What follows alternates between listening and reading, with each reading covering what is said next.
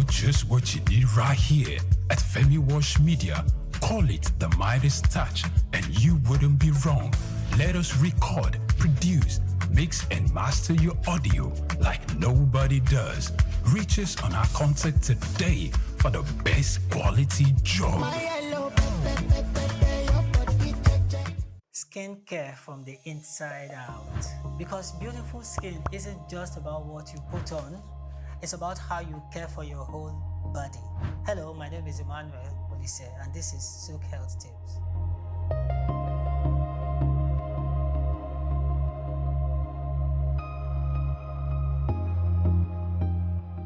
Let's talk about something that is seen every day in the clinic.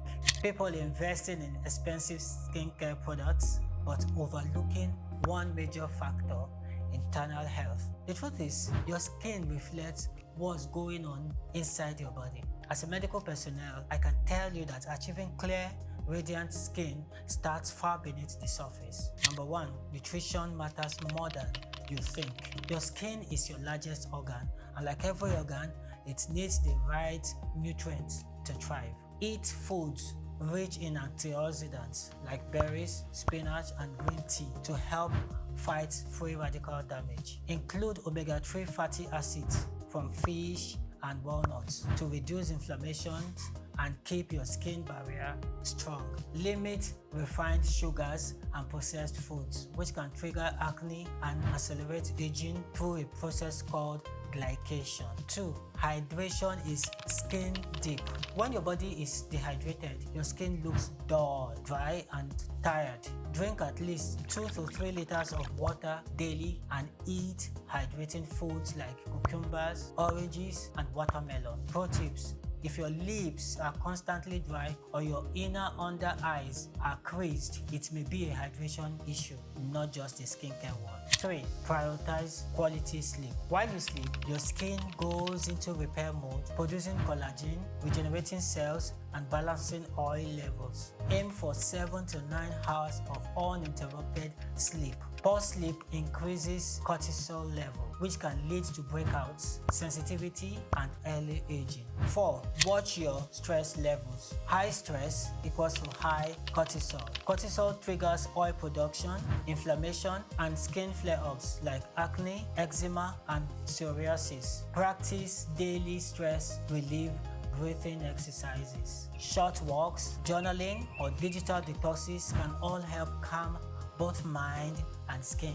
5. Support your gut health, because the gut-skin connection is real. An unhealthy gut can lead to inflammation that shows up on your skin as acne or dullness. Add probiotics. You get your probiotics from your yogurt or supplements, and prebiotics from garlic, onions, and oats to nourish your microbiome. Bonus: skincare products still matter, but they work best on a healthy foundation. Yes, your cleansers, moisturizers, and SPF are important, but they can't fix what poor diet, dehydration, or stress are damaging from the inside. In summary, if you want healthy, glowing skin, treat it like a system, not just a surface. Nourish your body, sleep well, stay hydrated, manage your stress, and then invest in a good skincare routine. Beautiful skin is a lifestyle, not just a product. I'm Emmanuel Olise, and this is SOUQ Health Tips. Remember, your skin listens to everything your body tells it. So let's speak health from the inside out.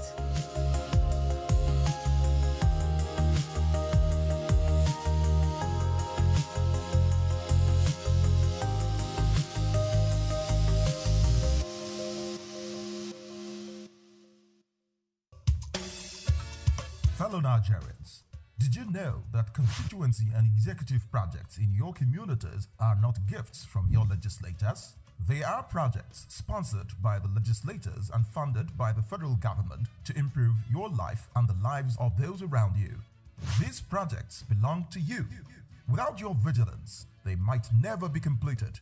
Don't allow them to fade away into unfulfilled promises. Stand up, take ownership, monitor their progress, demand accountability, and report concerns to ICPC.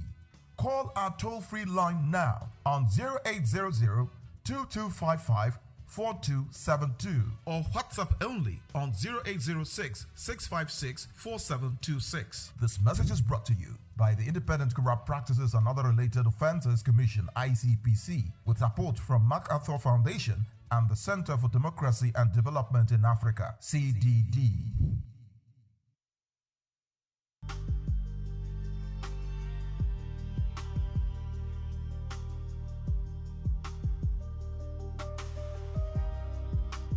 Health remains one of life's greatest assets.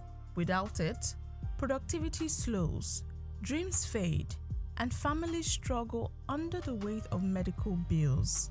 In a city as dynamic as Lagos State, access to affordable healthcare has become more than a social need. It is an economic necessity. That is why the Lagos State Health Management Agency, LASHMA, says it is taking the bull by the horns, driving compulsory health insurance, widening access, and pushing reforms designed to ensure that no resident is left behind. Present at the event were the Permanent Secretary, Lagos State Health Management Agency, LASHMA, Dr. Emanuela Zamba, the Permanent Secretary, Ministry of Information and Strategy, and Chief Host, Olanrewaju Bajulaye, the Vice Chancellor of Lagos State University, Professor Ibiyemi Olatunji Bello, ably represented, officials from the education and health sectors, media professionals, partner organizations, including the International Society of Media and Public Health, as well as students and parents, all gathered for the quarterly engagement aimed at reviewing progress and strengthening public awareness. According to the report compiled by Praise Matthias, the program opened with the national anthem, followed by a welcome address that set the tone for a day focused on healthcare access, youth engagement, and accountability. Bajulaye commended students who participated in the Ilera Eko essay competition and praised parents for raising future leaders. Let me welcome you all to this very special program. Very special one in the sense that today for the first time we are actually taking care of our future. I sat down there and I saw the children and I said to myself, anything that you want done, you should let it be done by the children. And it is not strange when the Bible says, teach children on the way to go. When they grow up, they will not depart from it. This is our future. And I looked at the whole thing, and that's where we actually want to take the thing to. Normally we have this media quarterly, but today we are adding the spice because we want to hand over. I know once you tell the children this is good and they buy into it, it's something that will go round and round and will continue that way. Some of us still hold on tightly to some things that we learned as children and is working for us today. So I'll say that this is the right time for us to be here today. And children, I pray that you will not fall into bad health because you have taken the right path. From now, you should go back to school and tell people about LASHMA. When you get back home, tell your parents about LASHMA. Tell your friends, tell everyone around you that government is set to bring health, good health, to our various doorsteps. Our colleagues, gentlemen of the press, our work is done once the children buy into this, and that is what we have seen. Some of them have gone through competitions, they've gone through series of research, and they have come tops in various categories. I want us to please let everyone in the whole world know what we are doing here today. Our parents, we want to thank you because if you have not brought these children, they won't be here today. And I pray that you eat the fruits of your labor and you will not fall into bad health. Your health will be sound. Goodwill messages followed, with speakers encouraging young people to remain creative, impactful, and committed to solving social challenges, regardless of their chosen careers. Now I'm going to be the representative on behalf of the Vice Chancellor, distinguished Professor EPN Olatunji. First of all, I want to applaud ASHU for organizing such a competition. And again, I want to congratulate the winners of the competition. But the message is this: to the future leaders, the leaders of tomorrow. I'm from engineering. The seven of our students in mechanical engineering is part of the winner. I said, wow, that's fine. That one simply means, irrespective of your field, you can provide a solution. And I want to applaud you, the future leaders, that you should not delay. Your ingenuity, creativity is appreciated. I know there will be many entries. For you to have one of the winners is a team that should be appreciated and be appreciated. The permanent secretary of the agency, Dr. Emanuela Zamba, expressed appreciation to all guests for being present at the engagement. Speaking on the reason for the parley, she noted that it is their commitment to remain transparent and be accountable, and it is part of their deliberate efforts to keep Lagos residents informed about their activities and achievements. On the policy update, she said the agency has intensified enforcement of the executive order mandating compulsory health insurance for all Lagos residents and workers. According to her, ministries, departments, and agencies (MDAs) have undergone compliance checks, while public-facing agencies can now verify enrollment status through their portals. I am pleased to report that in the first quarter of 2026, the agency trained 72 journalists in 2 batches in collaboration with ISMPH on social health insurance. Please clap for us now.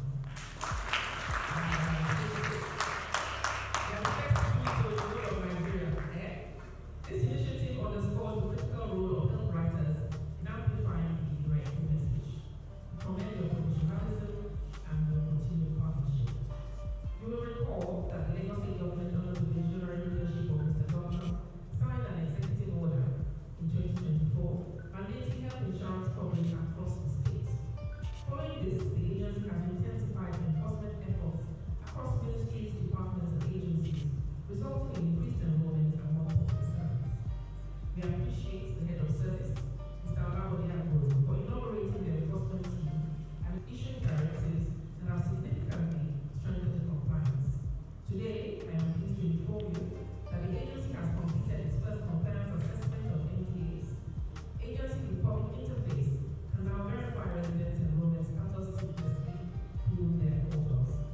In addition, National has expanded stakeholder engagement across local government areas and local council development areas in line with recommendations from previous engagements. To further improve operational efficiency, the agency has restructured its sales department, introducing roles such as cluster managers for the senatorial districts, area coordinators for the local governments and local council development areas. This restructuring enhances grassroots presence, expands access to enrollment points, and simplifies administration processes across the state. Healthcare providers are also being trained in line with the executive order, and the next phase of enforcement will focus on provider compliance. Providing update on implementation of the governor's executive order, technical assistant to the permanent secretary, Dr. Nifesimi Akinagbe, said enforcement is progressing in phases. The first phase targets ministries, departments, and agencies. Future phases will extend to the informal sector, vulnerable groups, and corporate Lagos. As our practice every quarterly media planning, we're going to be giving an update on Mr. Governor's executive order, EOPSO 1 2024, and it's the order of mandatory subscription, mandatory enrollment on the Lagos State Social Health Insurance Scheme, which is called ILERA. So what I've said in all that English is that ILERA is now compulsory in Lagos State. That's what that executive order is saying. Apart from the baseline assessment at the MDAs, we also did what we call the facility compliance readiness assessment. We went into the facilities. So So all these hospitals, we wanted to make sure that they were ready to provide quality services. So if we are saying that Ilera is converged with mandatory, we also need to make sure that the facilities are ready to provide qualitative services. And of course, also the areas of compliance approved for facilities as well, and we also check these areas of compliance. We did the first phase here from the 16th to the 27th of March, which in this first phase we looked at the PHCs, primary healthcare centers, I'm mentioning, and some private hospitals.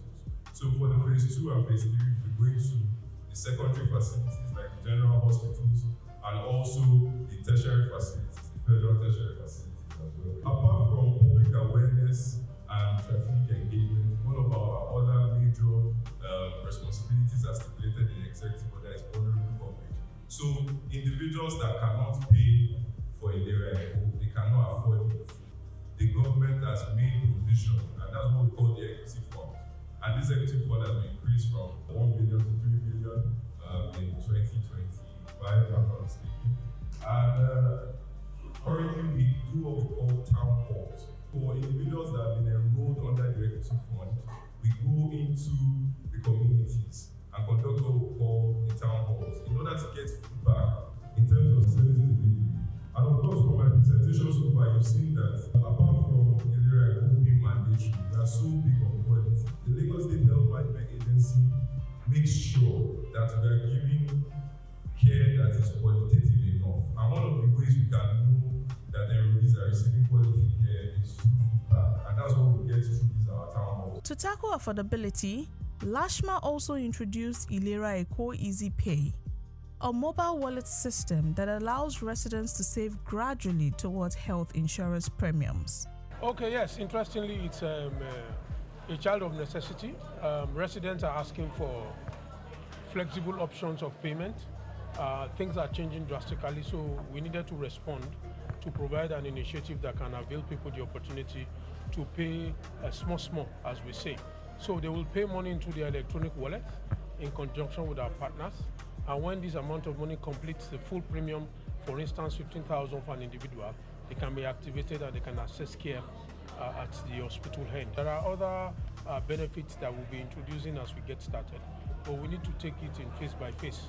So as we get started now, make your instrumental payment. When it completes, you can access care, continue your wallet savings, and then you can get interest on that savings and much more benefit that will be coming the ways of negotiations as we continue to deepen the opportunity for this electronic wallet payment. Have the opportunity to save gradually within a period of 3 months.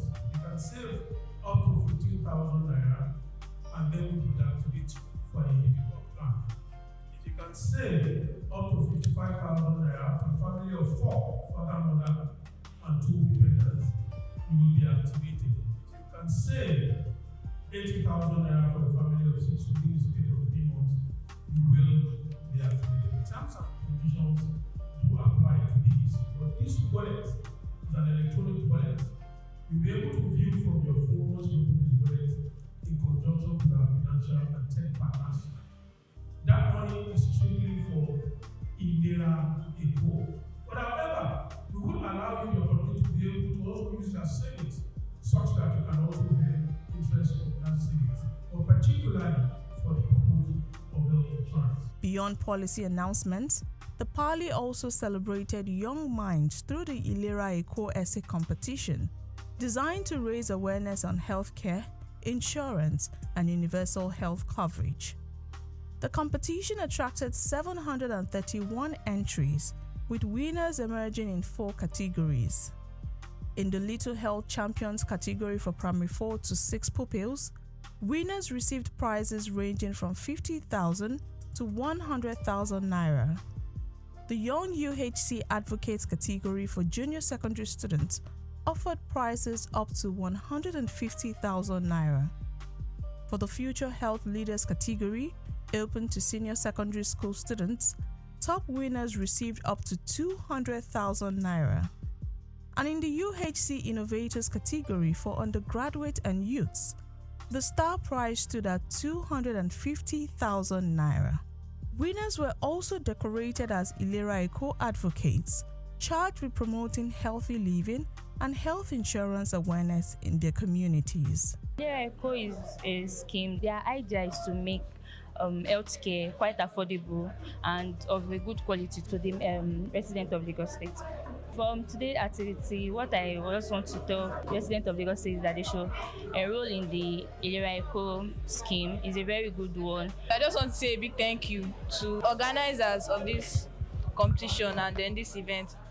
Thank you for honoring me with this award. I really, really appreciate it. I felt excited, I felt motivated, I felt thrilled because something to keep me motivated that success is not something that comes easily. It requires energy, requires consistency. I feel excited because I didn't expect this opportunity. I'm very happy so much. They are good to help family about debit. It helps family save money. From policy enforcement to youth advocacy, from financial innovation to public engagement, the event reflected a clear message. Health insurance is no longer optional awareness. It is becoming a social responsibility. As Lagos continues its push towards universal health coverage, Lashma says transparency, collaboration, and innovation will remain central to building a healthier state.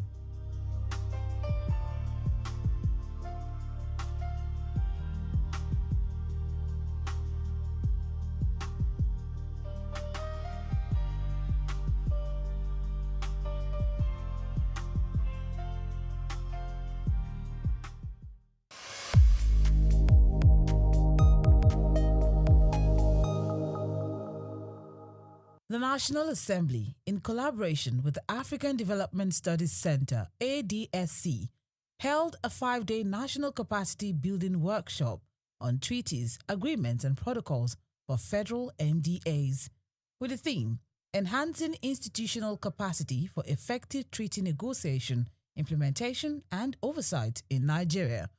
Honorable Barrister Rabiu Yusuf, Chairman of the House Committee on Treaties, Protocols, and Agreements in the 10th Assembly, highlighted the importance of strengthening the skills of key government officials in treaty processes. At this particular moment of our country, we need a situation whereby all the stakeholders involved in external engagement with other countries, particularly state and federal governments, and mostly MDAs of the at national level, to ensure that they are aware, they know what it takes, they know how it will be, and they know what it takes to ensure the institutionalized democracy and the legal approach as far as ratification, engagement, domestication of treaties. That is why the 10th National Assembly, under the able leadership of the Right Honorable Speaker Tajuddin Abbas, mandated our committee, pursuant to Section 12, Sub 2 of the Constitution,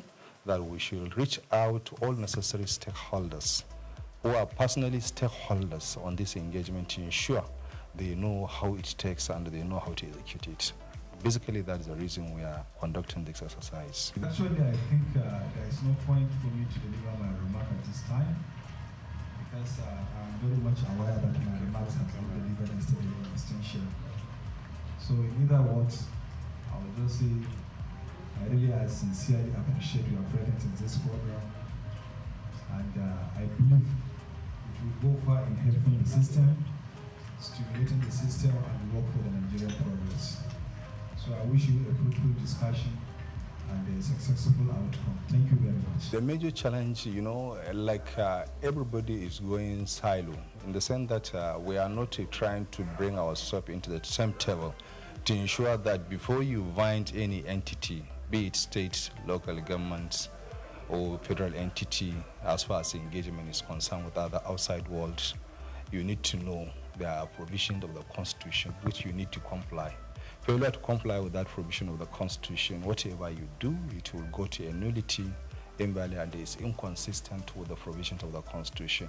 And to the extent of that inconsistency, it is null and void and of no effect whatsoever. So we're trying to avoid this scenario whereby at national level or at international fora, Nigeria will be embarrassed because the stakeholders the principal actors, they didn't even know what they are doing. So that is why we decided at this particular moment, it is rife and necessary to ensure that we engage with unnecessary stakeholders. That is the basic reasons for engaging these activities. Actually, I recommend their effort to any other entity, because if you can see, most of them, they are legal luminaries. They know their audience, they know what they are doing. So I really appreciate, they did a very wonderful job.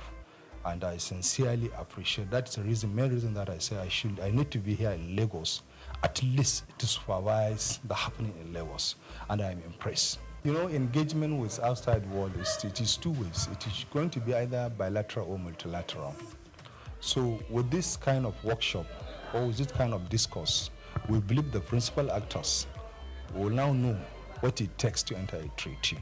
And if they comply with what they are taught in this session, if they advise their principal when they go back to their respective MDA on the right way to go, I believe most of the treaties will be legally binding in Nigeria, provided they follow the procedure laid down by the Constitution. The future is bright. And the future, we will ensure in the future that all the treaties, all the agreements, all the international protocols have been observed to the latter, have been protected and imposed as it is enshrined in the Constitution. And with this kind of workshop, we believe we will create a series of avenues whereby we will engage other parties, other necessary stakeholders. We just set the ball rolling, and we will be there, inshallah. Also sharing insights on the workshop, the clerk of the House Committee on Treaties, Protocols and Agreements discussed the value of the training in improving the understanding and application of international agreements across MDAs. He noted that the engagement served as an eye-opener, equipping participants with tools for more effective negotiation and oversight. I'm a Nigerian, I'm a citizen of Nigeria, and I want Nigeria to benefit from its interaction with international community, and it starts from things like this. For us to be able to interact well, we need to know what it entails to engage in the international community. When we are talking about treaties, what does it entail to enter into treaties? How do we do that? How do we negotiate? How do we implement? How do we oversight as a parliament? So it is my duty as a clerk of the committee to advise the chairman and the committee members on how to go on all these issues. And also very instrumental to the organization of this workshop today. Our partners, the facilitators, are very, very excellent. We appreciate them. And it's also a collaborative effort between us and them. And so far, so good. What we have achieved so far has been fantastic. The participants are very, very impressed. I myself am impressed. And I also there are some things I'm taking home. For instance, now, Nigerians used to think before that our negotiators who negotiate treaties will just go abroad, go on tea party, shopping, but it's not the case. By what I'm seeing here now, I can see experts, technocrats who know their onions, who take the bull by the horn and do what's supposed to do. That one has been established. Even our facilitators can attest to that as well. Another thing is that the quality of ideas being shown and being given us here is very, very apt to our situation presently, so that we can apply in our situation in Nigeria.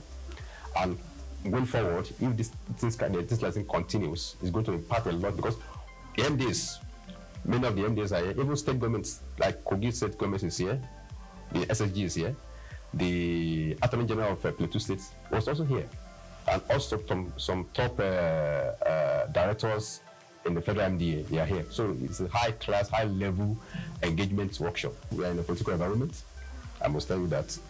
But we, technocrats, are supposed to be the advisors and movers of policies. So they don't need to bend. They need to stick to the rule. And also to advise our government, our leaders, that as well as they are making policies, they should also consider the benefits, the interests of the country, not just politics. They should not play politics with it. to consider the interests of the country first, and also the people. It's an appeal that everybody that has a responsibility to do, either in the public service, or in private sector, in government, do your responsibility as much as you can, in a good faith, in sincerity. Don't put your personal interests above national interests. Ladies and gentlemen, good afternoon.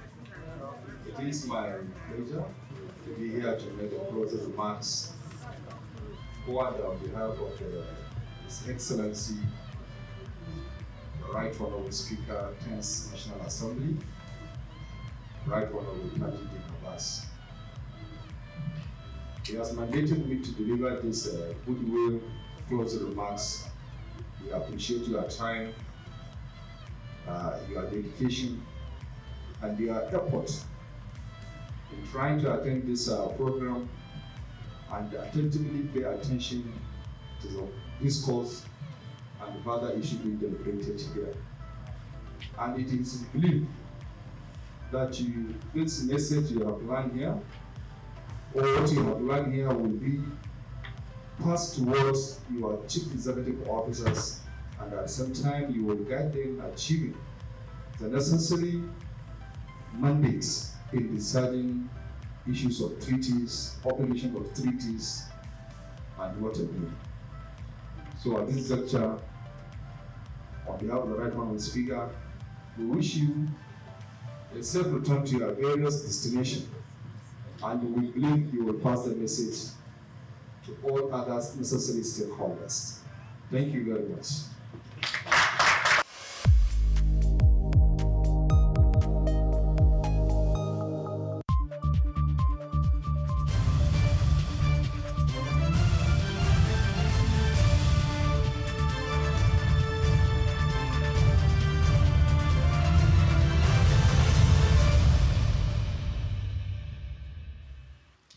Hello and welcome to Tuesday's edition of SOUQ Business Landscape, where we go beyond the headlines to understand what happened, why it matters, who benefits, who bears the cost, and what comes next. I am Olumide Shokoya. Don't forget to follow us on all our social media pages. Now, coming up shortly on SOUQ Business Landscape today, Nigeria's stock market extends its bearish run as investors continue to sell off equities. But there is a brighter signal.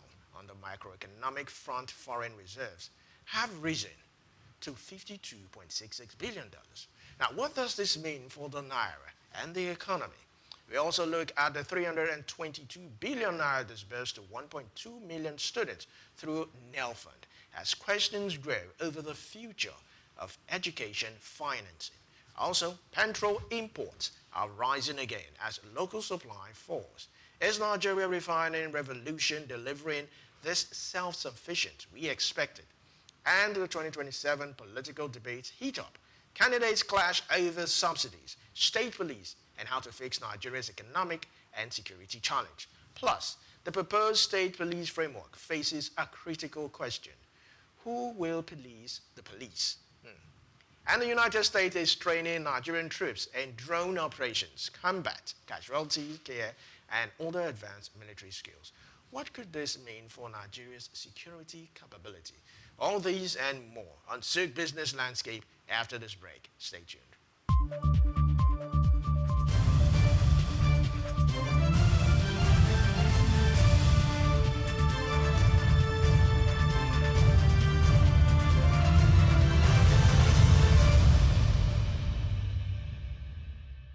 Afrobeats is a classic overnight success story, except it didn't happen overnight. I'm happy to be here. One of the key things about the Omniverse is that it's designed to go beyond an event and designed to be fully something that people can engage beyond the summit.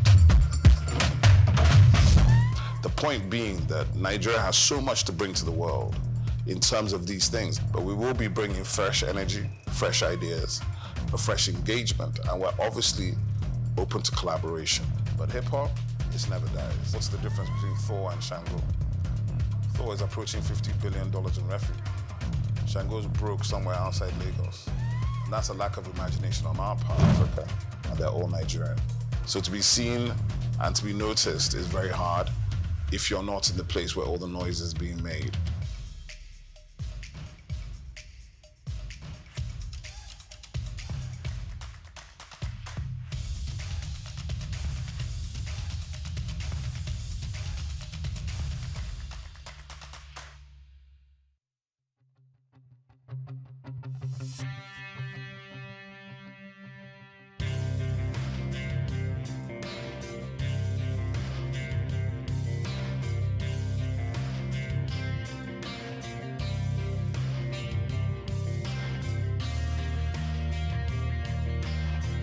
When you visit Lagos for the first time and Google fun or recreational places in the city, at the top of that list will be Freedom Park.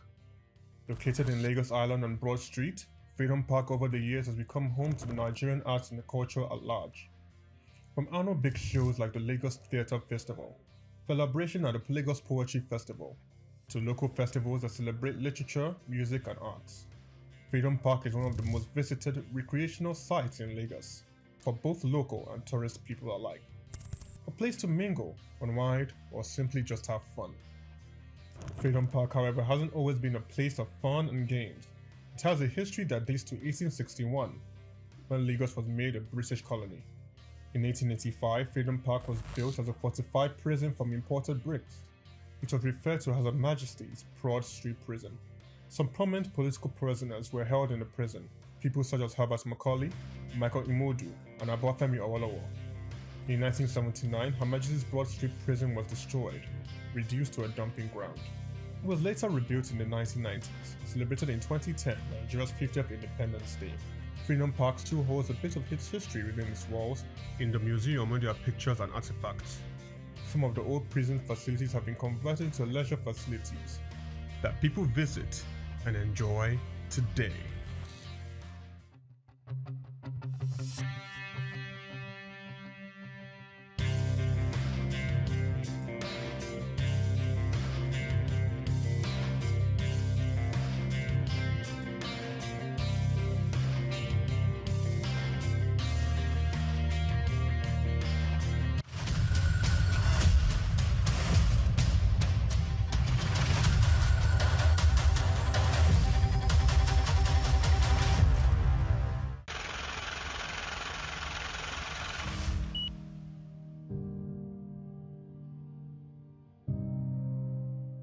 Wole Soyinka, born Akiwande Oluwole Babatunde Soyinka on July 13, 1934, in Abeokuta, Ogun State, southwest Nigeria, stands as one of Africa's most celebrated literary figures and a global icon of resistance against oppression. His life and works reflect an unwavering commitment to justice, culture, and the transformative power of arts. Soyinka was born into a Yoruba family in colonial Nigeria, an environment that exposed him to both traditional African culture and Western education.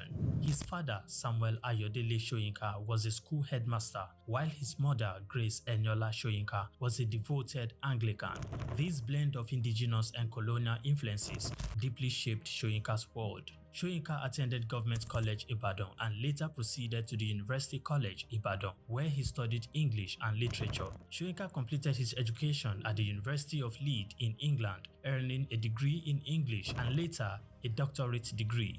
In the late 1950s, Soyinka began working as a dramaturgist at the Royal Court Theatre in London. However, his passion for storytelling and cultural preservation drew him back to Nigeria, where he founded two theatre groups known as the 1960 Masque and the Orisun Theatre Company.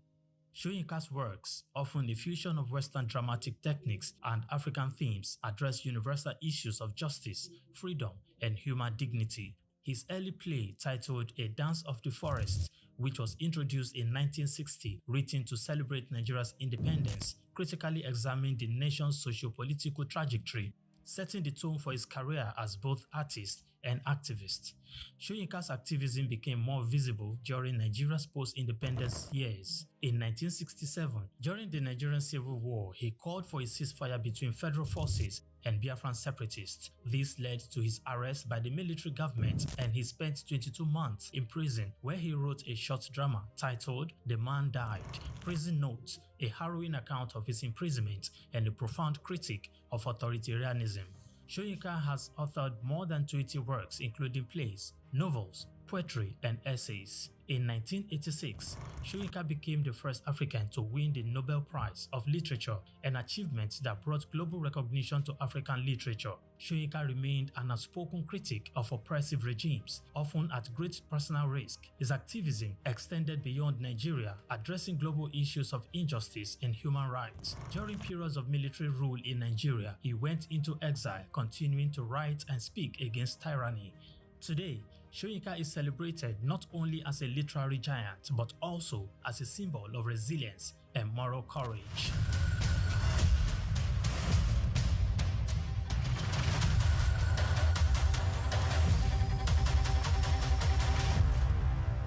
Do you know where your money goes each month?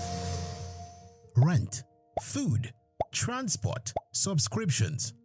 Small expenses add up faster than we think. That daily coffee, that impulse purchase. Over time, they can cost thousands. But here's the good news. Financial control starts with awareness. Track your spending. Create a simple budget. Build an emergency fund, even if it starts small. 3 months of savings can protect you from unexpected setbacks. Financial stability doesn't happen by accident. It happens by plan. Track it, plan it, grow it. An informed nation is a financially resilient nation. This is a public service message.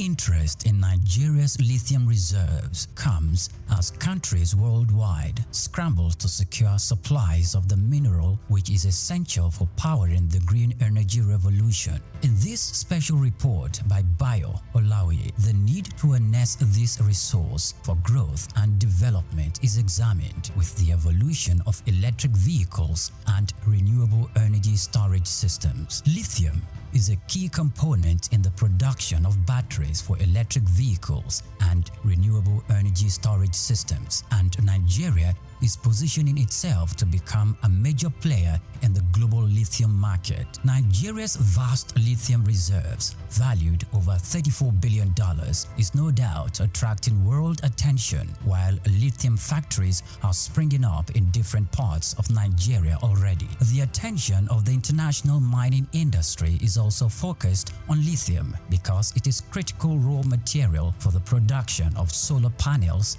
and electric vehicles. Analysts predict that global lithium market could grow robustly over the next decade, driven by the rapid adoption of electric vehicles and renewable energy technologies. Data from a global future market insight showed that the lithium mining industry has emerged as a cornerstone of the clean energy transition, driven by the skyrocketing demand for lithium-ion batteries. The surge in lithium demand is driven largely by the electric vehicles market, which accounted for over 70% of the global lithium consumption in 2024, according to an Iranian-based research firm.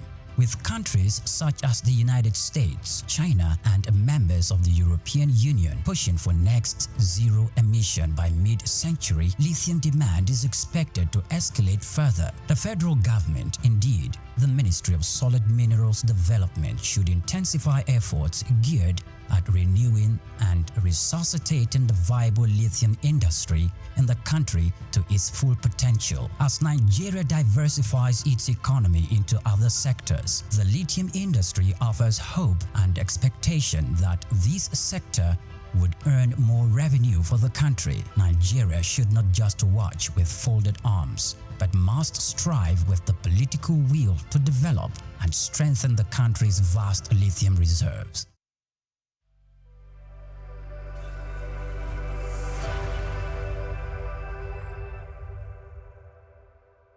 Anthony Onyemaechi Elumelu was born on the 22nd of March 1963 in Jos, North Central Nigeria, to Susanna Dominic Elumelu, originally from Delta State. Tony earned a degree in economics from Ambrose University, where he laid the foundation for his future career, and then furthered his education at the University of Lagos, where he obtained a master's degree in economics. His academic journey also includes attending the Harvard Business School, where he completed the Owner of President Management program, equipping him with advanced business management skills. Tony currently serves as the chairman of Ayers Holdings, Transcorp, and United Bank for Africa, UBA, demonstrating his significant influence in the banking and investment sector. He founded the Tony Elumelu Foundation, which aims to empower African entrepreneurs through comprehensive training, mentorships, and funding opportunities. In addition to his professional achievements, he's also a family man, married to Dr. Adele Vivian Elumelu, and together they have 7 children. In 2020, his efforts were acknowledged when he was named one of Time's 100 most influential people in the world. Anthony Elumelu's net worth is estimated to be around $700 million, a testament to his successful ventures and strategic investments. Elumelu continues to be a driving force in the business world, advocating for sustainable economic growth and empowering the next generation of African entrepreneurs.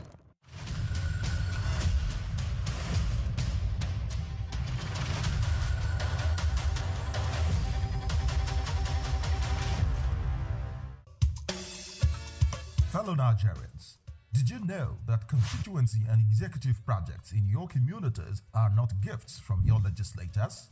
They are projects sponsored by the legislators and funded by the federal government to improve your life and the lives of those around you. These projects belong to you.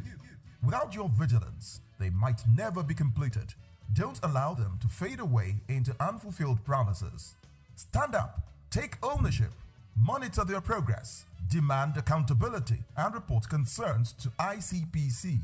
Call our toll-free line now on 0800-2255-4272 or WhatsApp only on 0806-656-4726. This message is brought to you by the Independent Corrupt Practices and Other Related Offences Commission, ICPC, with support from MacArthur Foundation and the Center for Democracy and Development in Africa, CDD.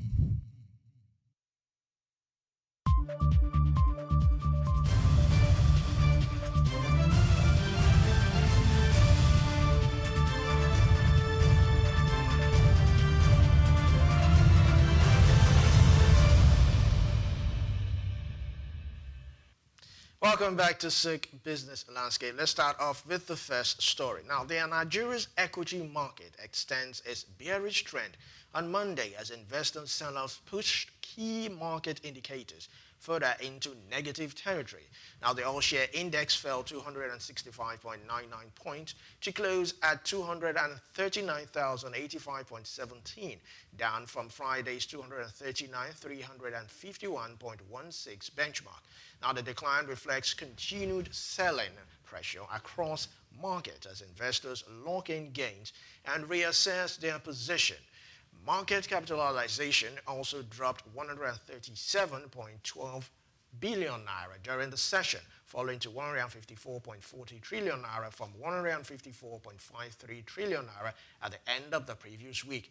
Now, the continued weakness could test investors' confidence after all the market delivered strong gains earlier in 2026. Sustained selling pressure may encourage investors to adopt a more cautious approach, particularly in high-valued stocks.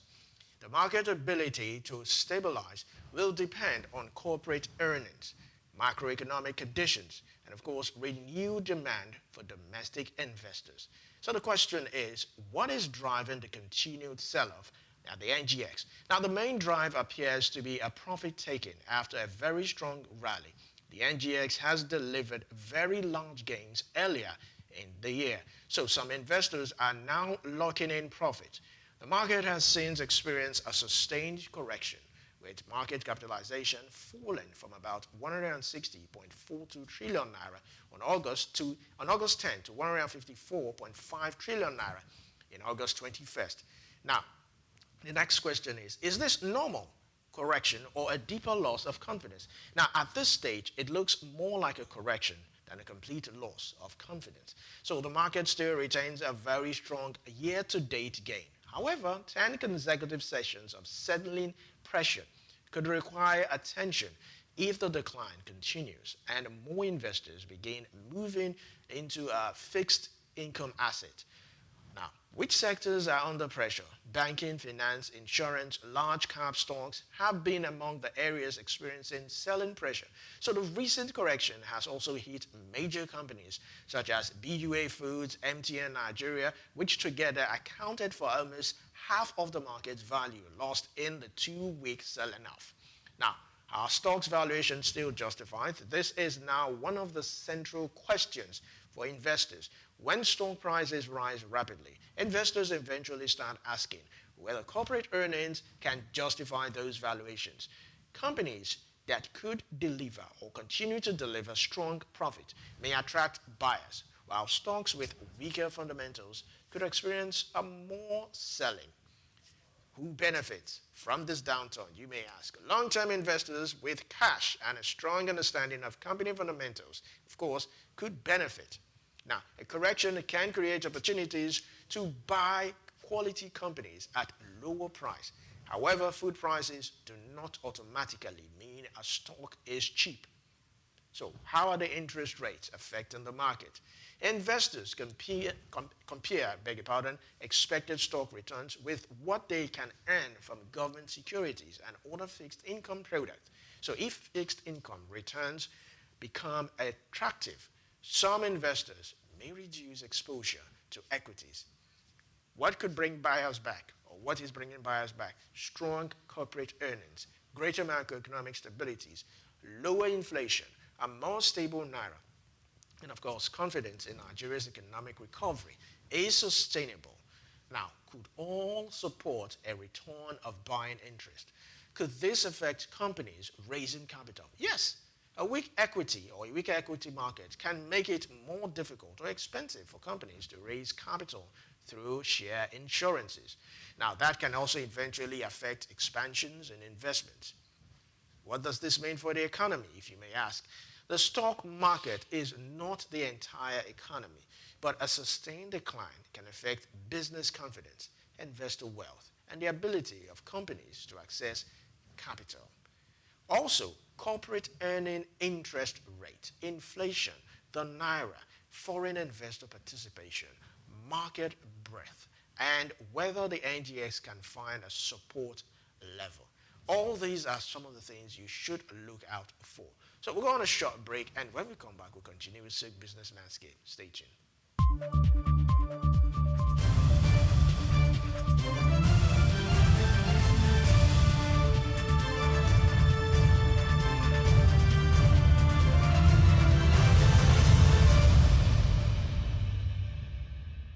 My name is Shino Ogbadegeshin. I'm the CEO Gozi Micro Insurance. Continue to watch SOUQ News. Adenike Adeyemi, Executive Director of Faith Foundation. Keep watching SOUQ News. My name is Shepherd Michael Adewale Onofuye. I enjoin you all to always watch SOUQ News TV. Hey everyone, Majuli Obaje here representing Gigi. Keep watching SOUQ News, okay? Stay updated with SOUQ News. My name is Aton Kene.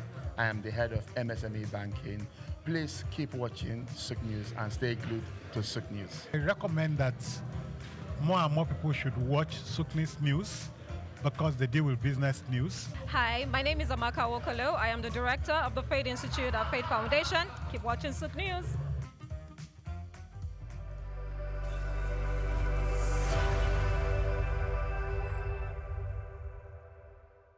Human ingenuity has birthed remarkable innovations, none more so than the rise of intelligent machines. Computers, once small calculators, have evolved into sophisticated systems capable of mimicking human thought processes. Powered by artificial intelligence, AI, these systems are learning, problem solving, and making decisions that were once exclusive domain of humans. From accelerating scientific discovery to tackling climate change, AI's potential is vast, but perhaps its most profound impact lies in healthcare. Artificial intelligence, AI, it's no longer a futuristic concept. It's here with the potential to revolutionize patient care, diagnosis, and treatment. AI is emerging as a powerful tool in the hands of medical professionals.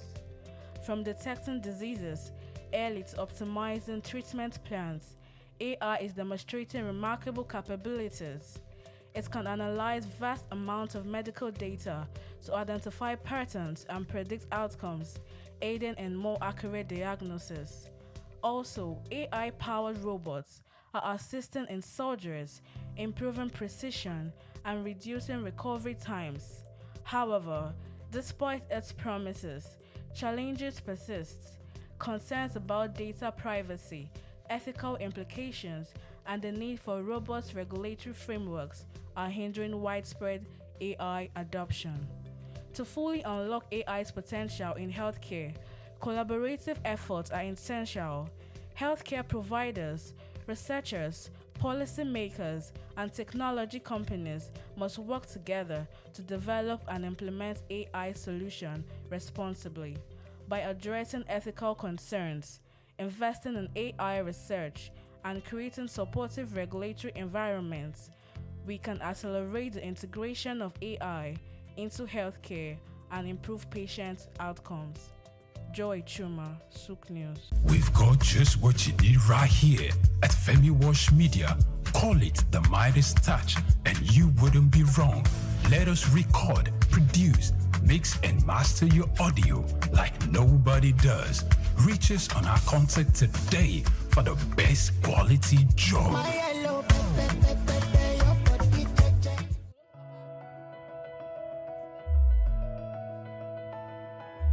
The economy is changing. Technology is advancing. Industries are evolving. The question is, are your skills keeping up? Today's job market rewards adaptability. New skills create new opportunities, and continuous learning increases earning power. Whether it's digital literacy, technical training, financial education, or entrepreneurship, investing in your skills is one of the smartest investments you can make. Because buildings and machines drive development, but skilled people drive economies. Learn more, earn more, contribute more. Empower yourself, strengthen the workforce, build the future.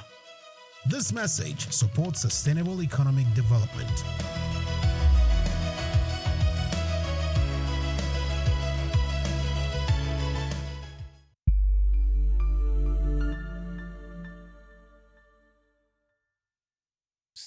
You have a job offer, they are going to pay you 800k per month, but you work 7 days a week, or except public holiday. Or you earn 500k per month, but you work 5 times a week. Which one do you think you will go for?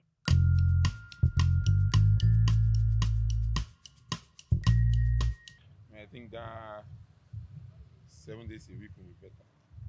Because of the Nigerian stress and everything.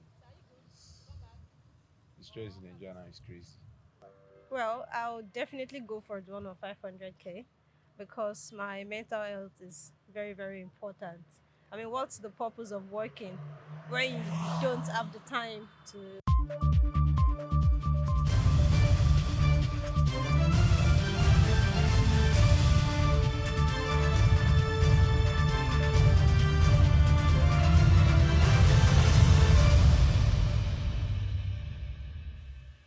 Welcome back to SOUQ Business Landscape. Now, Nigeria's external reserves have increased by $7.09 billion since the start of 2026, reaching $52.66 billion of August 19, strengthening the country's foreign exchange positions. Now, figures from the Central Bank of Nigeria, CBN, show that reserves have risen by 15.6% from $45.57 billion recorded on January 2nd. Now, the increase provides greater capacity to support foreign exchange market stability. The stronger reserve position could improve investor confidence, strengthen the Naira's external position, and of course provide additional protection against external economic shocks. It also gives the Central Bank of Nigeria greater room to manage liquidity and meet legitimate foreign exchange obligations. However, sustaining gains will depend on stronger export earnings, stable oil production, foreign investment inflows, and disciplined management of external payment. Also, the reserve accumulation therefore offers a positive signal, but maintaining the momentum remains critical for Nigeria's broader macroeconomic stability. So the question is, what is driving the reserve buildup? Now, Nigeria's external reserve have risen by about $7.09 billion since the start of 2026, reaching $52.66 billion by August 19. Now, the increase reflects stronger foreign currency inflows and improved conditions in the foreign exchange market. Now, why does this matter for the Naira? You see, foreign reserves give the Central Bank of Nigeria, CBN, a larger buffer of foreign currency that can help the CBN manage liquidity, meet legitimate FX demand, and absorb external shocks. Now, does this mean the CBN can defend the Naira? Now, it gives the CBN more capacity, but it does not mean the Naira can be simply fixed at a particular exchange rate.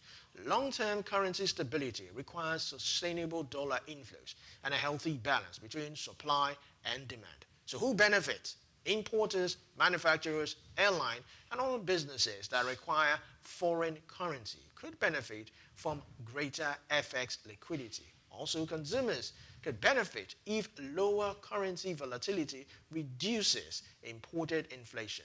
Now, could it also reduce import cost? Potentially, if the Naira remains stable or strengthens. Importers can plan more easily and face less uncertainty over cost of dollar-denominated goods. Is it sustainable? This is the big question. The reserves can rise temporarily, but sustainable accumulation requires strong export earnings, investment, and of course, effective management of foreign exchange obligations. So what does this mean for foreign investors? Now, a stronger reserve position can signal improved macroeconomic stability and greater ability to meet external obligations. Now, that can also improve investor confidence. So the question is, could it lower inflation? It could help indirectly through a more stable Naira and lower imported inflation. But domestic food supply, energy cost, logistics, and other factors will determine their overall inflation. So what is the biggest risk? A fall in oil production or prices, weaker investment inflows, and a sudden surge in dollar demand could slow or reserve accumulation. So what should we watch out for? Oil production, crude prices, FX inflows, Naira performance, CBN interventions, and the pace of the reserve accumulation.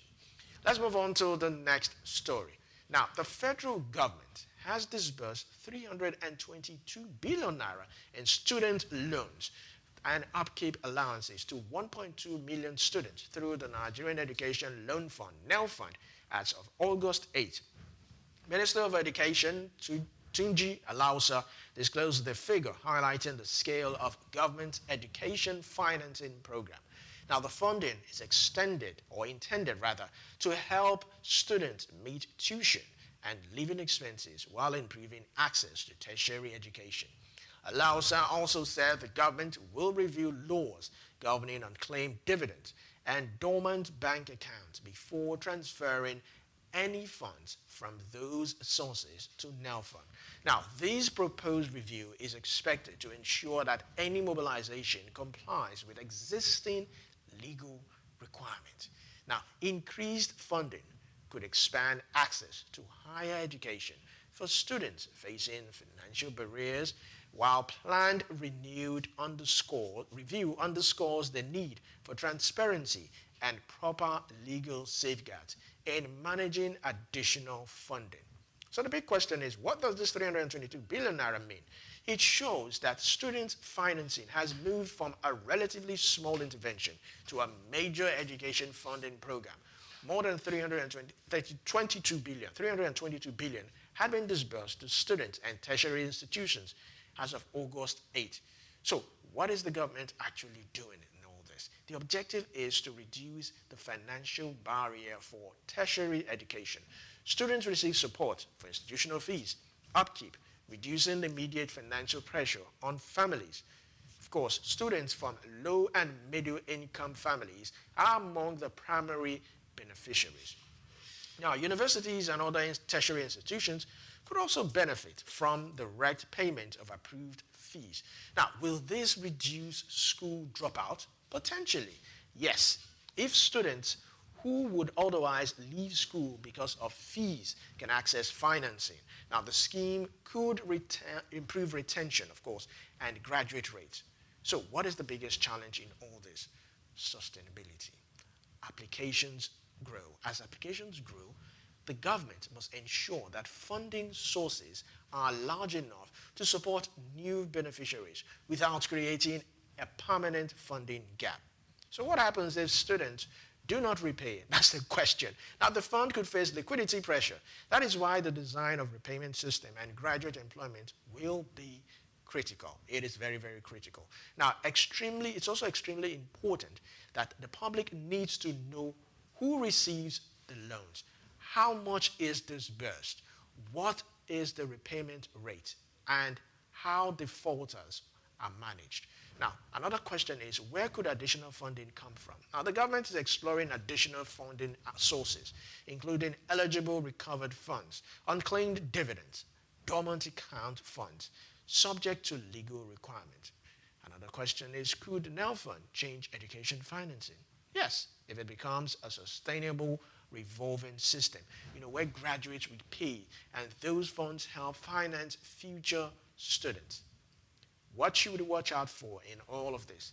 Applications, disbursement, repayment rate, which is most important, default, funding sources, and whether access to education actually improves. Let's move on to the next story. Now, Nigeria's reliance on imported petrol increased in July as domestic supply declined. Now, despite the country's expanding refinery capacity, latest midstream and downstream petroleum statistics for July 2026 showed that domestic petrol fell by 21% within 1 month, while petrol imports increased by 9%. Now, the figures tend to point to renewed pressure on local supply, even as more refinery facilities become operational. Now, these developments raises questions about Nigeria's ability to achieve sustained fuel sufficiency and reduce exposure to internal market volatility. Now, increased import could also place additional pressure on foreign exchange demand, particularly when global crude prices remain elevated. So, for domestic refiners, and the decline highlights challenges around production volumes, distributions, and market competitiveness. So the government and industry operators will need to address these constraints if rising refinery capacity is to translate into a more consistent domestic availability and lower dependence on foreign supply. The big question is, why are imports rising? See, the immediate issue is that domestic petrol supply fell while demand remained. Now, this creates a supply gap that must be filled, and imports are the fastest way to do. So what does 21% fall in local supply mean? It suggests that having more refinery capacity does not automatically mean consistent production. Now, refiners must have reliable crude supply, maintain production, move products to market, and remain competitive. Now, is this a refinery problem? Not necessarily. Only a refinery problem. Now, the bottleneck could involve crude feedstock, refinery operations, storage, transportation, distributions, or commercial conditions. Who benefits? Importers, traders can benefit from the demand for supply. Now, while consumers benefit only if imports help prevent shortages and keep price rather competitive. Now, what does this also mean for the foreign exchange? Importing petrol requires foreign currency. Now, if import volumes rise significantly, that can add pressure to dollar demand. Now, will it push petrol prices higher? Yes, particularly when international crude prices and shipping costs are high. Imported products are exposed to global market movement. So why has a local refinery not guaranteed self-sufficiency? Because refinery capacity is different from actual refinery output. What matters is how much product refiners can consistently produce and deliver. So a lot needs to change. Nigeria needs reliable domestic crude supply, competitive pricing, efficient logistics, adequate storage, and higher refinery utilization. Could this affect inflation? Yes, higher petrol costs, of course, can feed into transportation, logistics, food distribution, and business operating cost. Now, so what should we look out for and what should we watch? Local refinery output, of course, crude supply to refineries, import volumes, depot prices, pump prices, and global crude prices. We'll go on a short break, and when we come back, we'll continue with SOUQ Business Landscape. Stay tuned.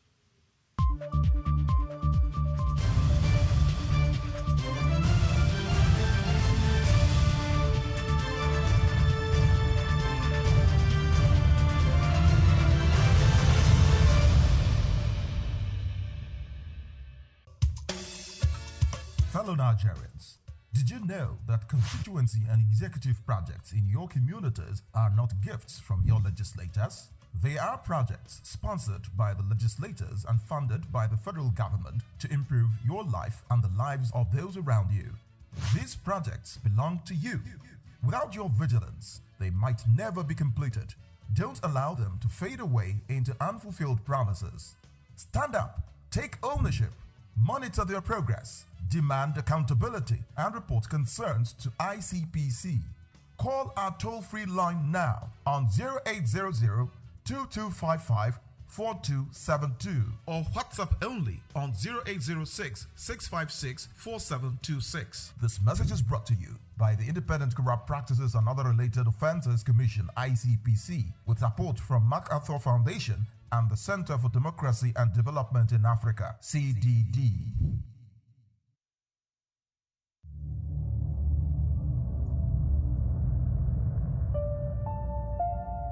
It begins with the ordinary. A shopper walks into a supermarket, picks a product from the shelf, marked 2,000 naira, and gets to the counter only to be told it costs 2,400 naira. To most Nigerians, it's just another frustrating moment at the checkout. But to the Federal Competition and Consumer Protection Commission, FCCPC, it's a violation, one that captures the complex realities of consumer rights and fair competition in Nigeria's fast-moving consumer goods sector.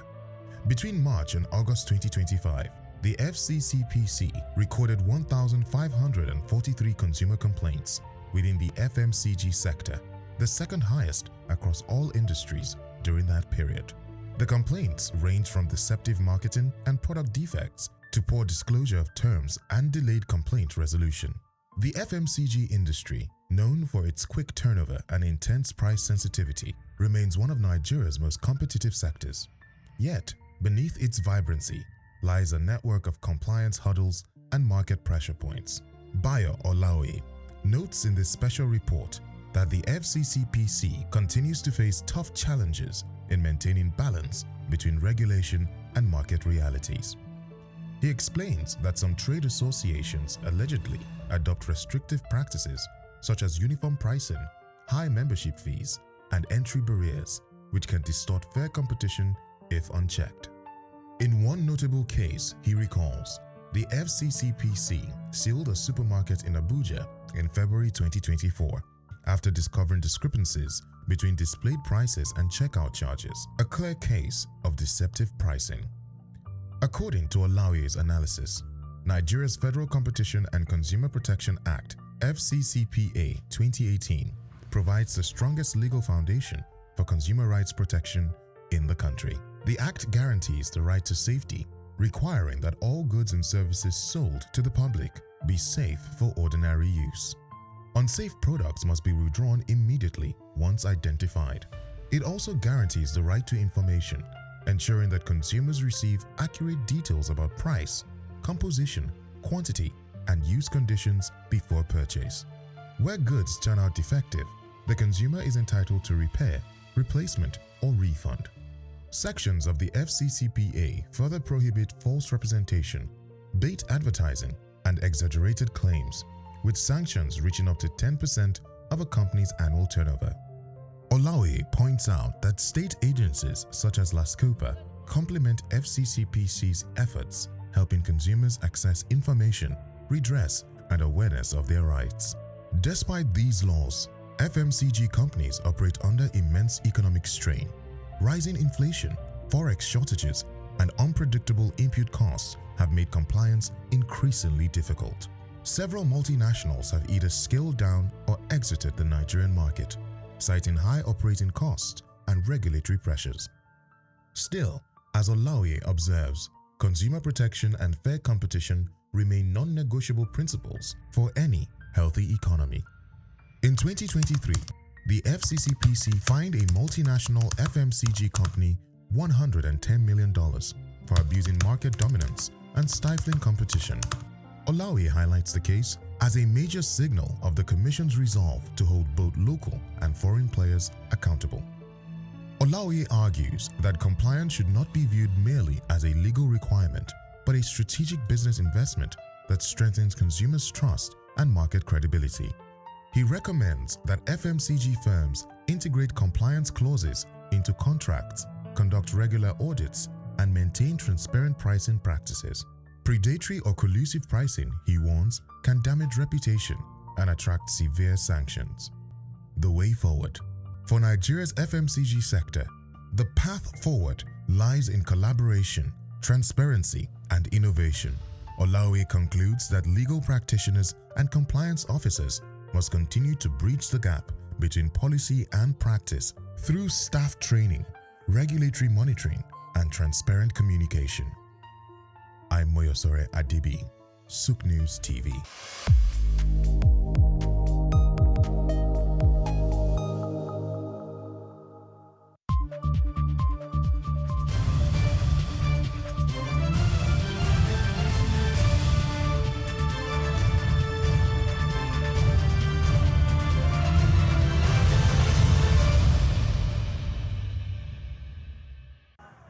Will you agree to step down for a candidate that the opposition is not coalescing around one candidate?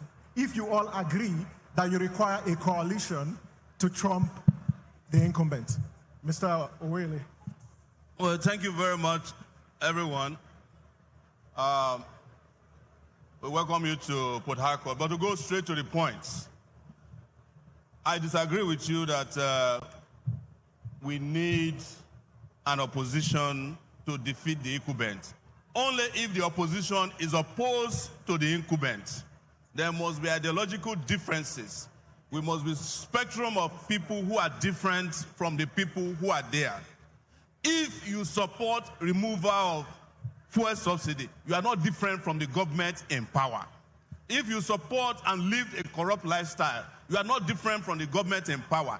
It is the people, the Nigerian people, that will defeat the incumbents, not their friends who do not want to change the old order. The question you also ask is, will I step down for someone if they have better chances? The question is, what do they have chances to do? Is it the chances to continue more of the same or to change the trajectory of Nigeria? I'm not here as a presidential candidate to manage Nigeria's decline. I'm here to change the country for good. If anybody is willing to change the country, I will work with the person. But I will not work with anybody who simply want to replace the old order with an older, even ricketier order. That's my position. Thank you. Okay, thank you very much. Welcome back to SOUQ Business Landscape. Now, the video you watched were issues including fuel subsidies, state police, insecurity, and electoral reforms that dominated discussions at the 66th Annual General Conference of the Nigerian Bar Association, NBA, in Port Harcourt, Rivers State. Now, the debate featured presidential candidates Peter Obi of the Nigerian Democratic Congress, NDC, Omoyele Sowore of the African Action Congress, AAC, Donald Duke of People's Redemption Party, PRP. Now, Omoyele Sowore of the African Action Congress and Adewale Adebayo of the Social Democratic Party. Now, African Democratic Congress vice presidential candidate Rotimi Amechi also participated. The candidates disagreed over how best to address Nigeria's security and economic challenges, including poverty, policing, and fuel subsidy policy. Now, their competing positions offered voters an early look at the policy arguments likely to shape the 2027 presidential campaign. Now, the clash also highlighted the growing importance of state police and energy policy in Nigeria's political debate, as parties seek to present distinct solutions to persistent national challenges. So the question is, why are these issues dominating the 2027 debate? Because they directly affect two of Nigeria's biggest concerns: how cost of living and personal security. So what is the core disagreement over all this and overfill? The central question is whether Nigeria should maintain the current market-based approach, modify it, or reintroduce some form of subsidy. Can subsidies return? The government would have to identify a sustainable funding source. The problem with the old system was that it created a large fiscal burden and reduced the money available for other government priorities. Who benefits from subsidies? Consumers benefit from lower pump prices, but the benefit can also flow to businesses and higher income consumers who use more fuel. Now, a large subsidy could increase government expenditure, widen fiscal deficit, and reduce funds available for infrastructure, healthcare, and education. So the question is, another question which was raised is, why is state police important? Now, supporters argue that a local police would understand local crime patterns better and respond faster. The idea is to bring security decision-making closer to communities. There are some risks, definitely. The biggest concern is political control. If governors can direct police without strong oversight, state police could potentially be used against political opponents and critics. Are these real policies alternative? Now, this is what voters need to determine. The important question is not just what candidates promise, but how they will fund and implement those promises. So the question voters should be asking is, how much will it cost? Where will the money come from? Who will implement it? What are the safeguards? And what evidence shows it will work? What should we look out for? Manifestos, funding, plans, specific policy proposals, and whether candidates can explain how their promises will work in practice. Let's move on to the next story. Now, chairman of the Presidential Working Committee Group on the National Policing Bill, Femi Gbajabiamila, has warned against giving state governors unfettered operational control over police services under the proposed policing framework. Now, Gbajabiamila also said that the new system must address not only who would police communities, but also the crucial question of who would police the police. His comment highlights concerns about political interference and accountability under state policing. The debate comes as Nigeria considers a deeper decentralization of policing to improve security and community responses. Supporters also argue that state police could provide faster, locally informed responses to crime, while critics fear governors could use operational control for political purposes. Now, establishing strong oversight mechanisms, independent complaint procedures, and clear operational boundaries could therefore be critical to ensure state police improves security without weakening police accountability or democratic safeguard. Now, because the effectiveness of the state police will depend on who can hire, direct, discipline, and deploy officers. So, what goes wrong? Or what could go wrong, rather? If governors have unlimited operational power, police could actually become too closely connected to the political interest of the government in power. Now, could it be used against opponents like people say? This is one of the major risks identified in the debate. State police would not need or would need strong legal and institutional safeguards to prevent political abuse. So, who should police the police, or who should provide oversight? There should be multiple layers of oversight involving legislators, independent complaint mechanisms, judicial reviews, and professional policing structures. How will this also improve security? Now, local police could have a better knowledge of communities, as they say, crime hotspots, local languages, of course, and community relationship. Now, could this also create a different standard? Yes, without a national minimum standard, training requirements and oversight, policing quality could vary significantly from one state to another. So what if the federal and state authorities disagree? That's another question there. Now, the law would need clear jurisdictional boundaries so that conflicts do not paralyze security operations. Could state police be more effective? Potentially, but only if it has adequate funding. That's number one. Professional leadership, good intelligence, strong accountability. There are different safeguards we need to look out for. Now, the principle of police must be accountable not only to political authorities, but also to the law and the public. So, future outlook, the final bill, appointment process, funding structure, oversight systems, complaint mechanisms, and limits on governmental control. Let's move on to the next story. The United States forces have begun training Nigerian troops in unmanned aircraft system, combat casualty care, and other military skills as part of efforts to strengthen bilateral security cooperation.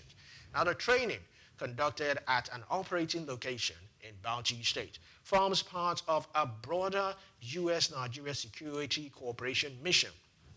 Now, the program is designed to improve Nigerian military capability, operational readiness, and long-term partner capacity. Now, this initiative could strengthen Nigeria's ability to use emerging technologies in counterterrorism and other security operations. Training in unmanned systems could also improve surveillance, intelligence gathering, and battlefield awareness, while combat casualty care could enhance troop survival during operations. Now, for Washington, the partnership provides other channels to support regional security. Also, for Nigeria, sustained access to specialized training and technology could also improve military effectiveness as the country confronts persistent security challenges.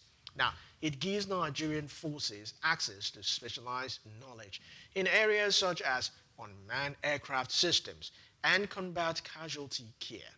So the question is, why are drones important?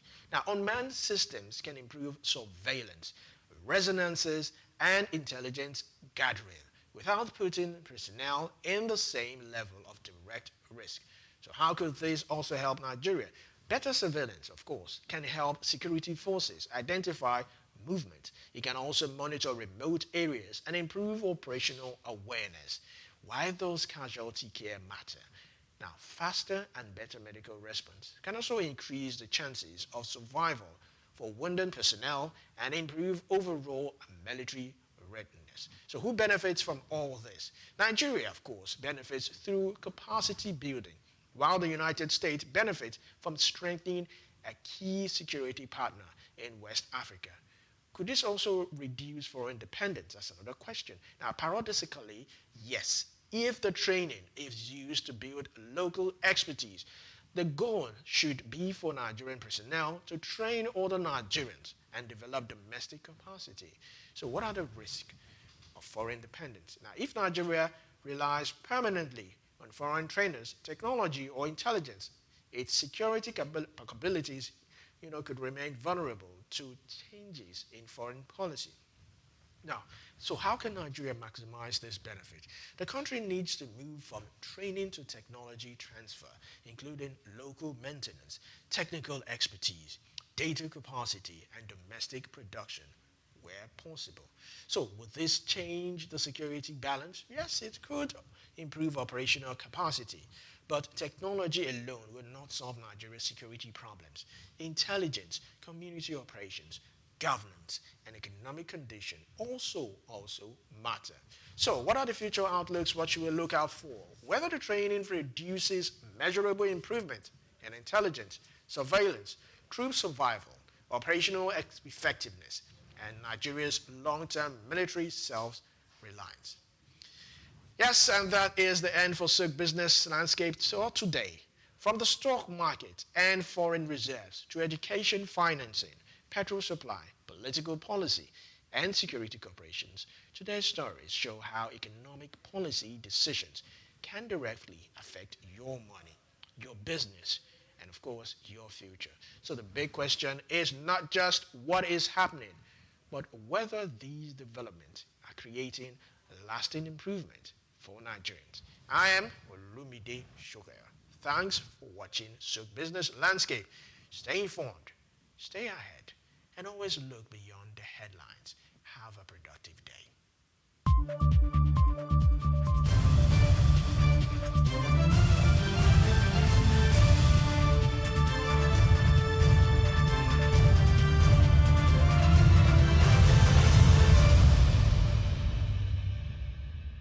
My name is Bayo Olaoye.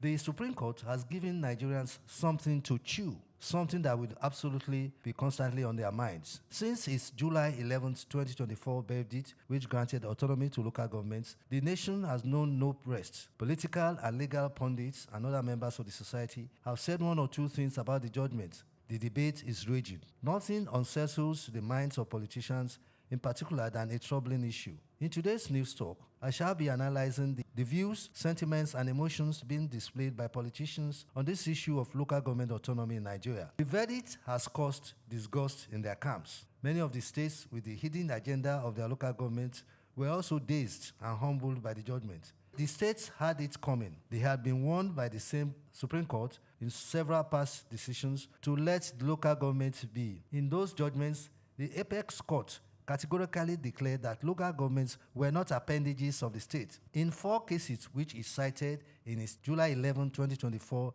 landmark judgment, the court recalled saying in Ajunwan versus Governor of Oyo State 2021, Governor of Ekiti State versus Olubunmi in 2017, Eze versus Governor of Abia State and others in 2014, Friday versus Governor of Ondo State in 2022, that the local government is autonomous and should be left alone. In these judgments, the Supreme Court ruled that it is unconstitutional, illegal, and of no effect for a local government to be run by a caretaker committee, interim council, administrator, or any other name, agency, or body. It ruled that a democratically elected local government does not exist at the pleasure, whims, and caprices of either the governor or the state house of assembly. The misconception by the state authorities that the Constitution does not intend to grant and guarantee autonomy to the local government can be described as sheer aggrandizement and the selfish instinct to conquer and make the local government mere parastatals of the state.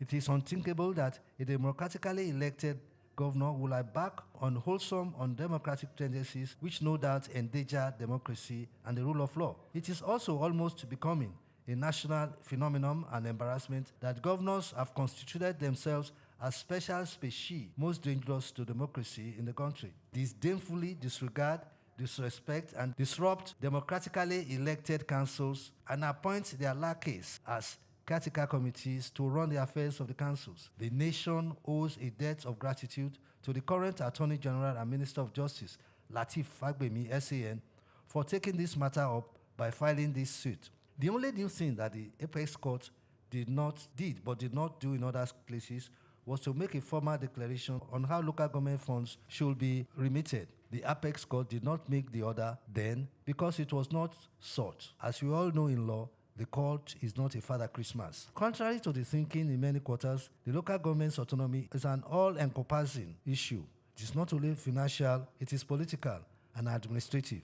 The local governments have for long suffered in the hands of governors who treat the council chairman like serfs. The chairman must kowtow to them or be removed from office with ignominy. Local governments may not be known under a federal system like ours in the same way that the federal government and the states are recognized, but they have a constitutional role to play in governance. The states should allow them to play this role. This is what the Supreme Court had been saying in a number of judgments, but the message did not sink well until July 11th, 2024. The clincher or final blow was his bearing of the states from no longer taking custody of the funds of local governments. By that singular action of striking down Section 162B of the Constitution, the Apex Court pulled the rug from under the feet of the states. Up till now, they do not know what has hit them.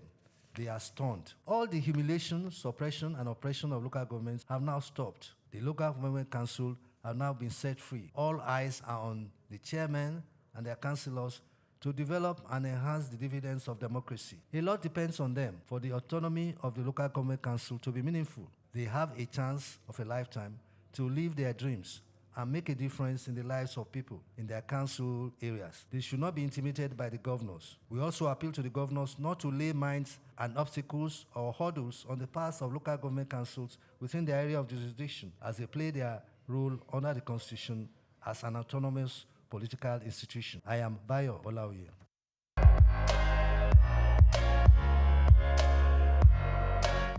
So growing up, I was thinking I would be in the, maybe being doctor or lawyer or, all those mentality then. But right now, I realize that I'm at the roadside roasting corn for the streets of Lagos, that's all. Akara business doesn't take a lot of money. I wanted to be an actress. I'm a nurse. Wait a minute. Growing up, I always wanted to be a nurse. I'm a nurse. Okay. Ew, this is a big question. Growing up, when I was very small, I want to become a laboratory doctor. What do you mean by that? But I found myself as a hairstylist. Well, when I was growing up, I actually wanted to become a surgeon. I mean, it's all right. Okay, so apparently I'm a business development executive. Basically, we're into investment, immigration, real estate, international real estate, and also international real estate, immigration, investments, and insurance. Yes. I'm here to tell you right now, we don't care. Let me tell you something. I actually wanted to become an artist. The one that draws, that does portraits and paintings. Oh, incredible! But now I'm into flower decorations, doing of bouquets, and doing decoration for events, basically. I want to become an accountant. I'm working with an audit firm as a tax consultant. He's beginning to believe. I said I wanted to become a pilot. What? I'm a manager at a sports shop, tennis sports shop. Do me a favor, please. Get out of here. Get out of here, man. Shit, I'm saying. Okay, growing up, I wanted to become a doctor. Perfect. Oh, I'm actually working for a sales company as a sales representative. I like to be a businessman. You serious? I'm so doing a business also, but I never reached the level I'm expecting.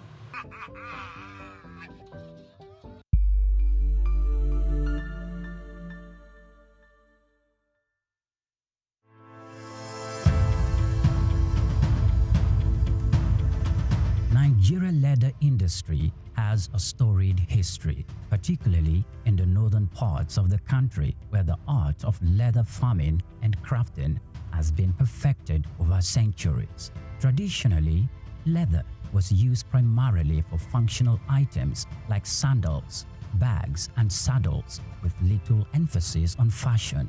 However, the narrative has changed drastically in recent years, as Nigerian leather has evolved from a utilitarian product to a symbol of luxury and high fashion. Here is a special report by Bayo Olaoye. The turning point for Nigerian leather came as local designers began to recognize its potential beyond traditional uses. They started to experiment with new designs, creating products that appeal to the modern consumer while maintaining the heritage of craftsmanship. The result has been a wave of leather products that are not only functional but also stylish and desirable on the global stage. One of the key factors driving the revolution is the exceptional quality of Nigerian leather. Known for its durability and unique texture, Nigerian leather, particularly from goats and cattle, has become highly sought after by fashion houses both within and outside Africa. This demand has encouraged local artisans to up their game, focusing on quality control and finishing techniques to meet international standards. Moreover, Nigerian leather products have benefited from the global trend towards sustainable and ethically produced goods. Consumers are increasingly turning away from massively produced items in favor of the handcrafted, sustainable alternatives. Nigerian leather made using traditional methods with minimal environmental impact fits perfectly into this narrative. This has opened up markets for Nigerian leather goods, particularly in Europe and North America, where there is a growing appreciation for products with a story and a conscience. The rise of Nigerian leather on the fashion scene is also closely tied to the country's booming creative industry. Fashion designers, many of whom had gained international recognition, are incorporating leather into their collections and innovative ways, from sleek handbags and bespoke shoes to stylish jackets and accessories. The Nigerian leather is becoming a staple in high fashion. This trend is not only boosting the profile of Nigerian fashion, but also creating new opportunities for economic growth. The leather industry, once dominated by small-scale craftsmen, is now attracting significant investment. Entrepreneurs are setting up modern tannery and workshops, creating jobs and fostering skills development in the process. This industrialization of leather products is helping to formalize what was once an informal sector, leading to better working conditions and high incomes for artisans. However, the success of Nigerian leather market did not emerge without challenges. The industry still faces issues related to infrastructure, access to finance, and competition from imported goods. Additionally, there is the need for more investment in technology and innovation to further enhance the quality of leather products and make them more competitive in the global market. Despite these challenges, the future of Nigerian leather products looks bright. There is a growing recognition of the value of locally produced leather goods both within Nigeria and globally. This is evident in the increasing number of fashion shows and trade fairs dedicated to promoting Nigerian leather products, as well as the rising demand from international buyers. The evolution of Nigerian leather from a utilitarian material to a symbol of high fashion is a testament to the creativity and resilience of the Nigerian artisans. It reflects the broader trend in the global fashion industry towards sustainability and craftsmanship. As the world continues to embrace African fashion, Nigerian leather is poised to become a major player on the international stage, offering a unique blend of tradition, quality, and style. This is just the beginning of what promises to be an exciting new chapter for Nigerian leather.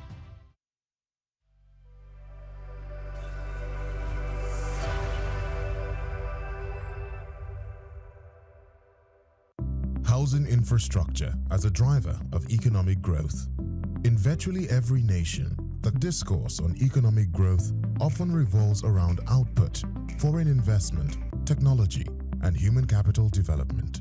Yet, one element that remains underexplored but profoundly fundamental is housing infrastructure. Housing is more than shelter.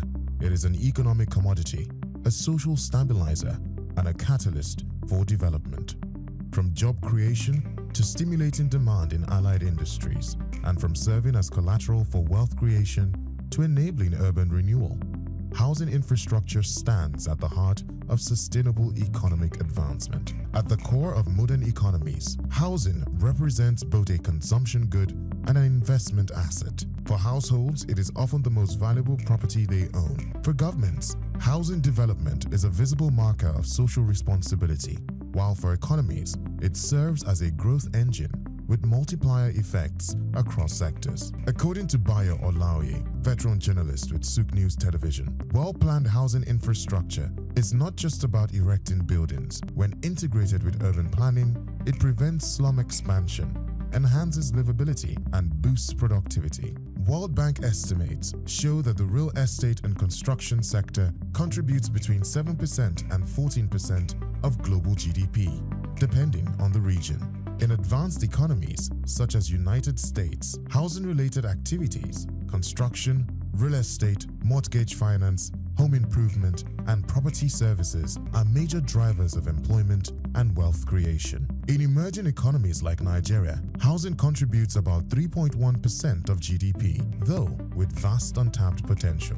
Its influence cuts across financial markets, labor absorption, raw material demand, and energy consumption patterns. One of the clearest pathways through which housing drives growth is job creation. Development requires diverse skilled and unskilled labor, from architects and engineers to masons, electricians, and artisans. The construction phase alone is labor-intensive and generates immediate employment. Beyond that, housing stimulates growth in allied sectors such as cement, steel, timber, and glass. Industries producing furniture, interior decor, and home appliances thrive as household spending increases, while financial institutions expand their mortgage and insurance portfolios. The International Labour Organization, ILO, estimates that each housing unit constructed generates between 5 and 7 jobs, depending on project complexity. In countries grappling with high youth unemployment, this represents a powerful avenue for labor absorption and poverty reduction. Furthermore, housing facilitates wealth accumulation and capital formation. Unlike consumer goods that depreciate, housing retains or increases in value. For many households, home ownership is the foundation of financial security and upward mobility. Housing assets also serve as collateral for credit, driving entrepreneurship and industrial growth. However, in many developing nations, underdeveloped housing finance systems limit credit access, stifling broader economic potential. Expanding housing infrastructure can therefore deepen financial systems, democratize wealth, and strengthen the foundation for inclusive growth.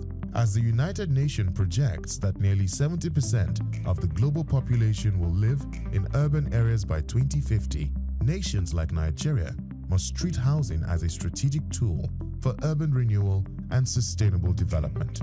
Cities with adequate housing attract investment, foster innovation, and enhance livability, while poor housing conditions breed overcrowding, insecurity, and economic inefficiency.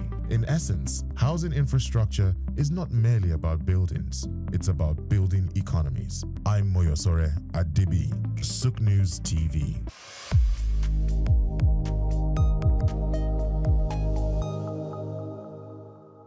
Some people hear the sound of wood being cut and they think stress, dust, wahala.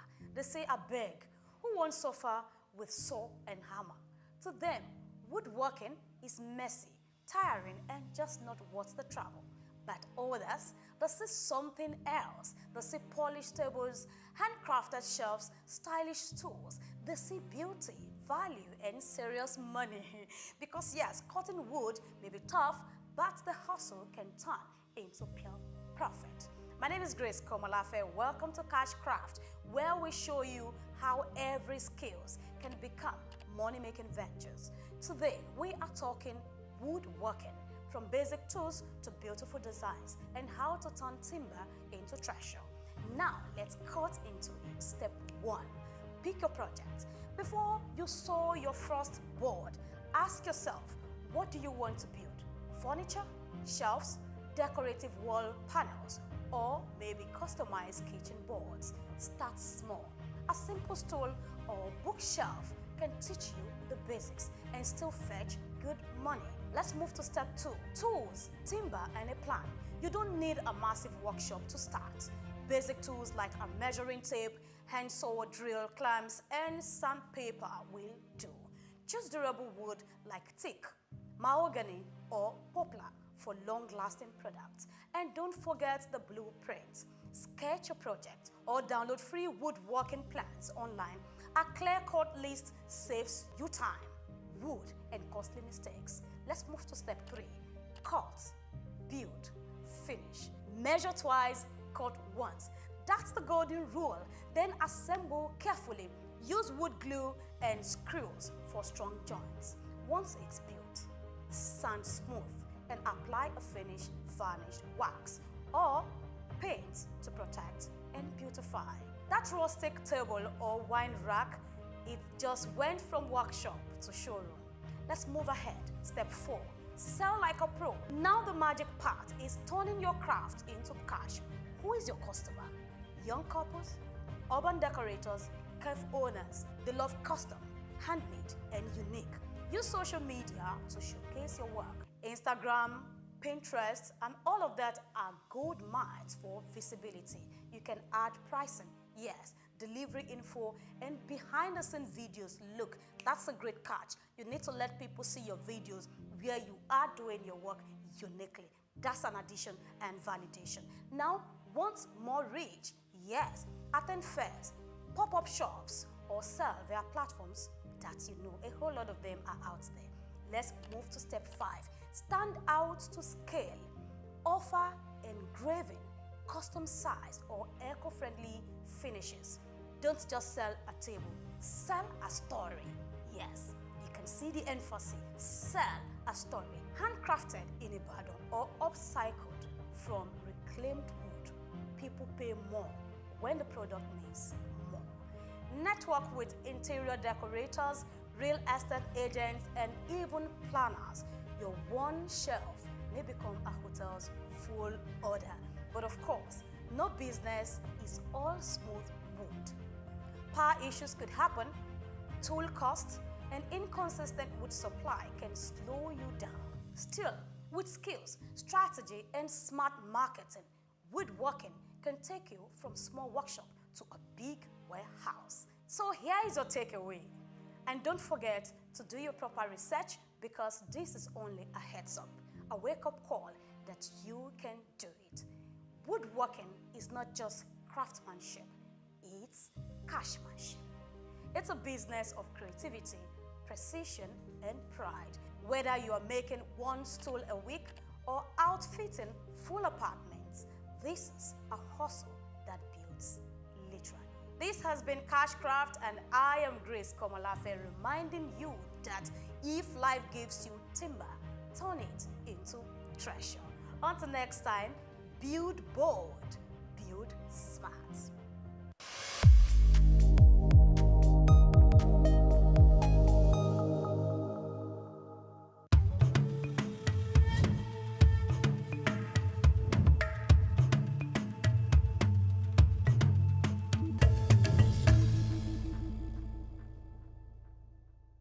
Welcome to Words of Our Fathers.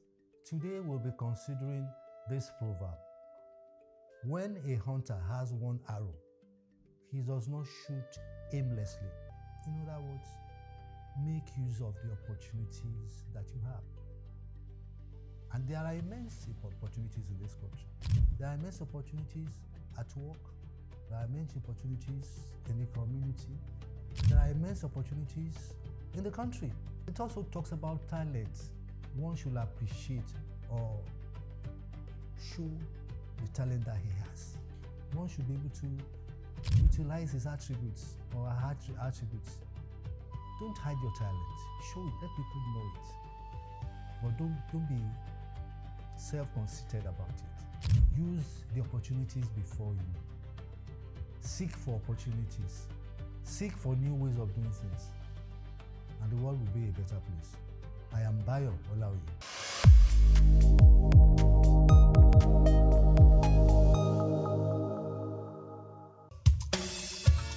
Fellow Nigerians, did you know that constituency and executive projects in your communities are not gifts from your legislators? They are projects sponsored by the legislators and funded by the federal government to improve your life and the lives of those around you. These projects belong to you. Without your vigilance, they might never be completed. Don't allow them to fade away into unfulfilled promises. Stand up, take ownership, Monitor their progress, demand accountability, and report concerns to ICPC. Call our toll-free line now on 0800-2255-4272 or WhatsApp only on 0806-656-4726. This message is brought to you by the Independent Corrupt Practices and Other Related Offences Commission, ICPC, with support from MacArthur Foundation and the Center for Democracy and Development in Africa, CDD. Under the bay. Oh, oh, oh. Under the baobab tree, where shadows bend, the earth whispers tales, the wind. Human rights are a fundamental and universal entitlement belonging to every person by birth, designed to ensure dignity, freedom, and equality regardless of race, nationality, or status. These inalienable rights form the very core of global governance. International human rights law, founded upon the Charter of the United Nations and the Universal Declaration of Human Rights, UDHR of 1948, establishes the binding obligation of government to protect these freedoms. A key success of this universal framework has been the continuous expansion of its legal body to protect vulnerable groups, including women, children, and persons with disabilities. This universal commitment forms the basis of this year's International Human Rights Day theme, Our Everyday Essentials, which seeks to reaffirm these principles not as abstract concepts, but as the practical foundation people rely on daily. Despite the strength of this legal foundation, challenges in implementation and new complexity result in an uneven global landscape. Millions are facing a critical lack of access to basic needs such as food, water, health, education due to persistent poverty and entrenched inequality. Recent World Bank estimates indicate that approximately 870 million people are currently facing extreme poverty, underscoring the severity of this implementation gap. Rapid advances in technology and digitalization also present novel hurdles concerning surveillance and privacy. Digital access, essential for modern civic participation, saw significant disruption in 2024 with 296 instances of internet service disruption, highlighting the growing threat to digital rights. This challenge is compounded by weak governance and the widespread persistence of armed conflict. These elements undermine fundamental rights by fueling instability and violence, often perpetuated by a lack of accountability for violations. The devastating impact on civilian life remains profound. The United Nations recorded a sharp 72% surge in the loss of civilian life in conflict zones in 2023, coupled with a record high of over 120 million forcibly displaced persons by the end of 2024. The human rights framework faces compounding issues such as climate change, which threatens the rights to life and health through environmental degradation. This has created a hazardous environment for advocates, with environmental human rights defenders facing substantial risk to their personal safety. Navigating a fair and constructive way forward requires key action across key primary fronts. Strengthening social safety nets through the establishment of universal social protection floors is vital to close the inequality gap and safeguard essential economic rights. Enhancing accountability is paramount. The international community must increase support for mechanisms that investigate and prosecute serious violations of humanitarian law, thereby countering impunity and restoring the rule of law. Also, the protection of civic space must be prioritized by regulating the digital sphere to ensure strong privacy rights and by enacting specific legal safeguards that protect activists, journalists, and human rights defenders from attacks, allowing them to perform their essential work without fear. Ultimately, ensuring human rights remain an ongoing commitment that demands measurable action over rhetorical assurance. By reinforcing the UDHR's principles through strategic investment in social protection, accountability, and the safeguarding of civic and digital freedoms, the global community can successfully transition these values from legal ideals into the everyday essentials that defines a life of dignity, freedom, and equality for all people. Praise Matthias, SOUQ News TV. And the rules hold the reasons why. The story of Ile-Ife. Ile-Ife, often described as the spiritual heart of the Yoruba people, is not just a city, it is the cradle of identity, civilization, and belief for millions across West Africa. Located in present-day Osun State, Ile-Ife is revered in Yoruba tradition as the place where life began and where the gods descended to create the earth. Archaeological findings, however, suggest the city's origins date back to between the 8th and 11th centuries CE, making it one of the oldest continuously inhabited urban centers in sub-Saharan Africa. According to Yoruba mythology, Oduduwa is regarded as the progenitor of the Yoruba race and the first ruler of Ile-Ife. Oral traditions say he founded the kingdom, from which many Yoruba monarchs trace their descent. His legacy symbolizes unity and divine kingship among the Yoruba. Centuries later, under the reign of Obalufon II, believed to have ruled in the 14th century, Ile-Ife experienced the golden era, marked by exceptional artistic and technological achievements. This period produced the world-famous Ife bronze and terracotta heads, celebrated for their realism and craftsmanship. Scholars have described these artifacts as evidence of an advanced mythological culture that rivaled any in medieval Europe or Asia. Recent archaeological discoveries at Igbo Olokun near Ile-Ife revealed ancient glass bead production sites, one of the earliest in sub-Saharan Africa. The finds, led by researchers such as Professor Adisa Ogunfolakan and Dr. Babalola Abidemi, confirm that the people of Ife were skilled innovators in trade and material science. Beyond its material legacy, Ile-Ife remains a sacred and living symbol of Yoruba spirituality. Its monarch, the Ooni of Ife, is still regarded as a custodian of tradition and a spiritual bridge between the people and their ancestral heritage. According to Bayo Laoye, a veteran journalist with SOUQ News Television, the story of Ile-Ife is not merely about the past, but about continuity. Ife tells us how knowledge, art, and belief shape the destiny of a people.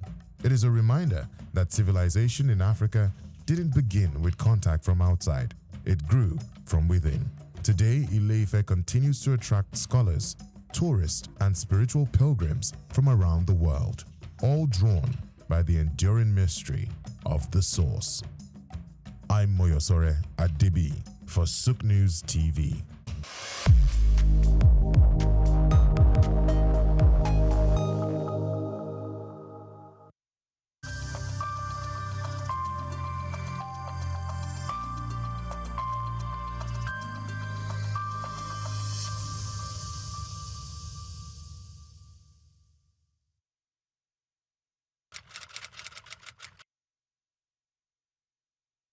Hospitality is a very interesting and dynamic industry. Hospitality industry, very interesting and dynamic.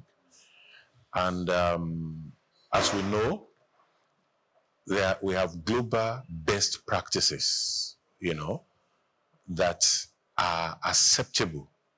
It's just like norms that are acceptable in the industry. So when you talk about global best practices, it encompasses a lot of things, a lot of dimension, in terms of technology, in terms of service delivery, in terms of training and retraining of staff, even the recruitment, onboarding of staff. There's so many things involved when you talk about global best practices. Well, let me just say the main challenge we have in this climb is orientation, education. In this climb, many people go into the hospitality business without much information about what they are about to go into. You see, the problem with us in this climb is education. You see, many of our hotel owners are not properly educated before going into the business. I've had series of experiences on the field where some people must have wasted fortune and they will now realize that they need consultants. And by that time, let me say it may be late already. Before you go into any business, get to understand, how it works. The hotel business is a very complex business. Like globally, the trend is making sure your guests' expectations are exceeded. And so many, the technology is employed in making sure this is possible. You won't believe that up to now, we still have some of our local brands. In fact, most of our local brands have not even adopted the PMS. PMS is property management software, where you right from the guest arrival, in fact, right from online, by the time you are checking online to know about the hotel, their products and all that, right from online to when you get to the front desk and throughout all your experiences, all these things are captured by a software, makes the experience so robust and all that. Up till now, many of our local brands still find it difficult to adopt this PMS. To them, it's expensive. To them, they don't see any reason for it. And this is what makes, it improves guest experiences. It makes you satisfy your guests. You even exceed their expectations. Makes just at a point, just on the touch of a button, things are already happening. We know in the Western world, they're already going into, AI, right from CRM, customer relations management, service, CRS, and all that. They're already exploring using AI and all that. Here we are still on biro and paper. How do you compare the brands? The local brands are built around the owners. The owner, tells you either he is knowledgeable or not about the business. He runs it like a one-man business. And at the demise of the owner, the business dies. Unlike the global brands. The owners of Marriott are long gone. And Marriott keeps multiplying all over the globe. Right now, they have about more than 1.5 million properties all over the world. They have acquired Sheraton here in Lagos, even 4 Point by Sheraton. You see them expanding. What is the secret? It's all about process, system. When there's no process, there's no system, then you are planning to fail. And it's a common saying that when you don't plan, you're already planning to fail. When there's no planning, many of them go into the business without proper feasibility studies. You know, a young man came in from diaspora, was not just last year, to invest in this same hospitality business, set up a lounge on the island. You won't believe it. 6 months, 100 million was gone. And he had to pack up and return back again. So what is happening? Why is it that the global brands are thriving and our own brands are not thriving? Meanwhile, we should even have some advantages over the global brands because it is natural. We are naturally hospitable. It is our nature in Africa. You know, hospitality, Africa is hospitality, hospitality is Africa. You know, so all we need to do is to get the formal training and convert our virtue, hospitality virtue, into in a professional way and run the business professionally.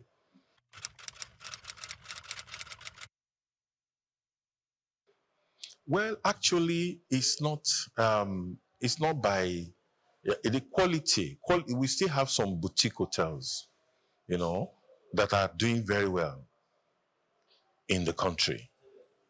They are already trying as much as possible to, you know, follow the global best practices. You know, it's not until your hotel is so massive and big before you can exceed your guest satisfaction, you know. No. Even if it's just 7 rooms, you can still have a brand that can be reckoned with. You know, a brand is not until it's massive before you can say you have a brand. You can have a brand even in a small hotel. You can create a brand. So it's not about of course, we have some hotels that takes care of the middle class and they are doing it perfectly well.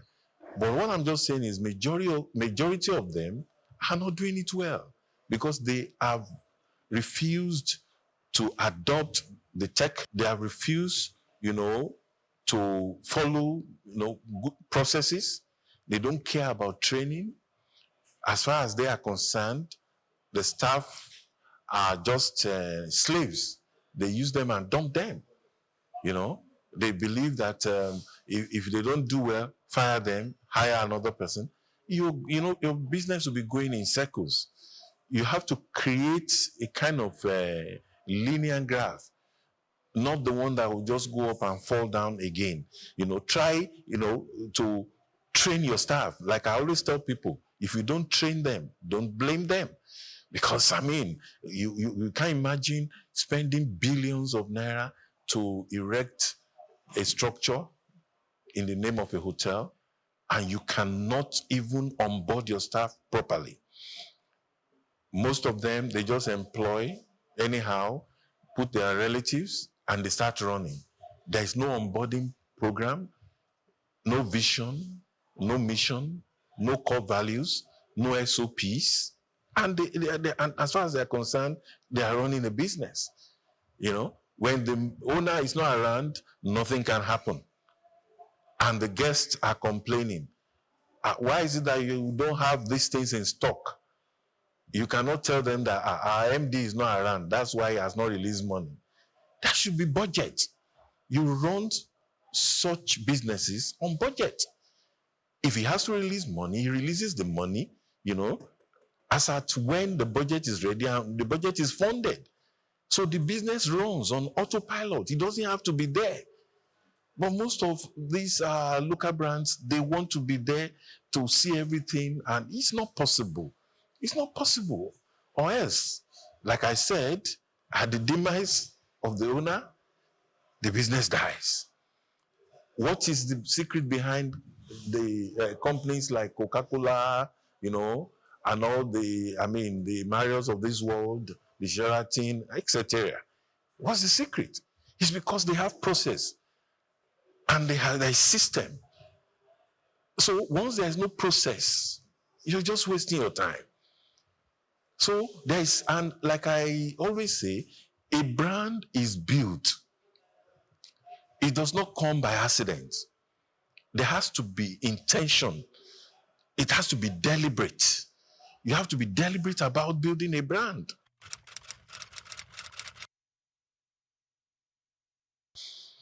Well, the truth is, staff will always live where they are not well treated. One thing is to say you are training. Another thing is the environment conducive for them? They are not animals. If they are well treated, they will stay. They receive training. They see a future in the organization. There's nothing like staff handbook. You don't even know your rights. You don't know your privileges. You know, you don't know where the company's right stops and where yours starts. You don't know whether you are entitled to leave or not. In fact, that one is in the hotels. In our climb here, there is nothing like leave. You know, you treat them anyhow. Why will they stay? But go and check out those local brands that have adopted these global best practices. Their staff are not going because they see a future. And the issue of trust, you know, you're talking about trust. It's not peculiar with the local brands. If money can be stolen in the local brands, it can be stolen in the international brands. But the difference is the process. You see, like most of our clients, when we try to that we consult for, when we take over, I always tell them, look, let's put a system in place. Increase their salaries. Let their salaries be enough. Then those that were there with the wrong intention, by the time the systems are in place, they will leave because they know they cannot steal. Recently, in one of the hotels I consult for, somewhere in Ogun State, we recruited the maintenance officer, and they overheard him talking on phone that, it's like there are no lapses here. Barely 7 days. He was already looking for, you know, lapses to explore, and that he has to leave. You won't believe, within a week, he has already given us a notice that he's resigning. Why? Because there's a system in place. Use this PMS we are talking about. Property management software. It has different modules. You have the front desk module. You have the restaurant and bar modules. You have the accounting module, the inventory module. You know, different modules, and they all work together. It's a central thing. Even the HR module, whereby you onboard your staff on the software. Right on the software, you know whether their documents are complete or not. Those that are 80% complete, what are the outstanding documents, the guarantors, and all those things. But most of these people, when you tell them, it's alien to them. They don't believe it's workable here. All there is, and another thing, another dimension, another thing I noticed about our local owners is, how much was your sales yesterday? The next thing is he has taken everything. He's going to party. No future. The business has no future. And when the employees see you spend like that, see you behave like that, you are also tempting them to start behaving like that, to go into the money if they have the opportunity to, because they don't have a future. in that business. They know their future is not guaranteed. Tomorrow the business might fold up because of the recklessness of the owner. You are building a business. Allow it to grow. Nurture it. Let it grow. Let it grow.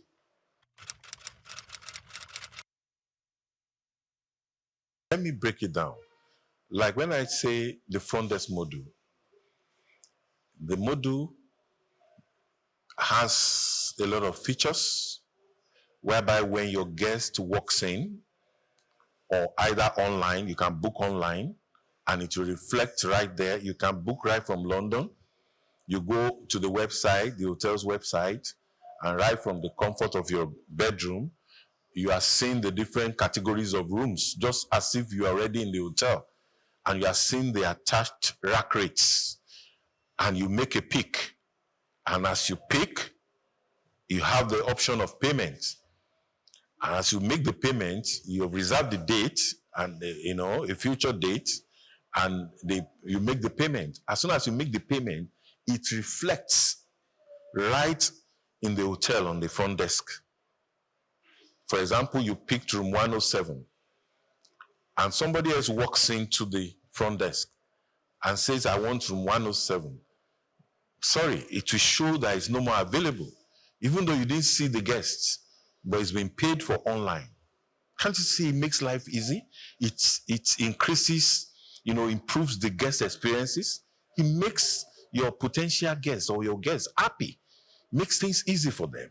So you can achieve that online. You can also achieve it by walking into the front desk, and you can make a reservation. All you need to do is check the rooms. You don't even need to go around and looking at the rooms. It's displayed for you at the front desk. You have it on the screen. You see the different categories of room. You make a pick, and you make payment. Now, when you make payment, a receipt is generated immediately. Another thing is, that's what you call door integration. When you're talking about fraud, you integrate your door. That's the card system, not the iron key, the card system. You integrate it with your software in such a way that once a card is activated, because once payment is made, the card is activated automatically. The owner already gets an alert. In some software, it's called MRS, Management Report System, that a room has been sold. Either you are there or not. It's as clear, as simple as that. You don't need to come, and some owners will come and sit down at the reception to see what is happening. No, you don't even need a camera. Everything is automated. No room can be opened. You can't access any room without the card being activated. And the card cannot be activated except payment is made. It's only the payment that activates the card. Can you see that control? So now another question comes. What about when you want to clean the room? How do you get the card? That's what you call, MasterCard, or floor card and all that, depending. Now, personally, I advise my clients, you don't activate a MasterCard to work indefinitely, to work anytime, anyhow. We have hours of cleaning. So your MasterCard is activated to work. For example, the checkout time is 12 o'clock. So you activate it in such a way that it's only active between 12 and maybe 3 o'clock or so every daily. Once it is 3, you cannot access the room with the MasterCard again. You can see the tech we are talking about. So you can't access any room again. And again, we have energy saving lights, whereby it's only that same card that can power the lights and the TV and the AC in the room. No guest wants to check into a room without the AC working, without the TV working. So it's only that same card that can power the systems. So you won't check me in by 1 o'clock because you have access to MasterCard. And by 3 or 4, once your card is no more active, I'm in darkness. You know? And again, you can always generate a report from the front desk that will tell you how many times, you know, the kind of permit, the entrance, whether the room was opened with a MasterCard or it was opened with, you know, with a guest card. Right from the report, you see. And when you go to the report and you see that MasterCard open at this time, you say, what happened? Why? Who was the person that accessed the room? So you don't need to be there. A particular client of mine was trying to lease out his hotel, which I always strongly advise against, on the island because he was relocating to Dubai, United Arab Emirates, you know. So I advised him against it. Why do you want to? I've told you to install a PMS since. This will give you some level of comfort because his main reason is that I'm here, right under my nose. They are still stealing. When I leave, what will happen? You don't need to. And thank God he was able to take the advice. We installed the PMS and he saw the difference. Don't, you know, don't underestimate your guests. Even forget the color. They may be black, but they are well traveled.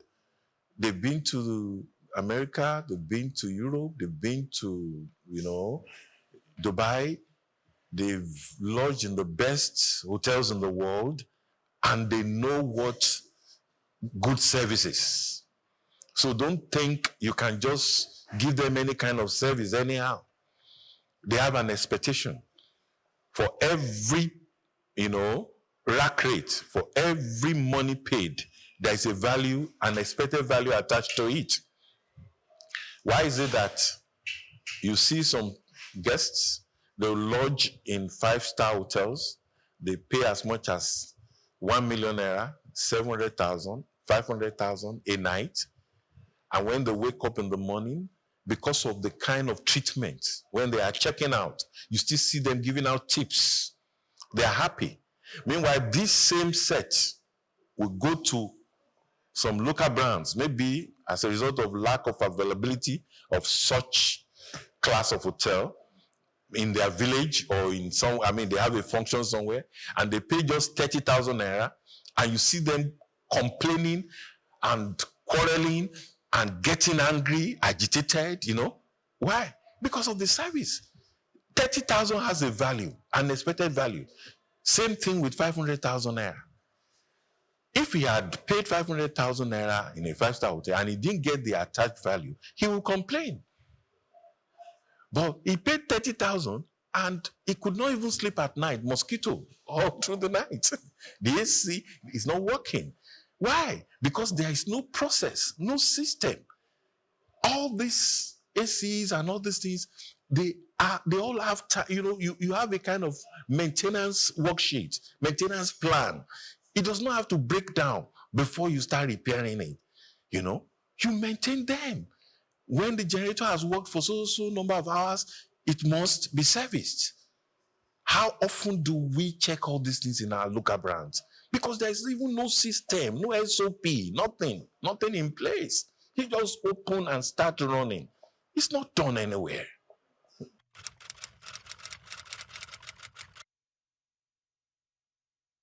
I gave an example of someone who brought in 100 million naira and the whole thing disappeared.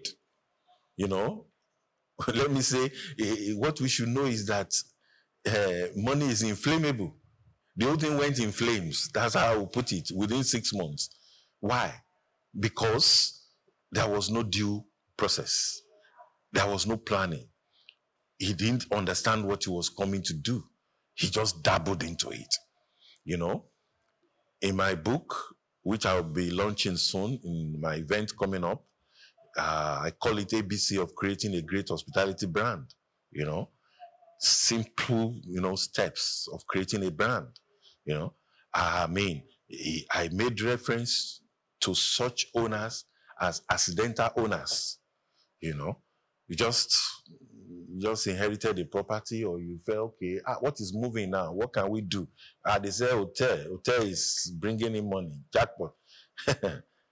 Many people have gone into it and they've gotten their fingers burnt. So I will advise investors, if you want to invest, do proper feasibility study. Do proper feasibility study.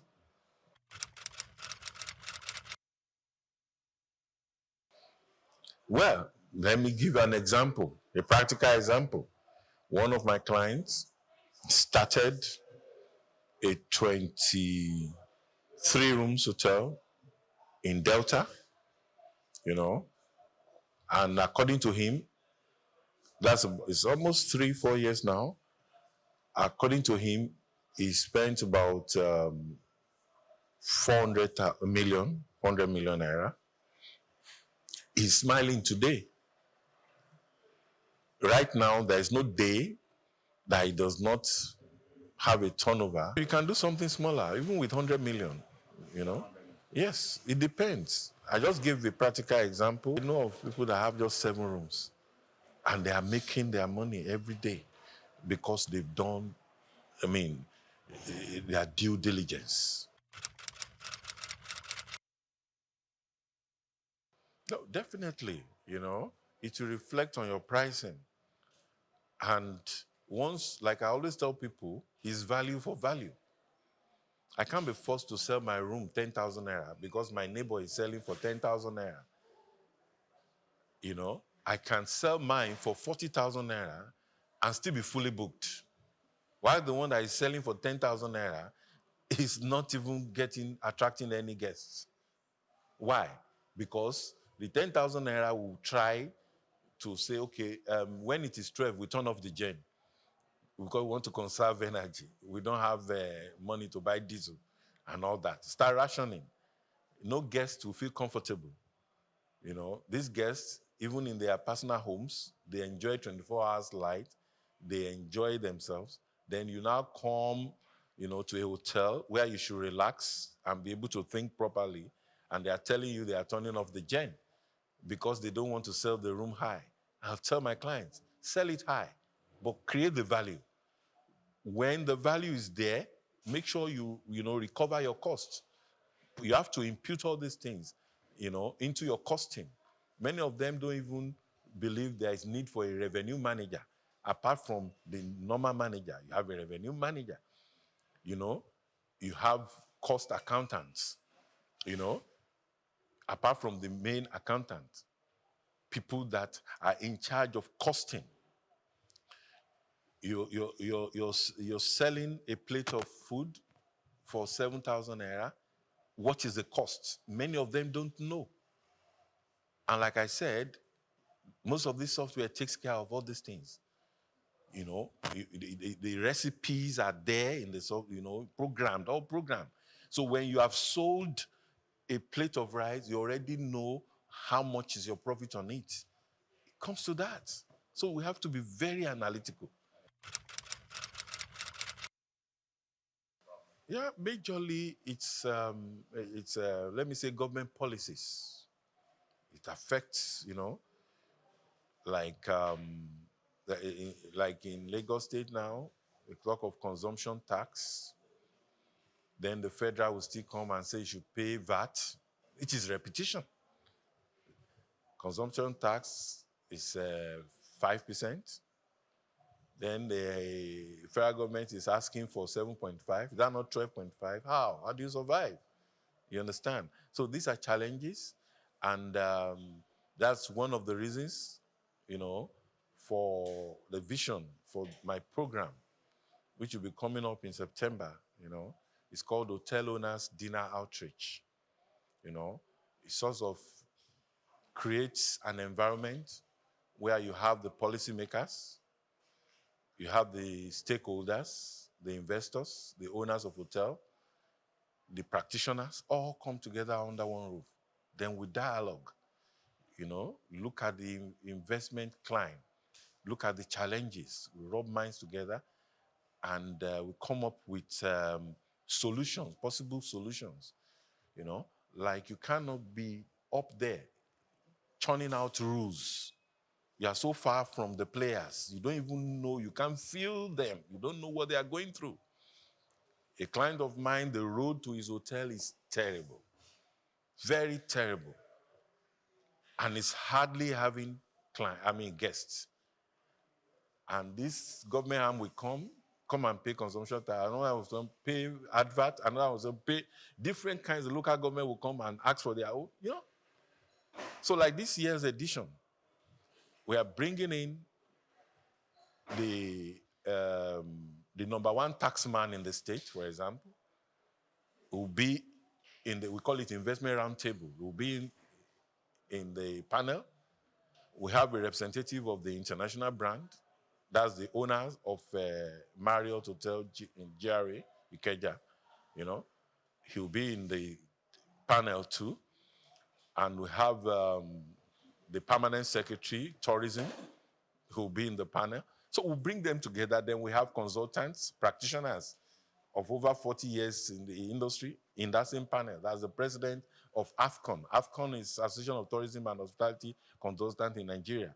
He'll be in the panel. All of them. So let us discuss. Let's feel each other's pain. Let us understand. You know, the government, tell us why you are taxing us like this and all that. So that's one challenge. Another one is power. Of course, there's nothing we can do about that. It's a national thing, you know. And until it is solved nationally, we'll keep generating our own. While we always advise that, you know, owners should look at, you know, solar, which is environmental friendly. That's even the way, you know, hospitality is going. You know, we talk about sustainability, you know, in hospitality, social, economic, and environmental.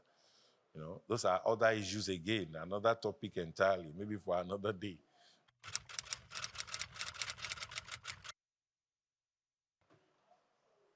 We should just keep it professional.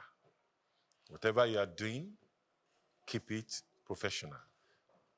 You're building a brand, always remember that a brand is a promise. Make sure you always keep it.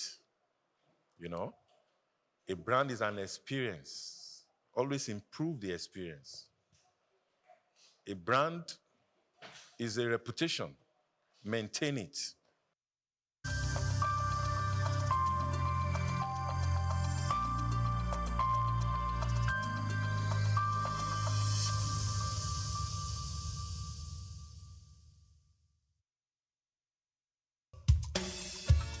Fellow Nigerians, did you know that constituency and executive projects in your communities are not gifts from your legislators? They are projects sponsored by the legislators and funded by the federal government to improve your life and the lives of those around you. These projects belong to you. Without your vigilance, they might never be completed. Don't allow them to fade away into unfulfilled promises. Stand up, take ownership, monitor their progress, demand accountability, and report concerns to ICPC. Call our toll-free line now on 0800-2255-4272 or WhatsApp only on 0806-656-4726. This message is brought to you by the Independent Corrupt Practices and Other Related Offences Commission, ICPC, with support from MacArthur Foundation and the Center for Democracy and Development in Africa, CDD.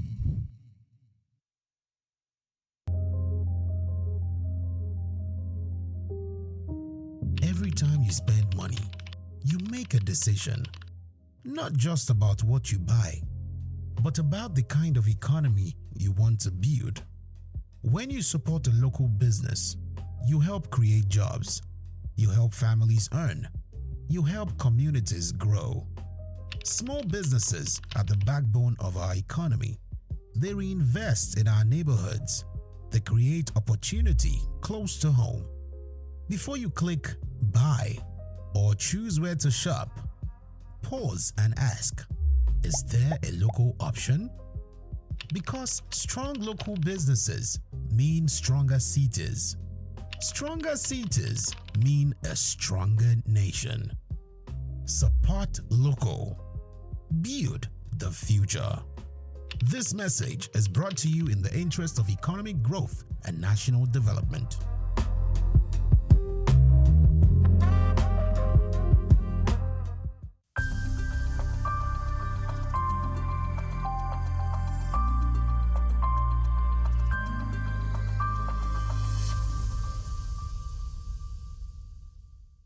Thank you for having me, SOUQ News. I'm excited to be here. My name is Anna Maria Orlu. I am the current Miss Nigeria United Nations. As well as that, I am an actress, a model, and I also am the founder of Little Blessings Foundation, and we focus on orphanages in Nigeria.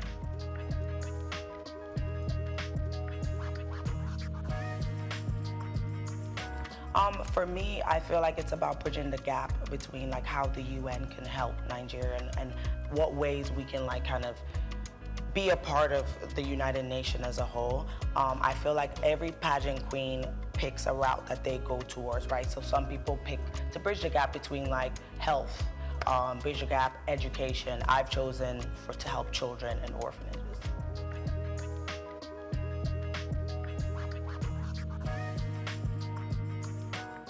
So after my last pageant, I actually was reached out to. They were like, you did a great job. I really loved how you presented yourself. Would you like to take part in this pageant?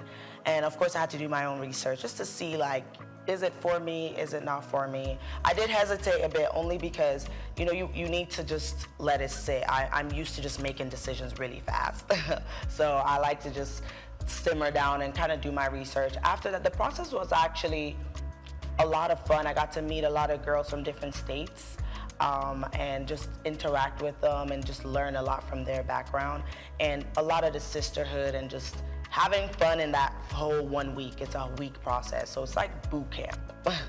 You're waking up, you're working out, you're visiting different places, you're doing some charity work, different segments like the swimsuit, the also evening gown traditional, all of those things. So it is a week of like intense work.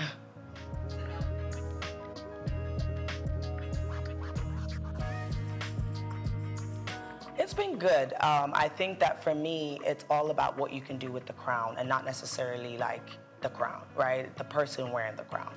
What is your interest? How passionate are you? And for me, it's always been important to relate with the everyday girl. Like just because I have a crown on my head does not mean that I cannot go feed the homeless.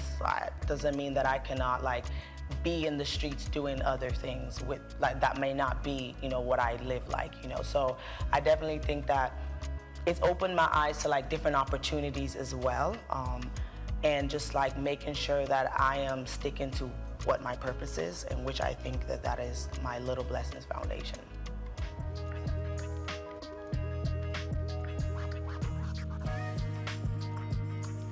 I'm currently working on my new project called The Dream Day Out.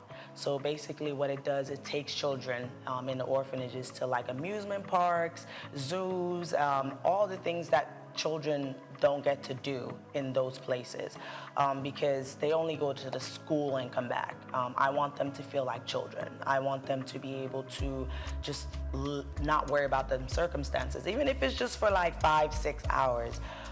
My foundation already donates clothes, shoes, school supplies already. So I just wanted to kick it up a notch and just like try something else that would just enrich their life a little bit.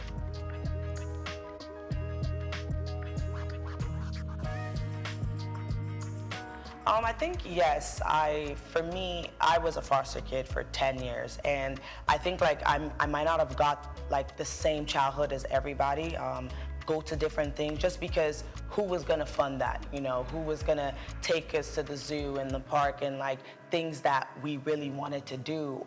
And it was like, I feel like I didn't go to an amusement park till I was like nearly an adult.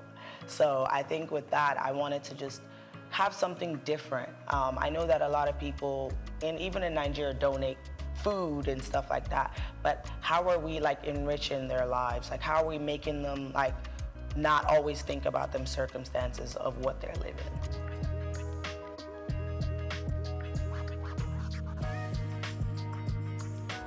That's a really good question. For me, I think that my family also have done a really good job with that as well. My dad is always in Nigeria, and he tried to instill that you're Nigerian no matter what. My mom as well. And my brother never spoke English to me when I was younger.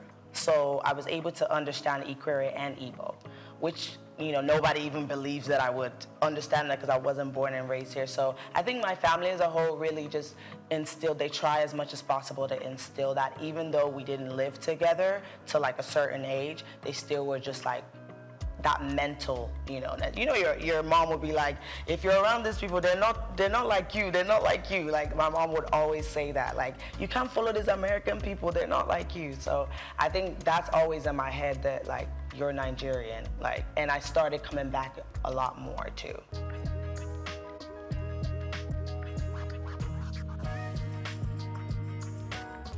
For me, it's always been, anything I'm doing, I have to start at home.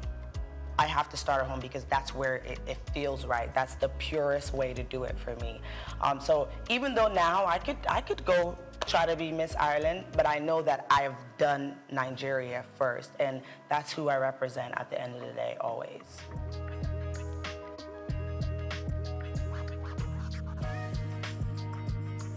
So how I knew I could act is because I started off singing, actually. I started off singing. I thought I was going to be a singer. I was very annoying to my family. I was singing everywhere we went. My mom actually encouraged it. She'd be like, go sing at church, go sing. I loved it. And then I got into musical theater because they were like, oh, you could sing, we need somebody who could sing. And that's how I got into acting, because with musical theater, you have to act and sing. So after I was like, wow, like I love this. This is what I want to do. I want to watching yourself, it's so surreal because how other people perceive your work. You know, so if somebody sees something that I do and they're like, oh my God, like, I really, like, you touched me, like, I believed what you were saying. And that's the stories I want to tell. So I think, like, after the music theater, I was like, I want to act. Like, acting is the destination. And there might be other routes, and I'm just grateful that God blessed me with other talents. Like, I sing, I also dance, and modeling, I just feel like everything would lead me into like the final destination, which is acting.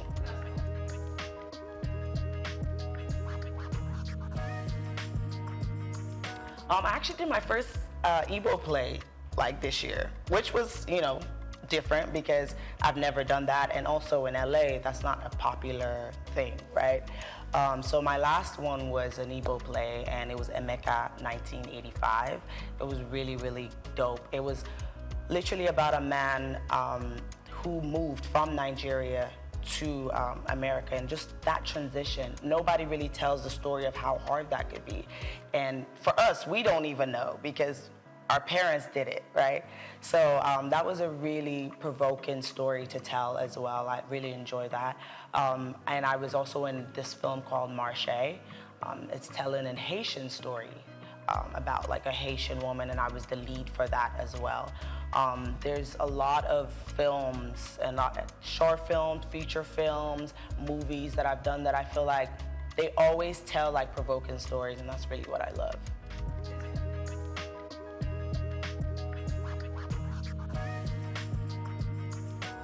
Absolutely, and that's the main reason that after my projects with Little Blessing, I actually start filming a film on the 15th of January. My goal is to be able to work anywhere, and I don't want to just depend on Hollywood to fulfill what I need to do. If I have to be in India working, I will be there. But Nollywood has always been an interest of mine. I've had it on my goal every single year, like I need to be in Nollywood movies. So this is really a great opportunity for me to be here and just meet other creatives, directors, and storytellers, and really get to work here as well.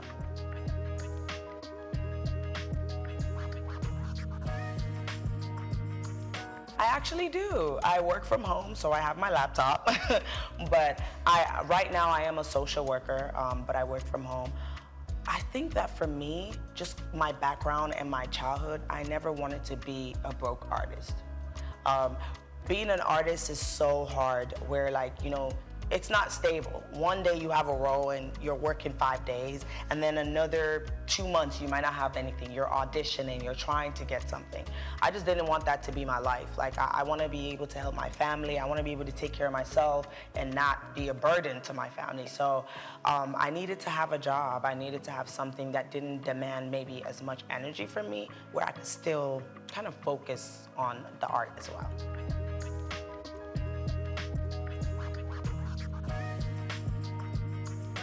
I would say definitely acting. If I can act every day and not have to do anything else, that's the goal. Like, that's really the goal. I'd rather not do any of those things, really. I think that entertainment has always been where I'm supposed to be. And I'm lucky enough that, like, I knew that from a young age, you know?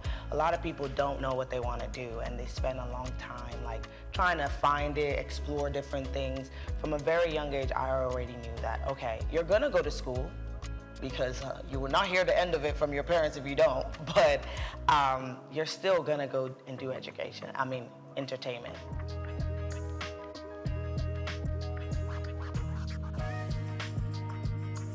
I think those stories, like you say, African American, they have been told a lot, and I think it's because that's people's experiences, right? A lot of people start from their experiences, and for me, I think I really want to tell a lot more about immigrant stories.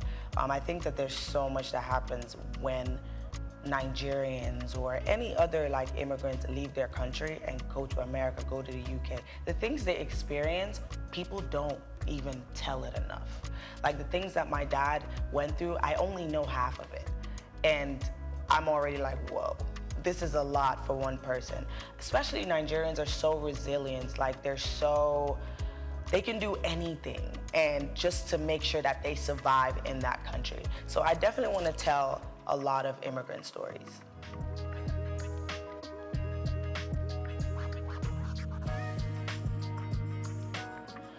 I think it's really, in 2024, it's how she was treated was terrible. Like, Nigerians are everywhere. So for me, when I first saw that, I was thinking, I lived in Ireland all my life. If somebody told me that I couldn't compete for Miss Ireland, why not? Why? I have been living there all my life. So I think that it definitely made me feel like, are we moving forward? Like, are we actually, like, as a society, that shouldn't be a thing in 2024. But I'm just happy that she actually went back to her people, because those are the first people who are gonna accept you first, right? And look where she is now. So I think that everything probably led her to where she was supposed to be.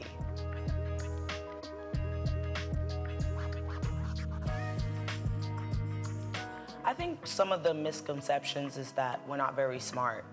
We're just pretty, and or some of them are like, oh, they just did it just to have a crown and have the attention or whatever. And I mean, some of those things might be true for some other people, but for me, I feel like I'm a pretty regular girl. Like, I feel like I like to do the same things. One of the things I will say that people will automatically stuck up. Like, we're stuck up. We can't be in certain places. We can't talk to certain people, and that doesn't apply for me. I feel like there are places that I've been, and I'm like, maybe this is not where I would like to come again, but I'm here now, so let me integrate myself. So some of those misconceptions, I think it doesn't apply to every queen. And my daily, like how I live daily, I feel like I work. I do a lot of presenting. I'm also a host, so I do a lot of red carpet events and stuff like that. So I always like to make sure that I am in the entertainment scene, because I know that, like, that's where I want to be. I take care of myself a lot. I do work out a lot. I don't eat the best because I work out a lot, so I compensate for that. But yeah, I think I live a pretty regular life. I just take care of myself a lot.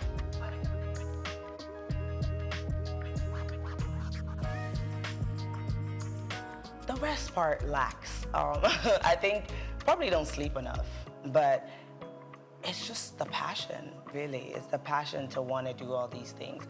I think that even my social life is actually pretty good. Like, I go out pretty regularly with my friends, and I travel a lot. I think traveling is really my safe haven.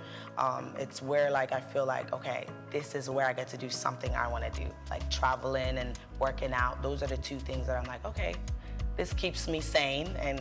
But time-wise, I think I have good time management skills. That's another thing too. I think in this industry, you have to have time management skills and just prioritize what you want to do, because you're not going to have time for everything, and tomorrow is another day.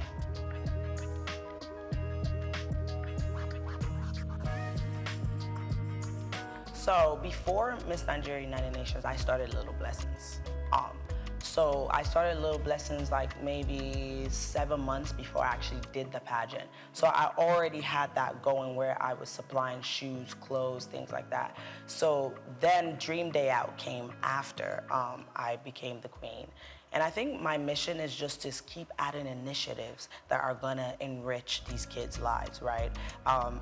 Next thing, I want to start looking for grants to fix the orphanages up, because some of them are in such a bad condition. And I think that if we're setting these children up for success, it starts at home. It starts with the basic needs. Like, if you don't have clothes to wear, you're not going to go to school and feel like you want to learn. If your environment is traumatic, you're not gonna have that space to wanna even be a doctor or a nurse or whatever it is that they might wanna be, right? So I think it's just, I wanna start with the basic needs, like your home needs to be together. Some of the orphanages have holes in them, like water coming, and the kids are comfortable, they just hop over the bucket.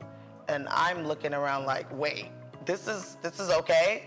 So I just wanna start off with like building that up, and then go and add more and more orphanages that I'm sponsoring. So start getting some from the East. Right now I have in Port Harcourt as well. So just adding more and seeing how we can make a difference that way.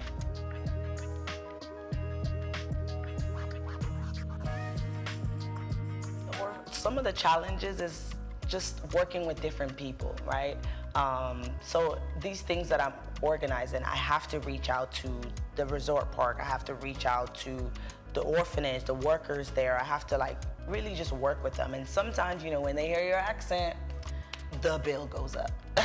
So things like that are really challenging, because it almost means that I have to try to get somebody to do stuff for me instead of I like to do stuff for myself. Like, I'm pretty like dominant in that way. Like, I want to call the resort park and organize stuff. I want to call the sponsorships and make those deals myself. But sometimes it's challenging because I might have to depend on somebody else. Like, for instance, we're getting a bus, right? And we're getting a bus, and I have to have somebody else call because it'd be cheaper when they call. But if I call, when they hear me, they're like, oh, $500K, like the price goes up. So those challenges is what like really bothers me.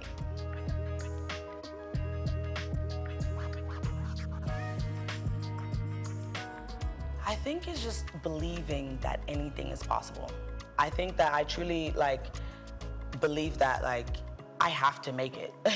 And also like your background as well should motivate you, because I didn't come from like an easy background, and for me, I was like, it cannot get down there, so it has to go up.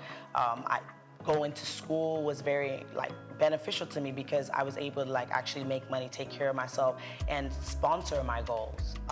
You have to be able to sponsor your goals. Just for acting, you need headshots, you need show reels, like all those things cost money. So I think just first thing, just believing that anything is possible and it doesn't matter what anybody else tells you. Like, nobody can tell me today that I'm not gonna make it, and I would believe them. And surrounding yourself with people who really like believe that about you too. Like, it took me years to even tell my dad that I was into entertainment, because I had to block out that negativeness. And it's not that they mean it, but you know, African parents, they're focused on stability. And entertainment doesn't sound very stable.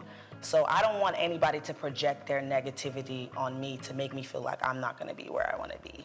So that's one thing, I had to just block that out. My dad found out that I was Miss Nigeria like after I won, not even through the process. Because I don't want anyone to tell me that, oh, you know, you might not get it, you might not know. Why not? Why don't I have those opportunities? So that's why it's really important for me to like try to create those opportunities for other people as well.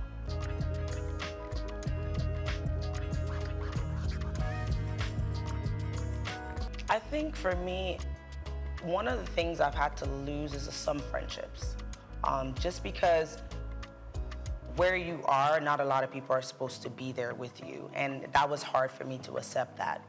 Certain people I might have known for a long time are not aligned with my future or aligned with where I am now. So those are things that I'm still like trying to balance, you know, like, because having good people around you is really important, and having people who are going to always uplift you, speak life into you, and just make you feel like you are where you're supposed to be. So I think like that was a main thing for me, where it's like, okay, you may not be able to be around certain places anymore as well. Like I had to also, and I'm still assessing that, like where you can be and where you can't be. There's certain places now that I feel like as a queen, like you really shouldn't be there. Like it's low-key like not where you can associate with anymore.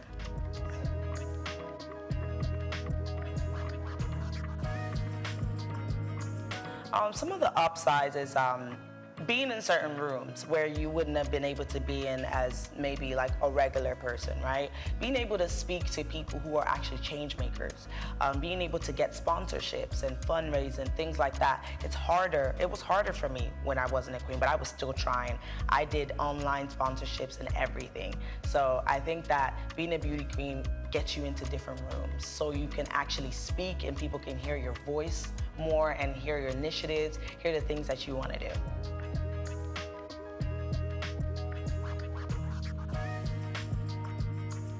Oh, wow. First of all, I love how dramatic Nigerians are. Like, I think it makes my day. Sometimes we're just driving and I'm just looking and everybody is just, it's like a movie. Like, and I love how successful Nigerians are. Like, when you leave Nigeria and you see Nigerians in different countries, like, we are doing amazing things. There's like, out of all the African countries, I just love how determined, how hardworking, resilient, like things now that I see some of my friends in Nigeria do, I'm like, wow, this took you all day. They're like, oh, no, it's no problem. Like, it's not a big deal. But for me, I'm like, that's all day. So I just love how resilient we are, how nothing can stop us. Like, we are literally unstoppable in every country that we go to. And even some of my Ghanaian friends would be like, I love Nigerians. I love how you guys can just work so hard, but also play so hard too. So yeah, and the food. I can eat. I can eat.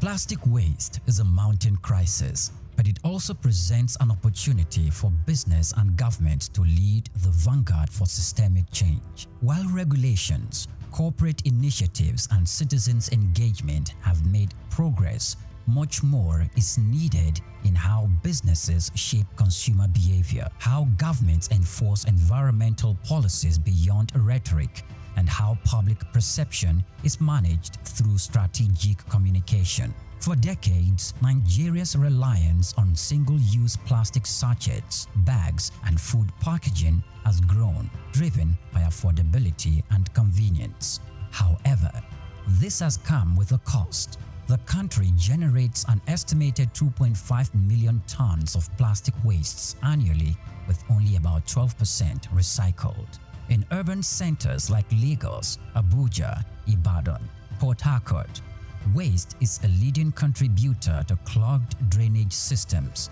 flooding, and environmental degradation. In this special report, Bayo Olaoye examines the challenges facing efforts to tackle the menace of plastic wastes in the country. Despite past government efforts to curb indiscriminate plastic use, such as Lagos environmental sanitation laws under former Governor Babatunde Fashola, enforcements have been inconsistent. The challenge now is moving beyond periodic government crackdowns and isolated corporate initiatives to a coordinated long-term shift towards a responsible plastic use. recycling, and waste management. Leading Nigerian manufacturing companies are taking active steps to integrate recycling and responsible disposal into their operations. Key initiatives include investing in recycling hubs, with Coca-Cola of Nigeria, Nestle, and Guinness setting up plastic recovery and recycling hubs, creating an ecosystem where post-consumer waste is collected, processed, and refused. Retailers and distributors are being encouraged and in some cases incentivized to set up collection points where consumers can return used packaging for responsible disposal. There is also brand-driven consumer education. Organizations have introduced citizen advocacy campaigns to influence individual waste disposal behavior. This kind of messaging, when amplified by large brands, can have a ripple effect in shifting cultural habits. Beyond environmental responsibility, investing in circular economy models enhances long-term profitability, strengthens brand equity, and aligns with global environmental, social, and governance standards. To effectively shape consumer behavior and stakeholders' engagement, businesses must leverage communication strategies that go beyond compliance reports. Employees should be active participants in sustainability efforts. Companies can integrate sustainability training, incentivize waste reduction, and implement office-wide plastic reduction policies, engaging suppliers, investors, and partners in sustainability commitments such as reducing excessive packaging or co-investing in recycling solutions to create an ecosystem-wide impact. Mass communication campaigns, social influencers, partnerships, and media collaborations can help educate consumers on practical steps for responsible plastic use and disposal. While Nigeria has engaged in international climate and sustainability conversations, the government must go beyond policy declarations and foreign aid incentives. The priority should be local, long-term economic, and health benefit. Rather than reactivate bans that are often poorly enforced, the government can provide tax incentives for businesses, investing in recycling infrastructure while enforcing stricter regulations on reduction and disposal, expanding waste management facilities, establishing more government-led recycling centers, and integrating waste picker into a formalized economy can improve efficiency and create jobs. The administration of Governor Babatunde Fashola demonstrated that when the government takes waste disposal seriously with clear penalties for violations, citizens pay attention. The government must invest and consistently engage public education on the economic and health impact of plastic waste. A cleaner environment leads to a lower public health costs, fewer disease outbreaks, and increased workers' productivity due to better air quality and more usable public spaces. The Nigerian plastic waste problem is not just an environmental issue. It is an economic and reputational challenge for businesses and a government issue for policymakers. By adopting strategic communications, businesses can shift consumer behavior, governments can enhance enforcement, and citizens can embrace a cleaner and more sustainable future.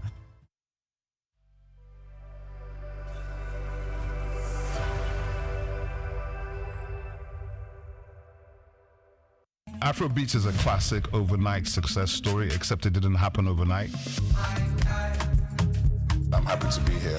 One of the key things about the Omniverse is that it's designed to go beyond an event and designed to be fully something that people can engage beyond the summit. The point being that Nigeria has so much to bring to the world in terms of these things, but we will be bringing fresh energy, fresh ideas, a fresh engagement, and we're obviously open to collaboration. But hip-hop, it never dies. What's the difference between Thor and Shango? Thor is approaching $50 billion in revenue. Shango's broke somewhere outside Lagos. And that's a lack of imagination on our part, Africa, and they're all Nigerian. So to be seen And to be noticed is very hard if you're not in the place where all the noise is being made.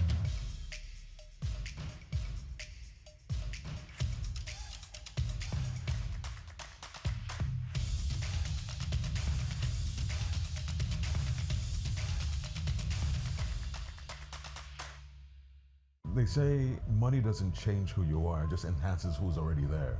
So if you're living your life a certain way, let's say you're just blowing money, you're buying drinks, you're buying drugs, what is the money going to do? Is that going to change you or elevate you or just make you spend more money in that area? Why the reparations? That's my question. Well, what is it going to do? Well, you believe that Europe and America should do more for Africa? Well, in what way?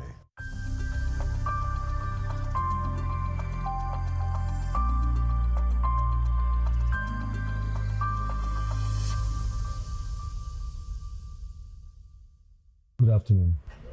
You know, when I heard you in our studio, what caught me was your voice. I'm really attracted by your voice. Well, let's start the discussion by getting to know you. Can you run us through your career and the kind of person that you are? Okay, my name is Lord Frank. I'm a voiceover artist and actor. I've been in the industry for a little over a decade now. And I have done everything from movies, TV series, and I've even been on radio for a little bit. Majority, I do voiceovers, and I produce adverts. Yeah. Voiceovers, what does that mean to the ordinary man? Voiceovers are when you just have your voice. Nobody sees you, but they can hear your voice on maybe ads on TV or on radio. So you must be into advertising, marketing, communications? That's correct, yes. What's been your experience? It's been okay so far. It's been okay so far. You know, there's been ups and downs here and there, just like anything else, but it's been okay so far. You have this American accent. Has it got to do with your training? A little bit. Tell us about your training. Well, I stayed in the States for a little while, close to 20 some odd years. And I did a couple of courses in terms of radio and TV production. I'm sure you know Hollywood. Yes. Have you had any relationship with Hollywood at all? Not really. Do you plan to? I did at the time. I almost got the extent I almost got close to Hollywood is I almost had an agency. One of the things that you have to do as an actor in Hollywood is get a talent agency, because those are the guys that get you the job. So almost got a talent agency. We have so many radio and television stations, particularly in Lagos. Have you listened? Have you watched any? What's your opinion? It's not bad. We're doing all right. Because I believe that our artists, our presenters tend to be necessarily American or African. And I thought we should have a Nigerian voice. What do you think? No, I would agree with you. I mean, one of the things that, lets you know you're in a particular country is by what you hear on the radio and things like that, the kind of music, the kind of presenters they have. Yeah, so that's one of the telltale signs that you're in a particular country. So you're absolutely right. So when I turn on the radio, I should hear a Nigerian voice. What is broadcasting like now globally with social media? Everybody wants to be a journalist now with social media. And it's affecting broadcasters. Right, you're absolutely right. What's the way out? That's a good question. I don't know if I have the answer for that. But unfortunately, attention is currency nowadays. And whoever gets to present first, gets the amount of views. But at the end of the day, people who are more concerned about genuine, true stories will find their platform. You are so informed and so educated and so trained. Oh, well, thank you. What are you trying to bring back to the country? Well, I've been here a while, so I think genuineness, authenticity is one thing, right? I believe strongly, and that's what I was telling someone earlier, I believe strongly that no matter what you want to show the world, the most important thing is the vehicle that you're using to present it to the world. We could be as Nigerian as we want to be, but the production value has to be as quality as anything, was what everybody's used to. Let's talk about branding. Okay. Seems like everybody wants to brand. Yes. Is it the right way to go about it? Or do you use the media? What has branding got to do with it? Or I believe branding sells, If you believe you have something unique, something that nobody else has, brand it, brand it, because that comes with a whole lot of things. I think people look at you different when you have a brand. Now we're talking about climate change. Yes. In this part of the world, we seem to be far behind.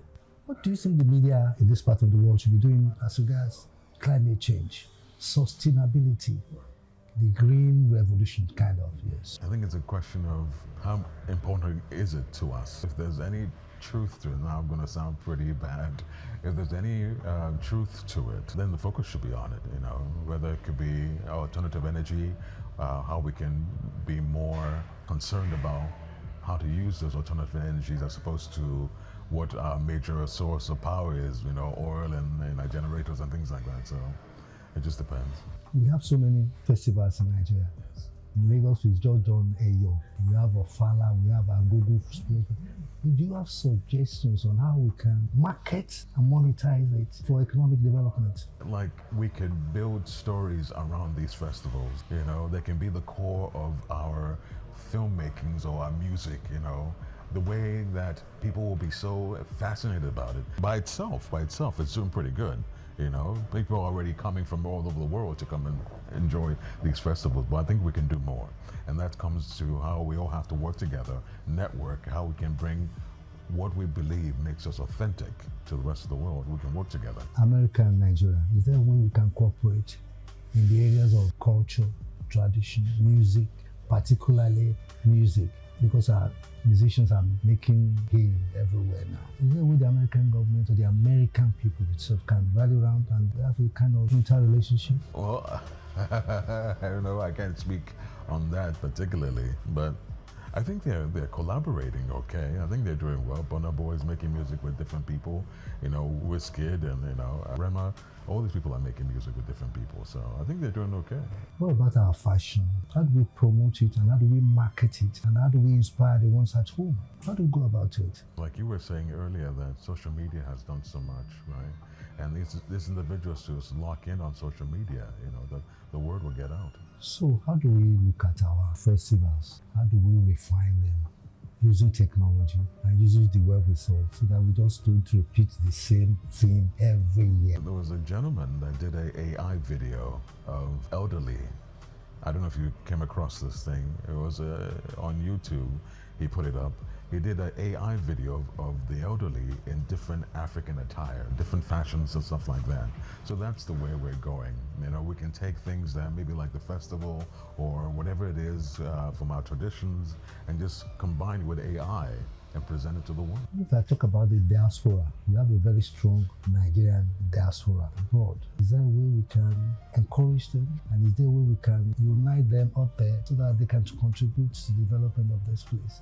Because what has been happening now are just isolated cases. Sure. And they need to be formed into a group, a formidable group, to come to the aid of particularly Nigeria. What should be the role of these diaspora people? I think it takes a group to open that up, that discussion, you know, a group or maybe an association or, you know, an organization to put together and say, you know, we're looking for our Nigerian brothers and sisters in different places to, you know, come together, and there has to be transparency, there has to be structure. I think if they see the transparency and they see the structure and they see that they're really helping individuals to build and better Nigeria, I think they'll get involved. I write a lot, but even some of my colleagues have observed that there's a shortage of African writers. We're all riding on the fame and popularity of Wole Soyinka, Chinua Achebe.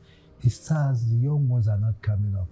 Is there a way we can fashion out a training program or a project? Well, that's a good question. I mean, when you look at the entertainment world, what's selling is the Nigerian Idol, the African voices and things like that. And it's more tailored towards musicians.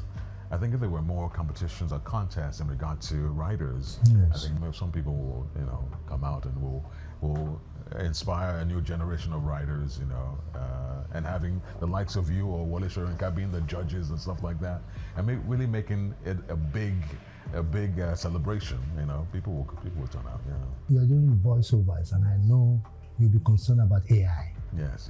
I'm not fascinated by AI. Okay. Because I think it will kill creativity. Sure. So how would AI affect your business and my business? It really depends on who you're talking to. Because some people may say, you know, I have the idea, I have what I know I want to do. AI just helps me go from point A to point B a little quicker, you know? And that's all it does. And some people can say, okay, let me just sit back and type, give me an idea. That's where we're now in trouble. I think that's the difference there. I'm going to ask a very sensitive question, and it's been in the news for some time now. This issue of reparation. Do you think that the black people, the Africans, will deserve reparation from Europe? Wow, that is really sensitive. It's really sensitive. That's why I said it's sensitive. Right. Because some governments are already doing it. Germany is doing it. France is doing it. So it's not a big deal. I guess my question is, to what end? They say money doesn't change who you are, it just enhances who's already there. So if you're living your life a certain way, let's say you're just blowing money, you're buying drinks, you're buying drugs, what is the money going to do? Is that going to change you or elevate you or just make you spend more money in that area? Why the reparations? That's my question. Well, what is it going to do? What's going to do? Because there's so many individuals that are excelling, even way before we even talk about this day and age. Back then, a long time ago, there was a place called Black Wall Street in New York. I think it's in New York. That it was ran by all black Americans, and it was doing quite well, until they got messed up. But the point I'm trying to make is, what is the goal of the reparations? What is really the goal? Or you believe that Europe and America should do more for Africa? Well, in what way? Technically, training, investment. Okay, I think it boils down to trust. Let's talk about politics a little bit. And you can't talk about politics without talking about democracy in Africa. What's your perception of the prevailing democratic atmosphere in Africa? Our leaders, our political leaders. Unfortunately, they say people deserve the leaders they get. What pool are these leaders coming from? And just being honest, what kind of people are we? If we're kind of people who have, a level of pride in our country, a level of trust, a level of integrity, then the leaders we choose will be different, I think. We have to start with ourselves. You are a youth. I'm not a youth. But we have 70%, almost 60% of our population are youth. What do you think we should be doing with these guys? Some unemployed, some employed, some with some skills, but no support. What kind of support would you recommend? From individuals, from government, and from established people like you? There's so many things that we can do with our youth. So many things. There are factories that can be built. There's farmland that can be placed in. There's so many things that we can use. And that goes back to how much love we have for our country, how much love we have for our people. And like I said, it's just about pride. If you have that much pride in the motherland, then all our youths are ready to work. They're not lazy. At least we can't say they're lazy because we haven't given them the opportunity. We have to say, okay, to really see that, okay, you have an opportunity. Are you ready? Are you ready to work? We can't tell them. We can't say it because we haven't given them the opportunity. Finally, 5 years from now, what will Nigerian entertainment industry, music industry, what peak will it reach? How will you rate it in 5 years' time? Our entertainment industry, Hollywood, our musicians. We have lots that we have to offer. That's a very good question. So right now, music industry is doing quite well, very well, almost in terms of same level as music industry anywhere else. And Nollywood is getting really close. It's really, really getting close. So I think in 5 years, right, we'll have a lot of partnerships. We'll have a lot of more of our stuff being out there. If we just stay the course, the way we're going now, I think in 5 years we'll be revered around the world. Thank you very much. I'm grateful. Thank you.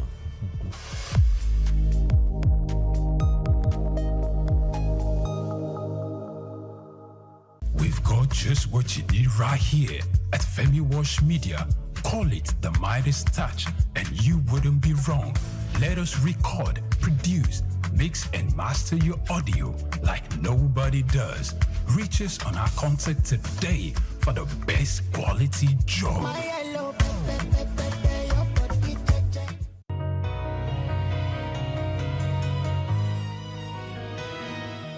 I was in Nigeria up until SS1 third term, SS2, and after that I moved to France where I did my A levels, and then after that I moved to England where I did my undergrad, and then my master's I did in America.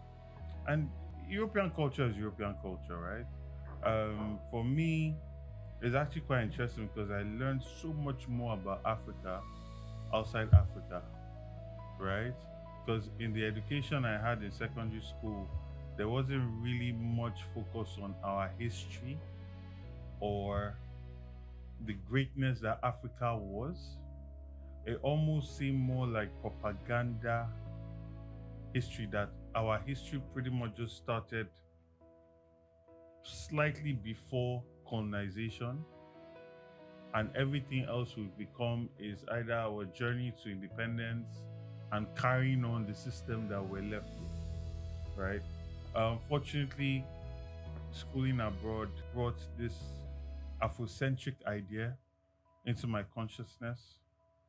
Books about researchers that showed our history that goes all the way back to ancient Egypt, Timbuktu, the Great Empire of Mali, learn about people like Mansa Musa, connecting migrations from what is present-day Nigeria in the southwest up onto the Nile Valley, and the different movements, migration patterns that happen between those two civilizations, right?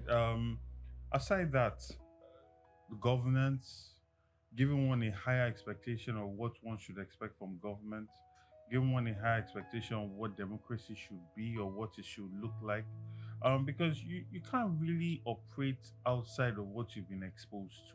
You know, when the mind has been expanded, it cannot go back to its former size, right? And experiencing what quality education is like, experiencing what good governance is like, experiencing a health system that works, a health system that is checking on people before they get sick, because they know that on the long run that will keep the cost of healthcare coverage lower. Preventative medicine as opposed to constantly solving problems as they're happening. Understanding the value of data, data-driven policy, and how all these come together to create a system that works and that people can thrive in. Understanding the value of people paying taxes, right? And the services they get in return of those taxes. I think these are some of the things that I got from my exposure schooling abroad. And then when I moved back to Nigeria, I did my NYC, and then I started working. I worked in some architecture firms while also running mine and getting some projects, and then went into business. And then when I wanted to go into politics, after leading a GMO campaign alongside other notable patriotic Nigerians, I decided that, you know, experiencing leading a 2,000-man march on the Senate and understanding how they responded to us, which in my opinion did not show people that actually prioritize the well-being of their people, I felt that it's important to go into politics.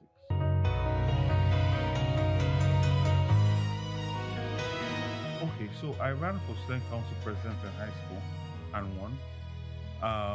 So politics that way, yeah, you can say since I was 19,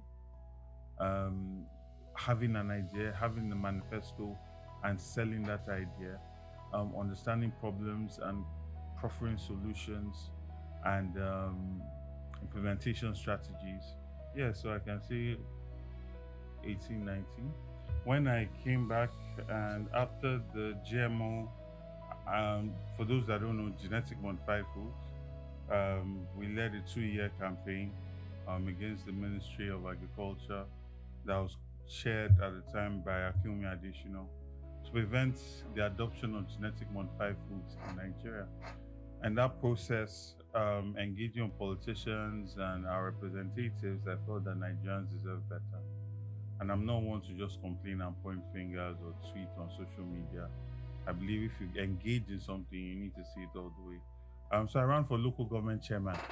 But before that, I actually went to UNILAG and got a master's in research and public policy. Now, I had some very brilliant professors, without a doubt, some very, very brilliant professors. People like Professor Ojikutu, people like Professor Ologbenla, Onoha, a number of very brilliant people. But at the same time, in relation to the level of organization, there's still a way to go, you know. And I think this also comes down to funding our universities properly. ensuring that our professors are well paid, ensuring that we have enough professors. Because a lot of our professors, they are taking so many classes with so many students and they have to bring in their A game to all of these things.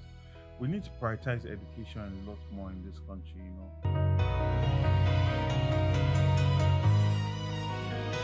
Nigerians are some of the most brilliant human beings in this world. Brilliant. And I'm talking, I just named 3 different countries that have operated in terms of education. And then there are some other 4 countries that I've done work in and I currently have interest in. And Nigerians are there and they are doing wonderful things, right? So we're an intelligent group of people. What we need are the structures and organization that create an enabling environment for us to thrive. I mean, think about what it takes to be successful in this country today. Think about what it takes to be successful in Lagos. Now, imagine a government that puts everything in place and is more like a partner than, you know, this person that's just trying to take from me, right? You would experience an exponential increase in wealth. I think that a person that values education must have had a very good education. If you don't value education, it's a reflection of your own education. I can't think of somebody that's experienced good education that will not prioritize education, because you will know the power of education. And this goes to show when we talk about how it's okay for someone with a NEPA certificate to be our president, and we see the ruin that it brought Nigeria to, or a person that's using lawyers to hide the certificates, right? It will reflect in the quality of your education. So I feel that we need to start demanding more from people that aspire to lead us. Go and look at the quality of education that the leaders of America got. They either went to Yale or Harvard or recently Princeton, Ivy League schools. The top of us have to lead.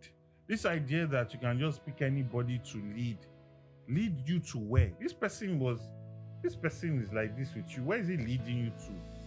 What vision is this person bringing that is outstanding? Your leader should be outstanding. He cannot be, or she cannot be part of the flock. You understand? They must be outstanding, either in their strength of character. So you look at America when they want to select their president, George Washington. Why? Because when there was war, the man stood in front. He was a leader. Intelligence, he was a leader. These were people that were inventors. Benjamin Franklin. These were people that were inventing things. They were not just thought leaders. They were on ground. They were policy leaders. They were kings in their own right. It was not a commoner. And I don't mean commoner in the sense of money. You see, people think it's just about money. No, it's about what are your values? What are you willing to stand for? What do you stand for? Right? If the wind blows, you just move to the place that favors your pocket. You clearly don't have a backbone. So how can you lead? And people will say, okay, they just want somebody that they can associate with. Yes, but associate with in what way? In poverty and failure and mediocrity, or in success and a vision that benefits you, your family, and your children, and the greater society, right? Because if you think about it, I say this thing in most interviews I do. My father tells me that his father told him that Nigeria was better in his day. My father told me Nigeria was better in his day. My father graduated, there were jobs, you could get car. Like, only the man had to work, the wife could be a housewife, and they were comfortable. They did not need to steal, to travel, to go on holiday. Right? He came into that. Quality education. There was public education. Right? His father was a judge. His father's driver could send his child to the same school as his boss's son. And they got quality education. Now, I can tell my children that I remember a time when Nigeria was better. When I would change 1 million naira and get 4,000 pounds. I can barely get 1 million naira now with 500 pounds. Do you understand? So it's perpetually in a nosedive. And why is that? Lack of continuity in quality leadership and visionary leadership, right? No leader that is truly focused on creating a Nigerian identity that celebrates our uniqueness and our differences and sees that as a resource as opposed to something that divides us, right? People that are traveling to the UAE, they are going there to enjoy the culture. And this culture is old, it's ancient, but they've repackaged it. That makes people want to come and visit, want to come and spend their hard-earned money there, right?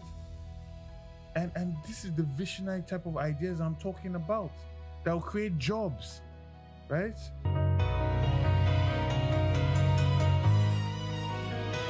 Well, you know, it's a very interesting one. I grew up in a Nigeria where I went to ISL, and speaking traditional languages was called, there's a word for it, starts with C, not vernacular, there was something else. There's another word, it starts with a C. You could not do that. It was against the school rules, right? And you get punished for that. And then even at the time, there was this whole idea of this person, this is local. Like young people, I remember young people saying that is local. The people were not interested with identifying with Nigerian music. Then it was hip hop, it was about Biggie, Puff Daddy, you know, international music. I'm sure I'm betraying my age now. Well, my age is not 80 now, 42. But I'm talking about the time where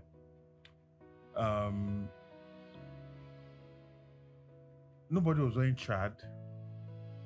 We grew up seeing our parents wearing suits, trousers and shirts, you know. And like I said, I don't feel that the education that we got in Nigeria really laid any foundation for you to look deeper into our history, into our culture. And I know this now because I've experienced education elsewhere.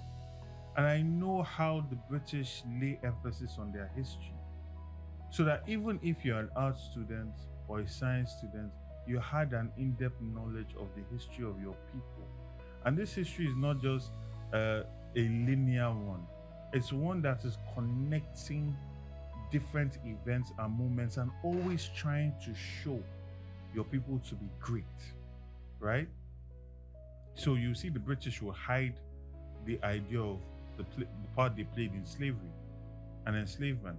It will not be prominent in the history, but where they conquered or where they uprooted slavery from the African continent, the role they played in doing that will be highlighted, right? That is curated. Now you might say that's not right, it's not fair, but they are programming their citizenry. And that is what a thinking government will prioritize. Same thing with America, right? So I don't really feel we had that in our education system. But then there was an Afrocentric awakening that happened later on. And this had also happened earlier. The kind of thinking that informed people like Nnamdi Azikiwe when he traveled to America, the kind of thinking that informed Fela Anikulapo Kuti when he traveled to America, or even to England, where he met Afro-British people that knew the histories of Africa, that awoken that idea in him, in Fela, in Nnamdi Azikiwe, in a number of Africans, in Kwame Nkrumah, right? They didn't get it at home, they got it elsewhere, and they came and they brought that, we are African, we are great, black is beautiful, you know? And when you open that doorway, it then starts to lead you into understanding your culture more, understanding the depth of it, you see? And it's not our fault, right? We're conquered, our kings were removed. At least the kings that had the courage to fight, they were removed, they were exiled, some were killed. Our people were kidnapped with the collaboration of some Africans. Our people were kidnapped and sold. Some of the strongest men were kidnapped and sold. So you have diaspora cousins and everybody outside of the country, the few that were saved, you know, were brought back. But you now had a situation of religion. And unfortunately, the religion that came through in partnership with colonization pretty much said to us that everything that we were before them was bad, was evil, was demonic. So you have a people that claim that they are from a certain tribe, speak the language, but the depth of the thinking they associate with being evil. So there's still a significant level of identity crisis that we struggle with. And you don't really see that with Indians who were colonized by the British. You don't really see it with the Chinese who also dealt with their own level of colonization, nor the Japanese, right? And you see, understanding your identity or crafting your identity as a people, because China, as we're seeing it today, was not just monolithic. It was not just one group of people. There are huge, different groups of people all over China, different tribes, but they were united by a visionary king. Similar thing happened in Japan, right? Similar thing happened in England, right? In England, you had part in what you call England, or what was Great Britain or England at the point. You had the Welsh, you had the Scottish, you had the Irish, right? You know, and they were united at the point by a conqueror, right? So sometimes you also craft identity. Sometimes identity is created by facing a threat that is bigger than all of you independently. So you have to come together to face that. And sometimes it's just visionary leadership, right? You see visionary leadership in Singapore with Lee Kuan Yew. We saw that creates an identity that you can be proud of. Like there is no China man now, or even if there will be very few that will not be proud of China and not want to be associated with the bigger identity of China as opposed to their identity as a tribe, because China is so great and it pays you to be associated with it. It is when there's a failure in that bigger identity that people recoil back to their smaller identity, right? And that's what you find going on in a lot of places. But all in all, yeah. I think the government, you see, what has happened is because we've had governments or politicians that don't really have a vision to sell, they rely on selling division, because the classic divide and rule strategy. If you have a vision, you want to sell a vision and unite people. Visions unite people, right? So you sell a vision, so people unite behind the vision. When you don't have a vision, so you sell the vision so that people can be separated. When you separate people, it's easier to rule over them. And you see that has happened significantly from the last election, right? And you then see in how the government has ruled this country. Significant nepotism, significant levels of corruption, significant levels of lack of transparency or accountability. You see that the government is very extractive without really paying any attention to being accountable to the people they want to extract from. You see that they talk about stopping subsidy payments. And there was a hope that those monies that would have otherwise been used for subsidies would have been put to make life easier for the Nigerian. Life is not easier for the Nigerian. Inflation rates are at an all-time high, right? Insecurity is at an all-time high.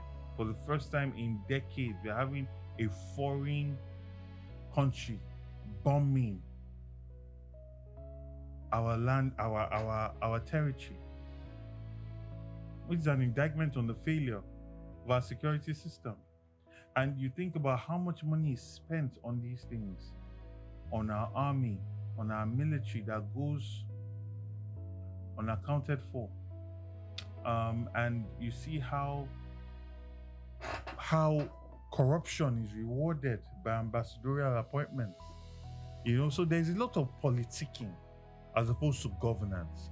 And it is in quality governance, creating excellence in governance, where you are moving away from personalities to institutions, and people are now normalizing an excellent standard of service, right? So it's no more about the personalities, it's about the quality of governance.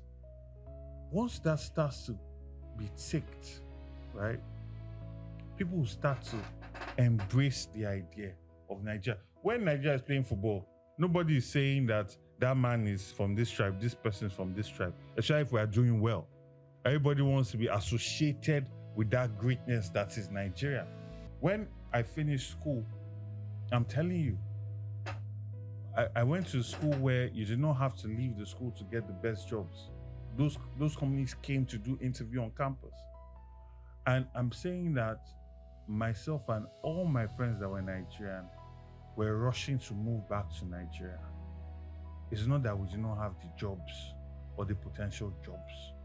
We were so excited about Nigeria at the time under President Obasanjo, what he had achieved, the quality of his governance, the quality of his ministers, that there was a significant fear of missing out. And so many people, and I tell this to young people today, that there was a time where people were rushing back from countries like America, from England, and they can't imagine it, you know? So it's about creating good governance, creating excellence in governance, and everybody wants to be associated with success and greatness.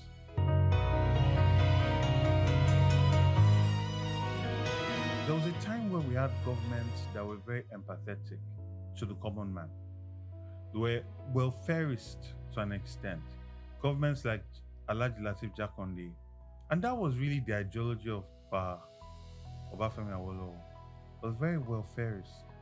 So civil servants did not have to hustle for housing. They had quality housing in prime areas. Affordable housing was a priority. It was prioritizing the people that were the middle class, that were the working class. That is the role of government. But you find that now government is more fixated on producing properties or being involved in properties for the rich. Whether it is how they are allocating land, whether it is in how they are sand filling. I mean, how many Nigerians can afford to live at Eko Atlantic? I read this year where they were proudly talking about how they are sand filling and reclaiming land in some parts of Lagos for housing. By the time you've done all of that, your unit cost will be so significant that no average person will be able to afford to live there. Meanwhile, we have huge tracts of land in Ojo, Amuwo, Badagry, Ikorodu, Ekpe, Ibeju-Lekki that we can channel proper urban planning, bring in industries there, and focus on creating infrastructure that makes people want to live there. And then creating local governments that are independent in themselves. So most of the major services you need are in there. So nobody's going from Ikeja to Yaba for school. These are things that cause traffic. It's like the boroughs in London. You cannot even get into a borough outside of where you pay your council tax. Why? Because your taxes are used to fund the schools in that community. So it's a direct correlation. So your child can get into schools in the immediate vicinity of where you live. And that local council is doing their best to create affordable housing, council flat, and unemployment benefits, things like that, from the taxes. You understand? And that's what is missing significantly here.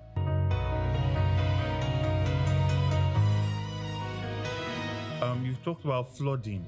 Flooding is tied to our drainage systems and it's tied to our waste disposal systems and waste management systems, right? That in itself is also tied to the traffic that we have, especially in rainy season. It's also tied to traffic outside of rainy season because if your water is not draining properly, it's destroying your roads. That's how we then get potholes. That also causes traffic. That also spoils cars, which then leads to cars breaking down the road, which then leads to traffic. So it's an entire holistic system that must be solved in a holistic way. And there's a famous saying that you can never solve a problem from the same headspace or mindset in which that problem was created. You must step out of it to solve that problem. So this problem must be solved in a holistic way. Why are our gutters still open? All these our elites, they're not even elite. Our politicians, our political leaders, they travel abroad. Shibu, our president, has gone to, I think he's gone somewhere to Europe and then the Middle East. I'm sure he's not seeing open gutters when he goes to Dubai, right, or England or France, right?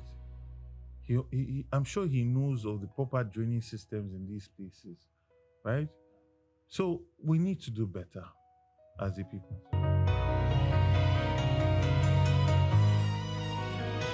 I even think it's wrong to use Lagos as a mirror. You cannot compare Lagos to any other state in this country. Lagos, first, was the water-facing arm for the Benin Empire at a point, which was very powerful at a point. It was, aside from the Awori and children of Olofin that came and settled it, the monarchy was from Benin, and it was a water-facing arm of the Benin Empire. Then Lagos then received all the influx of Europeans that came in for colonization. Lagos was the port in which Nigeria was formed. There was a time where all politics in Nigeria happened in Lagos. Everybody from all over came to Lagos. Think about the level of exposure. Think about the level of development from back then. Think about the level of commerce, level of finance from back then. Then you now had influx of returnees that had either paid for their freedom or people that were saved, that were never enslaved and got education in Sierra Leone, because that was where the first secondary school was, and came back. I'm talking about people like Samajai Crowder, grandfather of Herbert Macaulay, Henry Carr, H.O. Davis, and so many others that literally laid the foundation for the freedom and independence that we then got later on. Think about the intellectual capital that came in here. Think about all the skill sets that came into Lagos, the buildings that were built, the level of development, the amount of resource that came into Lagos with that. Then after that, Lagos then became this capital. Think about all the investments that came with that, all the infrastructure that was created by the Nigerian state before it now relocated to Abuja. And then today, Lagos is now the commercial capital. Most companies that exist in this country have their headquarters here. So it's extremely unfair to compare. Lagos State it's like that child that has been blessed and blessed and blessed. You know, it's like all the other children were on the farm and all the prophets were just coming and blessing and blessing and blessing. It's not fair to compare Lagos to any other state. It cannot be compared. But yes, that's the one side of the coin. The other side of the coin is the extreme need for infrastructure, right? Which, I mean, we have huge IGR because of the human beings that are here. So those money should be put into creating infrastructure for them to have a beautiful quality of life, to be more productive, to be able to earn more, which would then increase the IGR that Lagos generates, right? You know, so it's all tied into each other.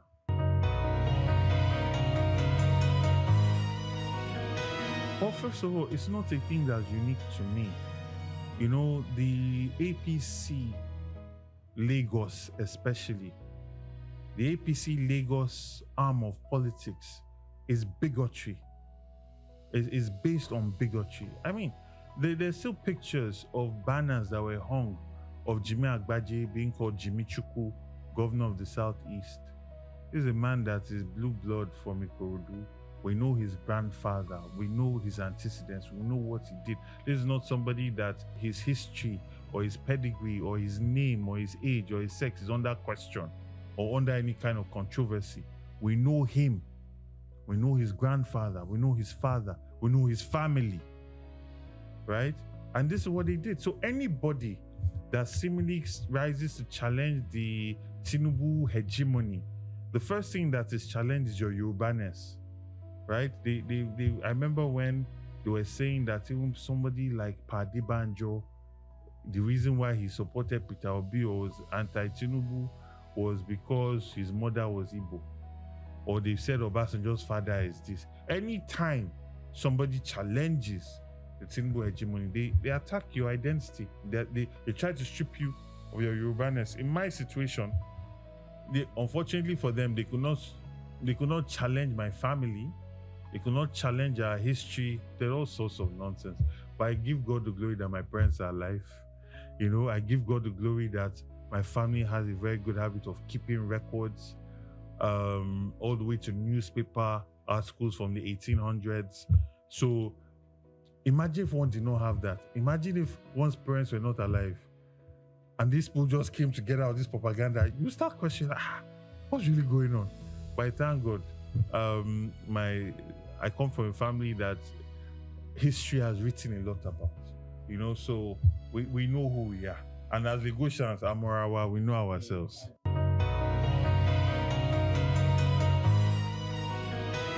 Because one is in politics now, there are a lot more things that people are seeing about me.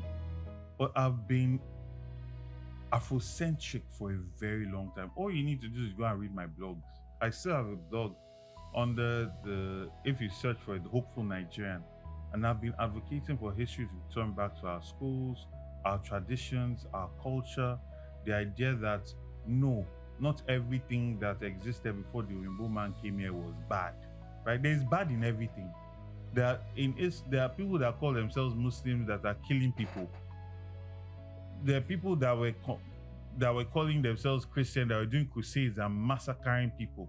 I mean, for goodness sake, the first slave ship that came to Nigeria, to Africa, was called Jesus. The Pope blessed people that were going to go and kill indigenous people all over the world. So there are good and bad people in every culture, in every belief system, right? And this idea that everything that we were before Christianity or any of the major religions means that we are bad. I've been against that for decades, right? And that's not common. That's not common in this part of the world. And I know the backlash that I got for that, but I'm somebody that fortunately I can afford to live my truth, you know? I can afford to do that. So what you saw is just me on my journey. A lot has been consistent. It's just now it is obvious. People are seeing it. It's in people's faces. And I'm coming of age. I'm growing, you know? My first title was the Obalefon of Lagos that I got from the Obatala Temple in Ife, right?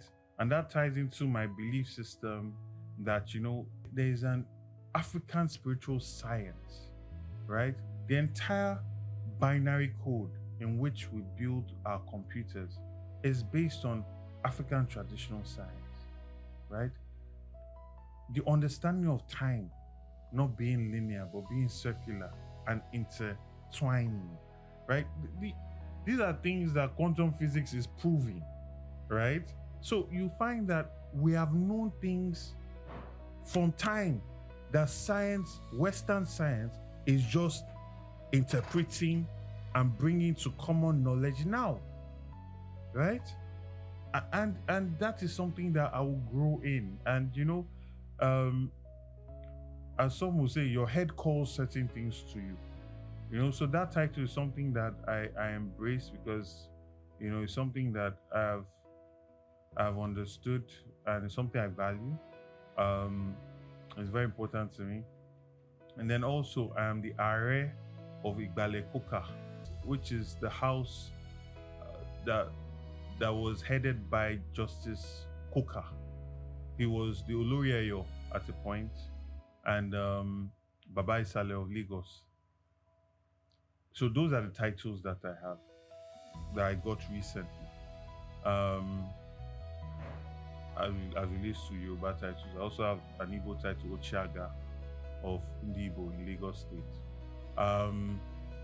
Aside that, I was initiated into the Awe Adimu And as a son of Lagos, you know, these are things that we hold very dear to us. I mean, you've been around my house, I'm sure you've seen plenty of your paintings.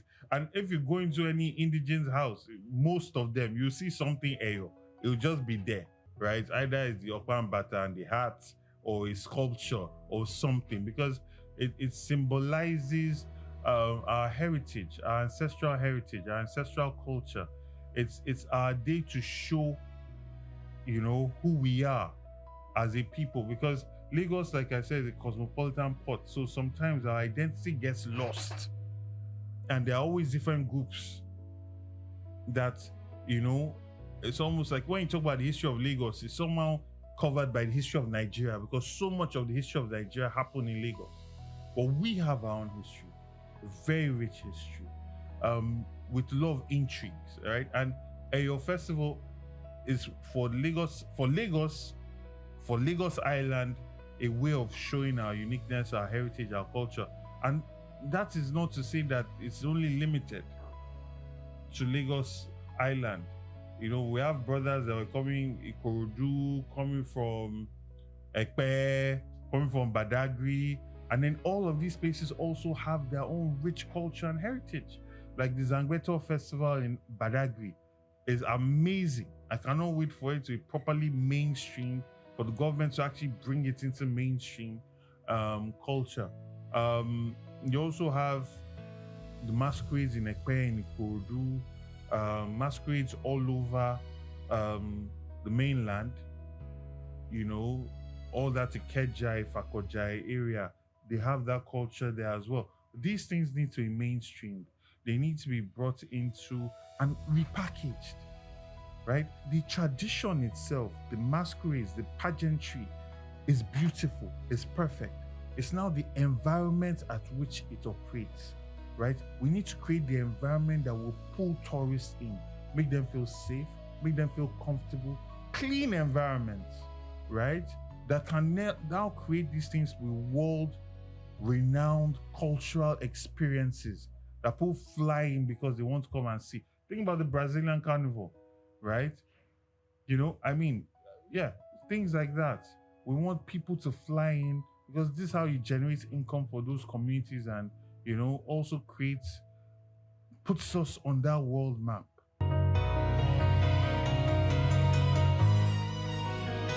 So 2025 was a very difficult year for a lot of people. I mean, 2024 was difficult because that was the first shock. But 2025 has not been easy at all. A lot of companies have laid off staff, right? Things are extremely expensive. Go and ask anybody that's about to pay their rent. They've seen their rents double. People that rented a place for 3 million are now looking at paying 8 million, right? People that got a place for 500,000 are now looking at 1.5, right?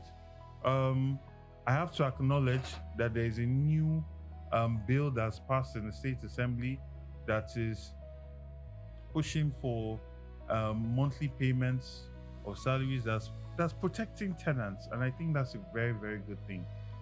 Implementation of it, our laws are not the problem, it's the implementation of it.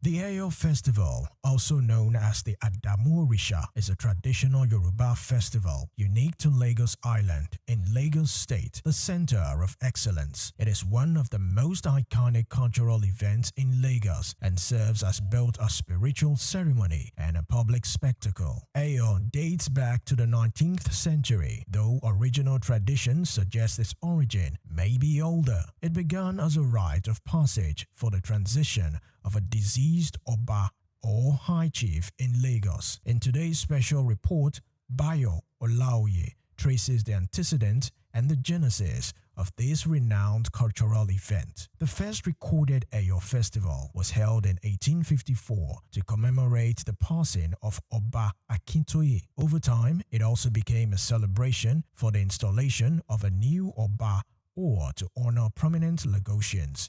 The Eyo Festival is rooted in Yoruba religion and spiritual practices specifically those of the Orisha cult. It is particularly associated with the Adamu Orisha, a deity representing ancestors and spiritual guardians. The Eyo festival is essentially a masquerade festival. The masqueraders are called Eyo, and each represents a spirit of the ancestors.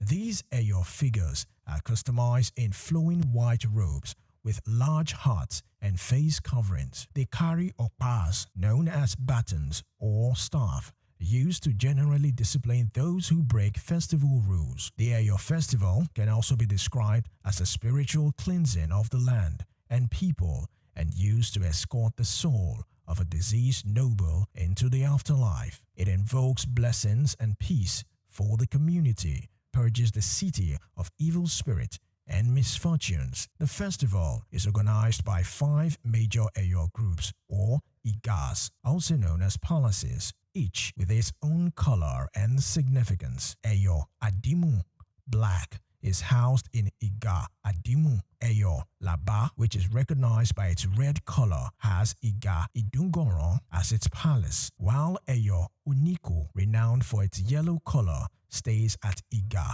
Uniku. Iga Ologede, with its green color, will reside at Iga Ologede, and Eyo Agere, with its purple color, stays at Iga Agere. The main day of the festival is called Oye Day, which falls on Saturday. Prior to this, there are several rituals leading to the Akoko Day, where announcements are made and various traditional rites are performed. What are the rules, regulations, and etiquettes? During the festival, what are the do's and don'ts? During the festival, certain items and behaviors are prohibited, such as wearing of sandals and shoes, since everyone goes barefoot during this period. Also prohibited is the use of motorcycles and bicycles, while public smoking is not allowed, as well as the wearing of hats and caps. Violators are often corrected gently with the okpa by the Eyo. What about the modern evolution of Eyo Festival as a potential for tourism development? While originally a sacred rite, the Eyo Festival has become a major cultural attraction, prominently showcased during Nigeria's independence celebration in 1960, and in subsequent years, it has been used to honor dignitaries and promote the heritage of Lagos. It does not occur annually, but rather on special occasions, often at the discretion of the Lagos monarch or Oba of Lagos as the custodian of the tradition. The festival combines ritual, theater, music, and community spectacle, and it is often considered a precursor to the modern Nigerian carnival. The Eyo Festival has inspired modern performances and literature in Nigeria and reflects the depth of Yoruba spirituality, the importance of ancestors, and the interplay between tradition and modernity.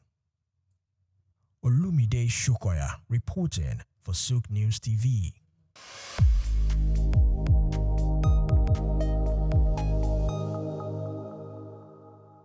Afrobeats is a classic overnight success story, except it didn't happen overnight.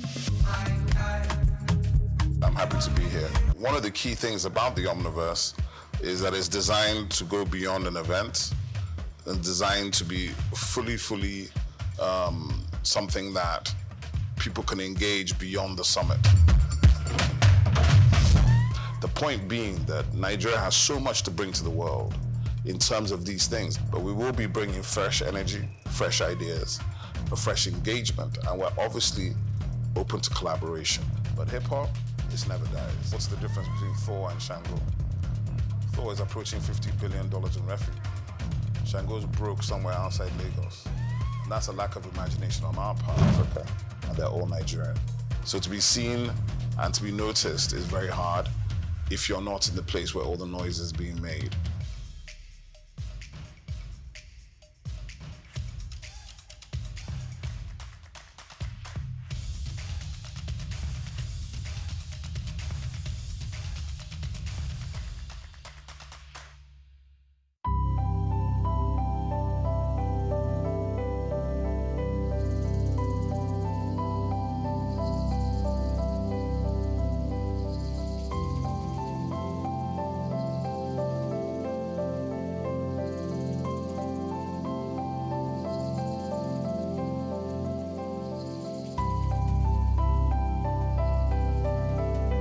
Trafalgar Square, established in 1844, is a symbol of British naval history and a popular cultural spot in London. Named after the 1805 Battle of Trafalgar, it has been the site of celebrations, protests, and cultural events, representing the changing identity of the city.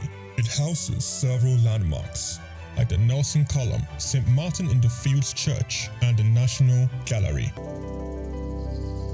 The Nelson's Column, a tribute to a naval hero, is the main feature of Trafalgar Square. Standing 52 meters tall, completed in 1843, it honors Admiral Horatio Nelson's victory at Trafalgar. The column is topped with a statue of Nelson, and 4 bronze panels at its base show scenes from his battles. Surrounding it are 4 large bronze lions added in 1867, symbolizing British power.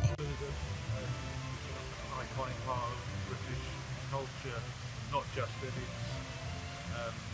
its look, but this is very much the sort of centre of London. You know, whenever there's a celebration, a protest, it's a public space that's very important for a lot of not just people that live in London, but for the UK. You know, it's a place where people would congregate. You know, I remember being here all around the 25 Olympics, but it was very much one of the centerpieces of British culture.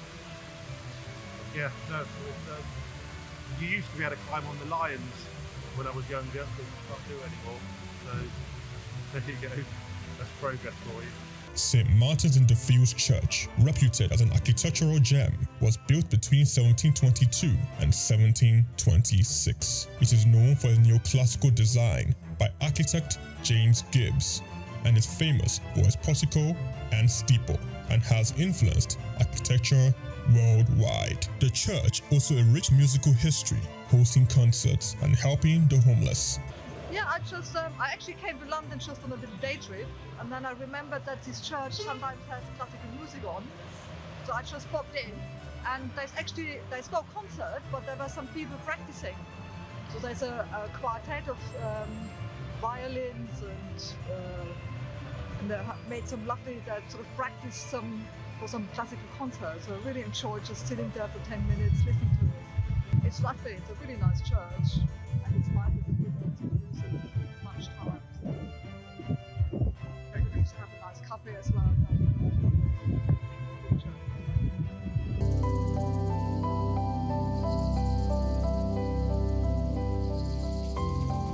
The National Gallery, founded in 1824, is a treasure trove of art. Located on the north side of Trafalgar Square, it houses over 2,300 artworks from the 13th to 20th century, with free public access to masterpieces from major European artists. I'm not really sure. I haven't been through the museum yet, but I'm here for a Christian heritage tour to kind of learn more about the history of the Protestant Reformation in England and Christian history here in England through the paintings that are in the gallery. So that's what I'm here for today. Trafalgar Square blends Britain's naval history with modern art and culture. It remains an important public space, attracting millions of visitors each year to experience London's rich heritage and vibrant atmosphere.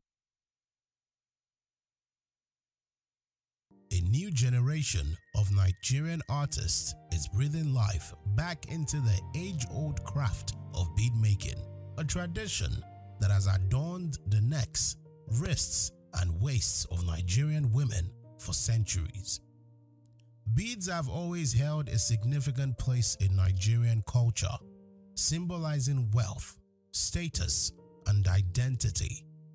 In ancient times, they were used as currency and were integral in various rites of passage, from birth to marriage. However, with the advent of modernity, the demand for traditional bead making dwindled as imported jewelry and contemporary fashion took center stage. In this special report, Bayo Olaoye will explore the noticeable resurgence in the popularity of beads fueled by renewed interest in African heritage and craftsmanship. This revival is not merely a nostalgic nod to the past, but a vibrant contemporary movement that blends tradition with modern fashion trends. Artisans are at the forefront of this revival, infusing new life into beadwork by incorporating innovative designs that appeal to today's fashion-conscious consumers. Their collections, which range from bead necklaces to bold statement earrings, have found their way into the collections of top Nigerian designers and onto the necks of celebrities, musicians, actors, actresses, and socialites, both at home and abroad. One of the driving forces behind this resurgence is the growing pride in African identity. As more Nigerians embrace their cultural roots, there is a rising demand for fashion that reflects this heritage. Beads, with their deep cultural significance, are the perfect medium for expressing this identity. They are no longer seen as relics of the past, but symbols of a proud and vibrant culture. Moreover, the bead industry has benefited from the global shift towards sustainable and ethical fashion. Consumers are increasingly seeking products that are not only stylish, but also environmentally friendly and socially responsible. Handmade beads, often crafted from locally sourced materials, fit this trend perfectly. Thus, the artisanal nature of beadwork ensures that each piece is unique, telling a story of the hands that made it and the culture it represents. This renewed interest in beadwork has also had significant economic implications. Small-scale artisans and bead makers, many of whom are women, are finding new opportunities to market their products both locally and internationally. The rise of online platforms and social media has made it easier for these artisans to reach a broader audience, leading to increased sales and a more sustainable livelihood. Furthermore, the Nigerian government and non-governmental organizations have begun to recognize the potential of the bead industry as a tool for economic empowerment. Initiatives that provide training and resources to bead makers are helping preserve this craft, while also boosting the local economy. However, the resurgence of beadwork is not without its challenges. Artisans face competition from mass-produced, cheaper alternatives that flood the market. To survive, they must continually innovate and differentiate their products from these imitations. For many, this means striking a balance between preserving traditional techniques and incorporating contemporary designs.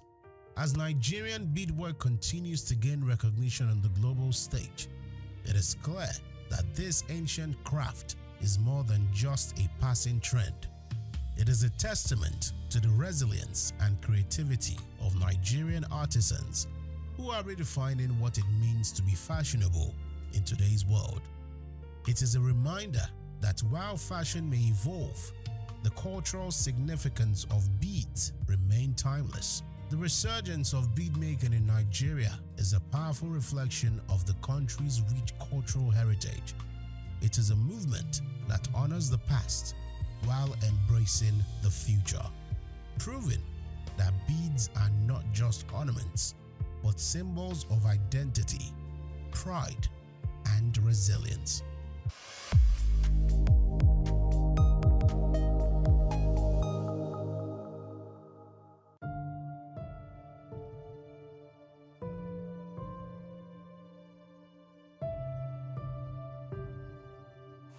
In April 1960, just months before Nigeria's independence, a 26-year-old ascended one of the most revered thrones in Yoruba land. His name, Oba Sikiru Kayode Adetona. His reign, almost 65 years. His legacy, a modernized crown, a globalized culture, and an unwavering voice for truth. Born 10th of May 1934 into the royal house of Anikinaya to Prince Rufai Adetono Adeleke and Ajibabi Adetono Ne Onashile, Sikiru Kayode Adetono's royal destiny was set early. He attended Baptist School, Ereko, in 1943, Ogbere United Primary School, and Ansarudin School, Ijebu-Ode, before enrolling at Oluiwa College, now Adeola Odutola College, from 1951 to 1956. He later worked briefly in the audit department of the Western region in Ibadan before leaving for the United Kingdoms in 1958 to study accountancy. But history had other plans. On the 2nd of April 1960, he was installed as the 58th Awujale of Ijebu land, taking the regnal name Ogbagba Agbotewole II. Young, confident, and stepping into leadership just as the new Nigeria was emerging, marking the beginning of one of the longest and the most consequential reigns in Nigeria's history. Despite his demanding role, Oba Adetono maintained close family ties. He was married and blessed with children, who were raised in the blend of royal tradition and modern education that defined his worldview. Known to be a devoted family man, he valued privacy in personal matters, but ensured his children had opportunities for education both within and outside Nigeria. Socially, he was at ease in multiple wards, equally comfortable in palace courts, university lecture halls, diplomatic gatherings, or informal community events. He cultivated friendships across business, politics, and academia, yet was deeply rooted in his hometown, often mingling with his people during festivals and communal projects. The coup that saved a king.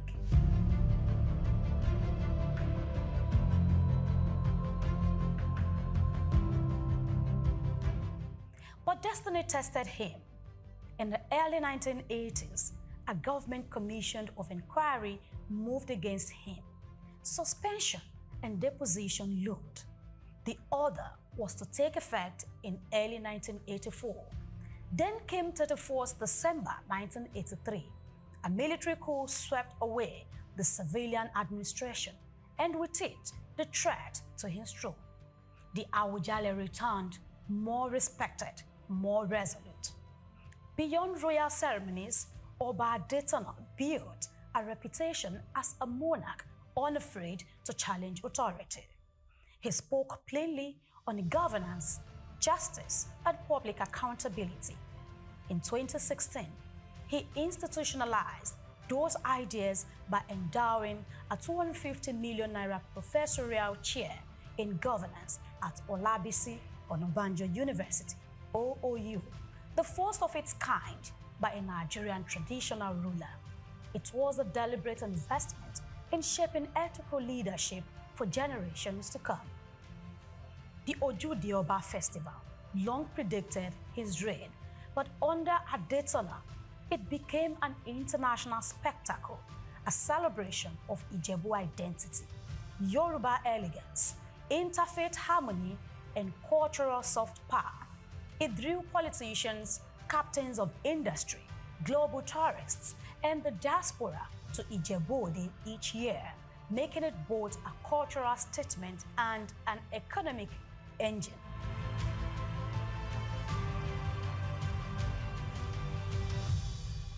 Adetono presided over a kingdom of religious plurality, Islam, Christianity, and traditional worship, often using his platform to advocate tolerance. Though a devout Muslim and president of the United Muslim Council, he regularly attended Christian events and encouraged interfaith harmony. And now, the final chapter. On 13th July 2025, Oba Sikiru Kayode Adetono Ogbagba Agbotewole II passed away at the age of 91. He was buried according to Ijebu customs in solemn rites, shielded from public view.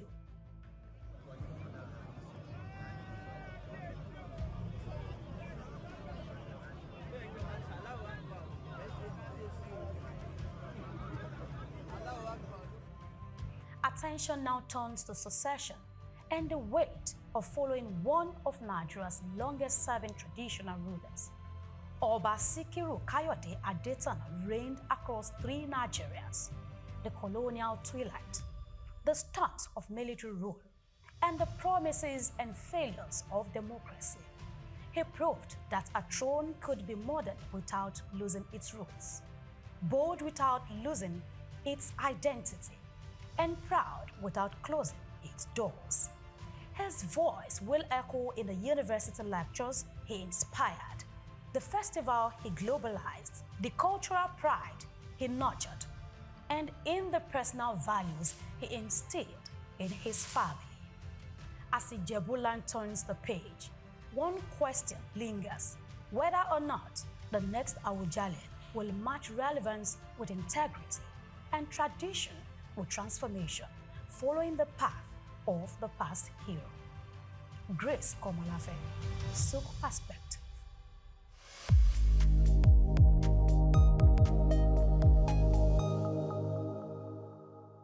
Ojude Oba is the annual social cultural festival with the splendor and grandeur of the Ijebus on display at Ijebu-Ode, the capital city of Ijebuland. It is a nexus of cultural and sartorial elegance, social grace, and evocative dance steps that has attracted indigenous as well as local and foreign tourists over the years. It is a celebration of the enduring age-grade system called Regbe, platform of cultural identity and unity of the Ijebus, including those in the diaspora. From its origin in the 1880s as an Islamic faithful's Salah message and visit to the Awujale of Ijebuland, the Ojude Oba festival has transformed into an all-indigenous celebration filled with fun and laughter. I shall be looking at the economic and tourist attractions and potentials of this festival in view of its increasing global patronage and attention it is receiving right now.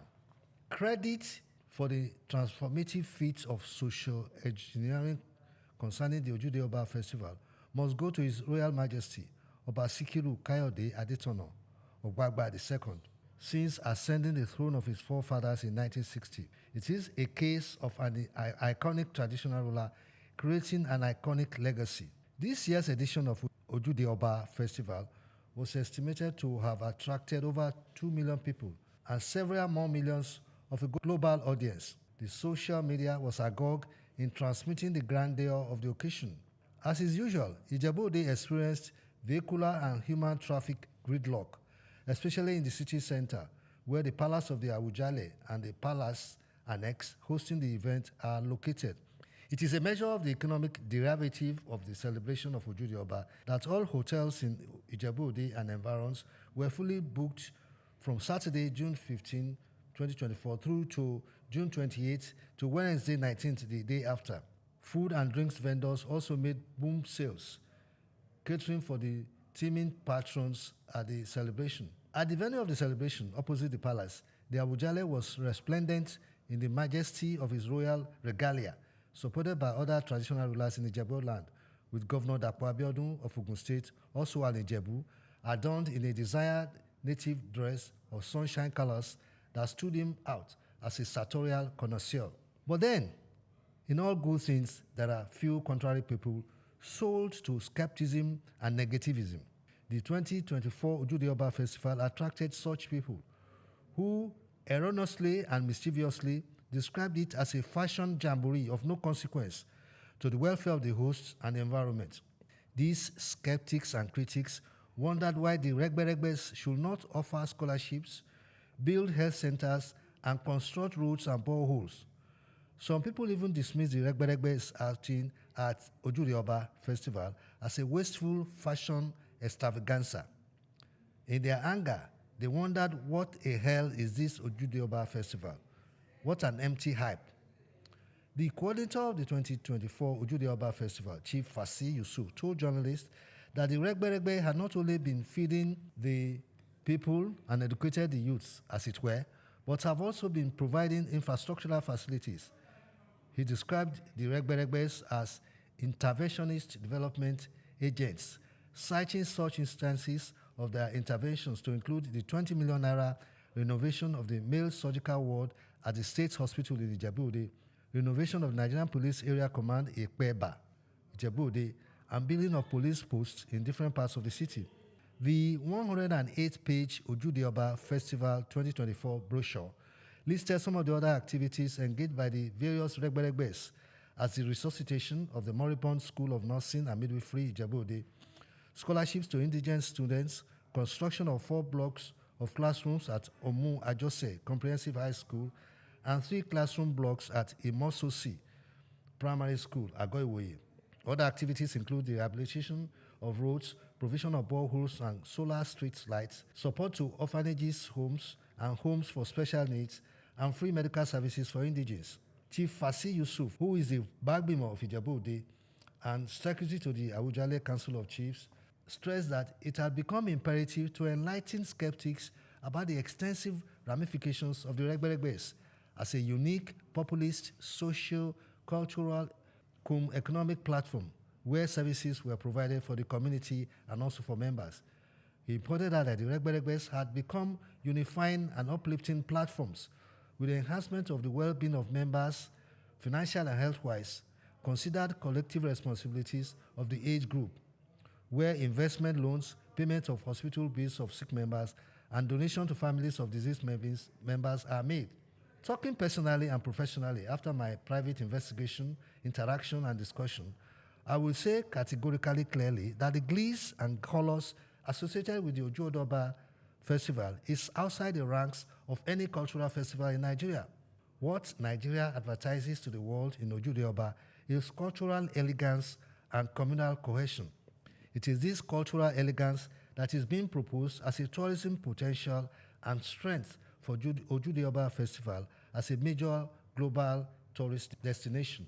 For instance, Morocco, Africa's top tourism destination with 13.2 million tourists in 2023, has its vibrant culture as its selling point. Egypt, which is placed second with 11.5 million tourists, has its ancient wonders of the pyramid and the Valley of Kings as its attraction. While for 8th placed Kenya, with 2.6 million tourists, the premium is its wildlife safaris. Nigeria, ranked 68th in the World Tourism Index, attracted only 518,000 tourists in 2021 from the latest figures available from the United Nations World Tourism Organization. This demands that Nigeria needs to create and promote a tourism policy and strategy with a properly packaged Ojude Oba Festival as a potential tourism money spinner to tap into the gold mine of its 1.3 billion global tourists in 2023 that generated revenues of $4 trillion according to the United Nations World Tourism Organization. The Ojude Oba Festival should be funded, supported, and promoted to rank with the world's leading tourism destinations. These destinations include Disney World in Florida, in the United States of America, California, also in America, Cancun in Mexico, the safaris in Kenya, Paradise Fund in Mauritius, the aquatic jewel of the Indian Ocean, and the historic Colosseum in Rome, Italy. We in Nigeria need to appreciate and celebrate our culture as our patriotic, passionate contribution to global tourism. And the Ojude Oba Festival is such a sellable cultural event. My name is Bayo Olaoye.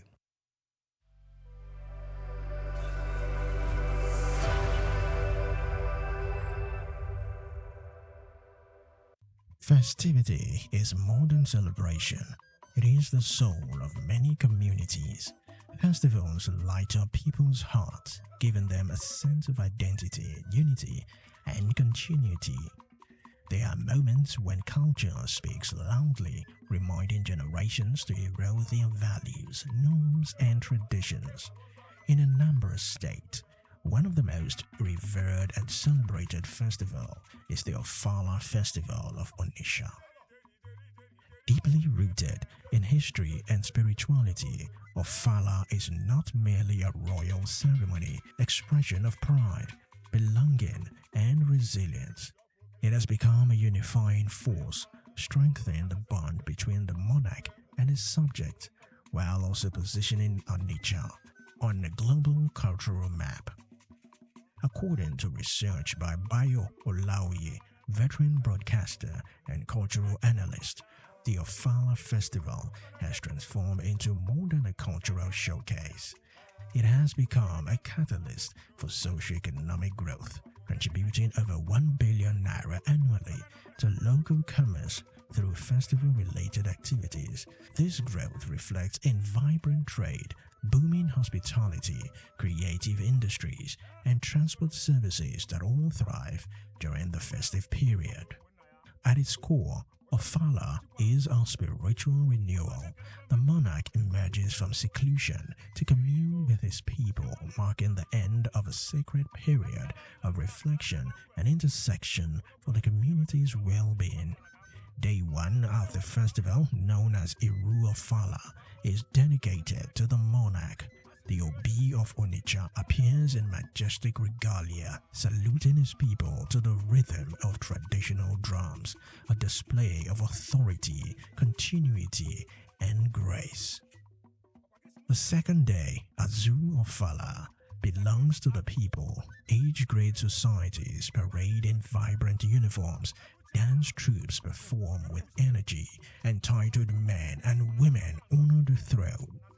The elite Uru Ordu women make their presence felt, while youths add vitality through the Ofala Youth Carnival, which has grown from a small-town procession into a major cultural feature. Together, these elements embody the inclusiveness of the festival, showing that Ofala is for everyone, regardless of age, gender, or social standing. The economic benefits are equally remarkable. Traders record peak sales, food vendors serve thousands, tailors and designers secure new commissions, hoteliers welcome visitors, and transporters enjoy increased patronage. What may appear as fleeting cultural activity, in reality, a vital revenue stream for the community. Beyond the festival, the momentum continues through initiatives like Onitsha Development Fund, which support entrepreneurs, women, and youth, helping to sustain cultural and economic growth all year round. For women play a central role, from the culinary teams that cater for guests to the Oru Ordu women who showcase elegance and tradition. Their contribution keep the spirit of the festival alive. The youth, through their carnival, embody continuity, ensuring that values of resilience, unity, and creativity are passed down to the next generation. In truth, Ofala is not just about ceremony, it is about renewal, identity, and opportunity. It tells the story of a people proud of their past, confident in their culture, and determined to shape their future. As Olaoye notes, the theme, often chosen for the festival, such as unity and perseverance, is more than symbolic. It is a timely reminder that communities thrive when they stay true to their roots, embrace resilience, and pursue collective progress. The Ofala Festival of Onitsha stands today as a celebration of heritage and driver of social-economic growth. It is proof that culture, when honored and properly harnessed, is not just memory, it is wealth, it is resilience, it is life. Ofala Onitsha, a tradition renewed, an economy strengthened, and a people united. Olumide Shokoya reporting for SOUQ News Television.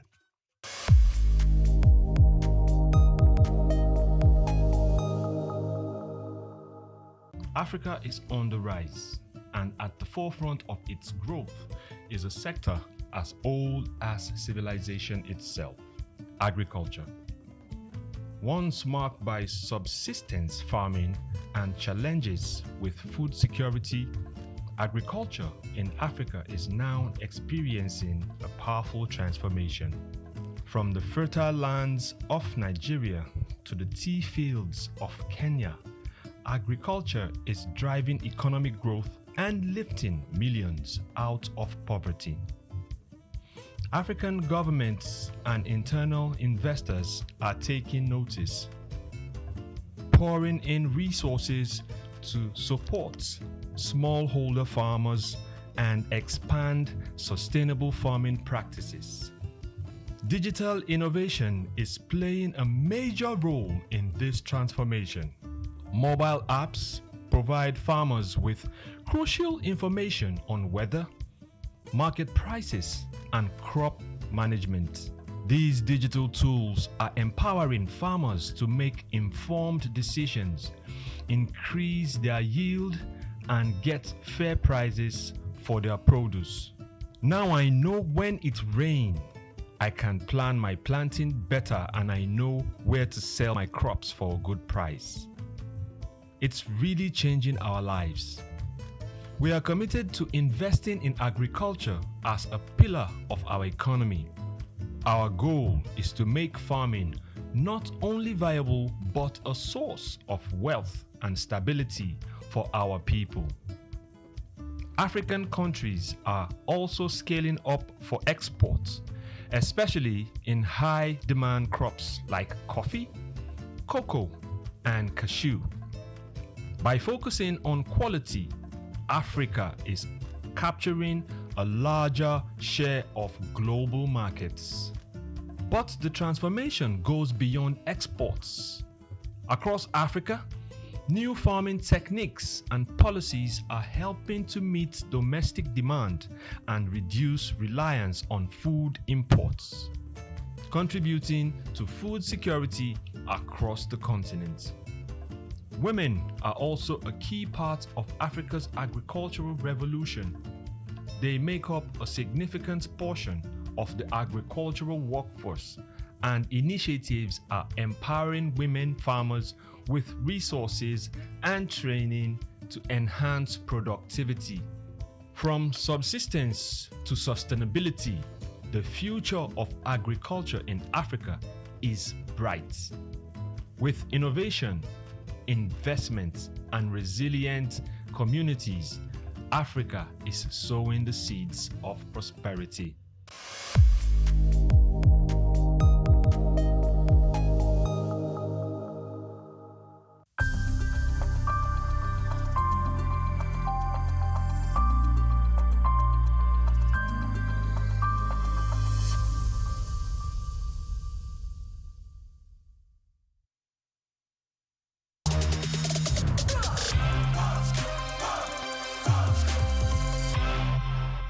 I was born on the 16th day of October, 63 years ago.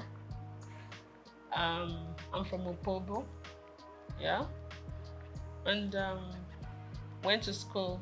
I'm from Rivers State, from Opobo in Rivers State. Went to school in Port Harcourt, lived in Port Harcourt all my life, from primary to secondary school to A-levels. Then after A-levels, I got admission to Unilag. Immediately after Unilag, I got married, and I've lived in Lagos ever since.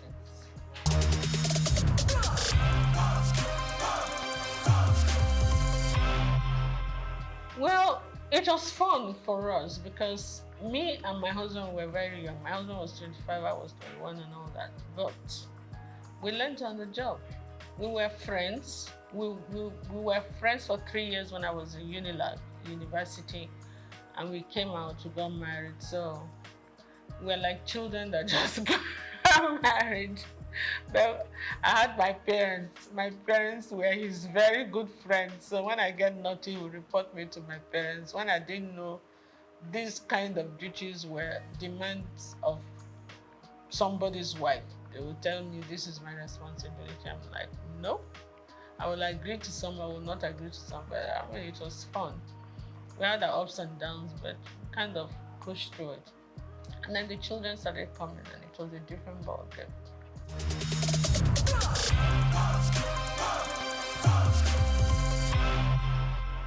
You know, when you come from that kind of family, it's like part of your system. You don't really regard it as anything anymore.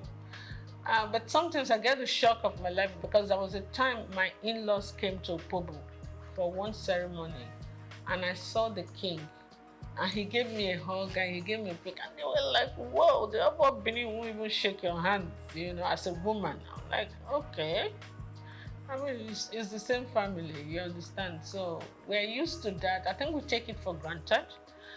But maybe some other people say, you must call me a princess, you must call me that.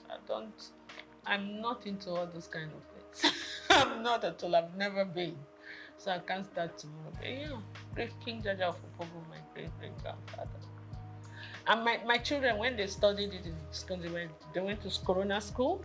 When they studied, came, Mom, we're telling our teacher and our classmates that this King Jaja of Opobo, they told them about King Jaja of Opobo in school. And they said, that's my mommy's great-grandfather. Like, whoa, no, it was like a big deal to them. For us,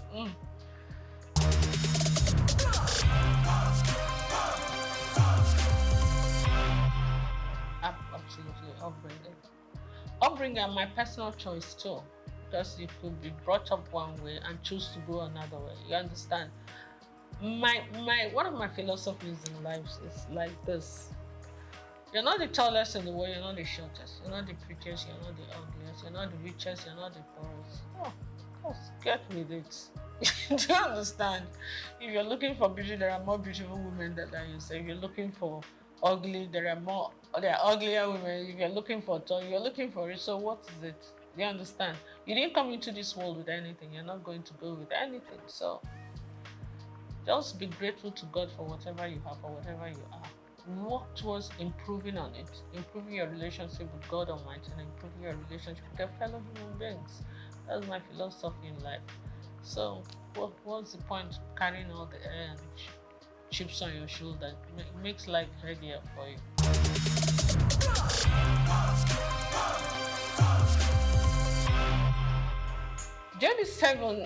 Seven is my favorite number. It's a number for perfection, and I was born on the 16th of October. My star sign is Libra. We're always looking for perfect balance in everything. It's just an influence from the horoscopes, I'm told. But J is my husband's name, D is my name, and 7 is my favorite number.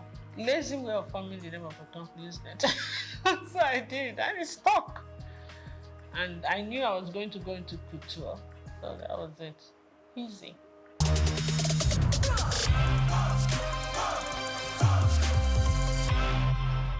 I was a victim of circumstance. I keep saying it. I didn't really come into business to be a fashion designer, to go into fashion, and creativity has always been something that's innate. Okay, even before I started making clothes or doing this, I used to always give designers the styles that I want them to make for me. I didn't have tailors, but when I finished my NYSC at Nigerian Television Authority in Victoria Island, I decided I wasn't going to work there.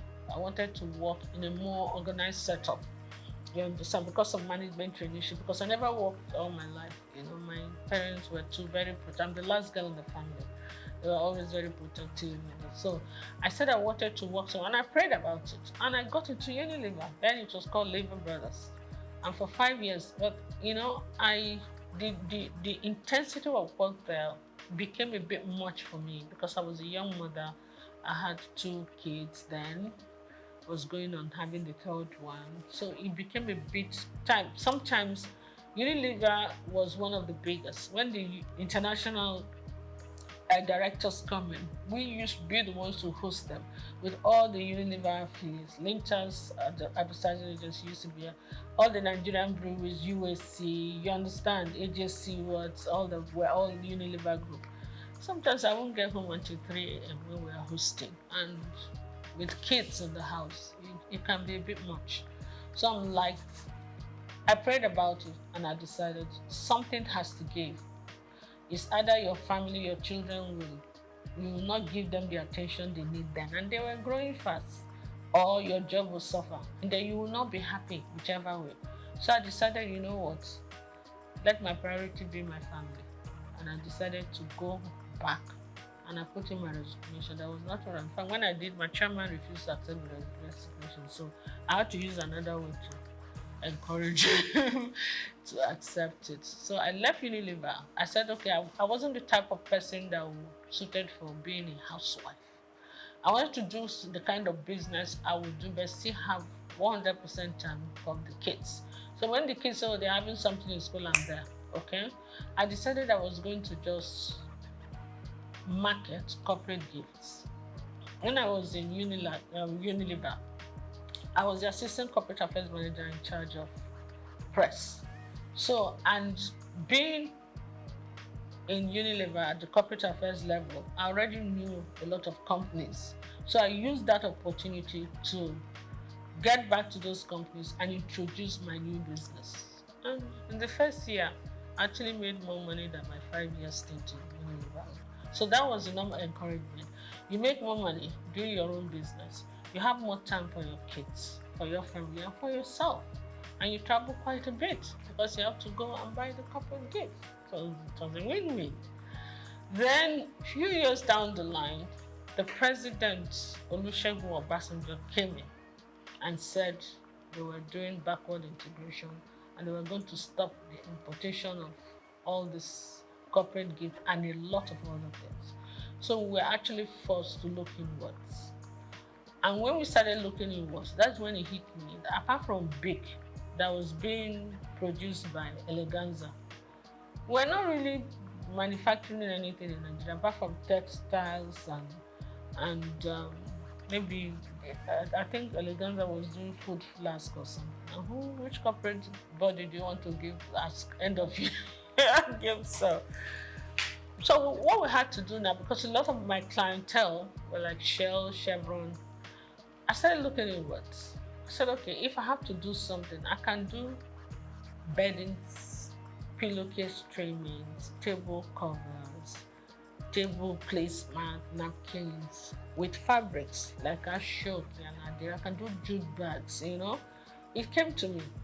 So I had to go and buy one machine and employed one tailor. So sometimes they will call me. I did some samples. So when, even in Abuja, when they were going to have, like I remember the West African Women's Affairs, they had a conference. So they wanted jute bags, and we had about 1,000 or 2,000 jute bags, and that was quite nice. Plus, apart from the end of year activities. So that's it. But you know, after those periods, you have periods of lull, like you're not using the machine and the tailor.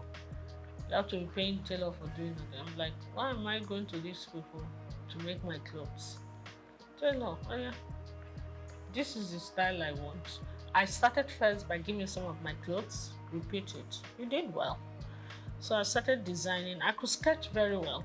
I was a science student in school, but I could sketch really well. So I was sketching, would do well. And sometimes when I wear the clothes and I go to supermarket, some women will just call me, hey, I really like this thing you're wearing. Please, where did you make it? I'm like, okay, I'll give you the address. I give them the address. They started coming. Before I could say that, within 1 month, I had over 50 women I had to make clothes for. And the one tailor was no longer enough. I had to employ 2 others. That was how we started. From 2 to 4, then I had a whole factory before you could see that. I started making school uniforms, started doing all kinds of things. And then some of the magazines, like Genevieve magazine, looked at me and like, are you sure you make this outfit? I thought you were a broadcaster. I thought you sell. I said, yes, I did. So I did some photo shoot session for her. And I modeled the clothes actually. And whoa, I started getting calls from Paris, from the UK. I did DC Fashion Week. You know, I was just, and they will pay your ticket, pay your hotel, please come and showcase for us. Some will even say, please come and open the show for us. Some say, we want you to close this. I'm like, okay. There are places that I would never have thought of going to, like Burkina Faso. They will back me the top fashion designers that would, when the Alfadi does this, they want every 4 years. Alfadi in Niger. The Niger government sponsors it. He calls all, including Elisab, every international designer, they will go, especially the Moroccan ones, those North African ones, Indians. So they invite one designer from each country. So they used to call me to come because of what I used to work a lot with Ankara and Ashok, and I do international acclaimed, how would I put it, couture outfits with Ankara, big hats, funny looking, structured clothes and all that. So that was how it went, you know. And I did all the magazines. I've won all the awards. So after a while, you know, I started thinking of concentrating on exports. In the process of doing that, my husband took ill. After 2 years, we lost him. So when I came back home, I gave a lot of things a lot of thought. My kids were still in school. My daughter got married. She was in Australia already. And then my kids, my two boys were still in school. So I said, look, this fashion design thing, it's not going to pay school fees in pounds sterling and dollars. So I said to myself, you know what? Why don't you give the man hours to the industry, the family business that were yielding the most income? That was how I started kind of just saying, you know what, let me just minimize it a bit. My core clients were still coming. So I kept the tailors, my experienced tailors that worked with for years, I kept them. I kept few of them. And I kind of cut down on that business. I said, you know what, let me just go and face the family business and do this for the people who really know what I'm doing. And word of mouth goes. So I'm still doing that, but my priority is really not that, you know.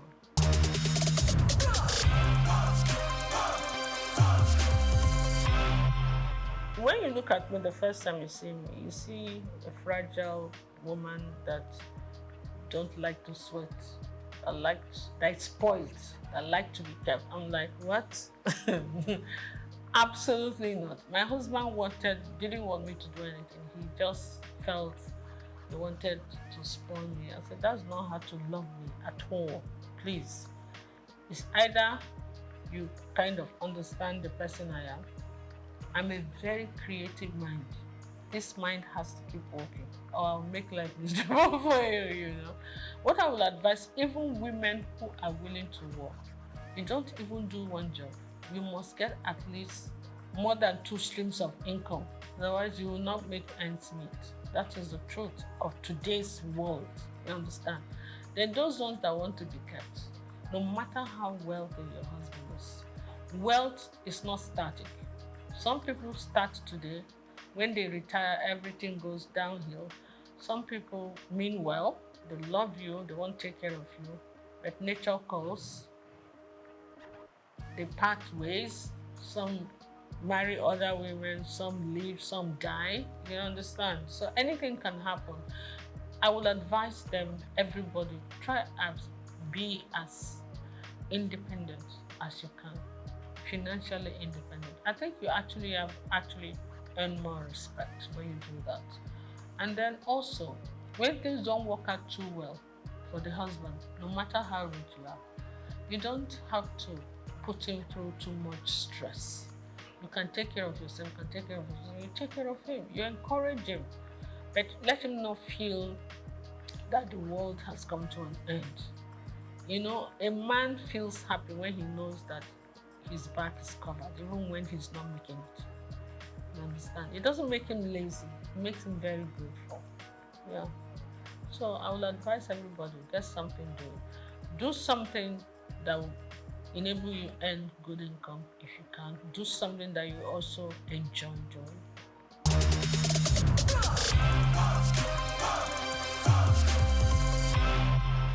I've always believed in garbage in, garbage out. Yeah? Garbage in is the stress abound. You cannot control that. But you can control your attitude towards stress. Stress is the #1 killer and ages of everything in this world. It's your attitude to stress that you have to manage, and that depends on you. What you put in your mouth also depends on you. Your mind, your heart, your spirit, your soul. You have to be loving, you have to be forgiving, you understand? All that depends on you. So it's actually you that decides whether you're going to age gracefully or you're not. Forget about the genes first. It's true. You understand? Some people are so malicious. When you offend them once, oh my goodness. They will carry it in their chest and the chest will be expanding and they won't sleep well and they begin to have problems. Meanwhile, the person you're angry with does not even know you exist. It's crazy. So for me, it's just be free and take life easy. Take it as it comes and always be grateful to God.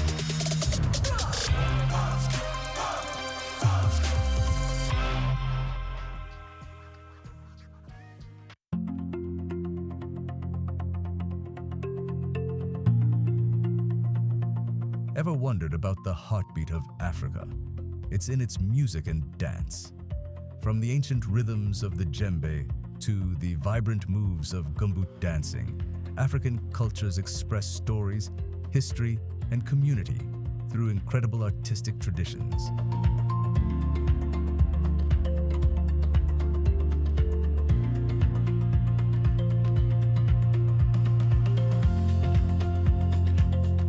Each beat tells a tale, each step a celebration.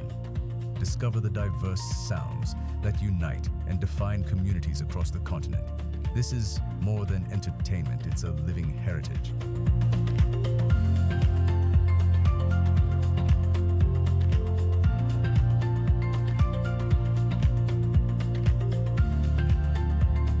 What's your favorite African rhythm? Share in the comments. Just Africa Insights, SOUQ News Television.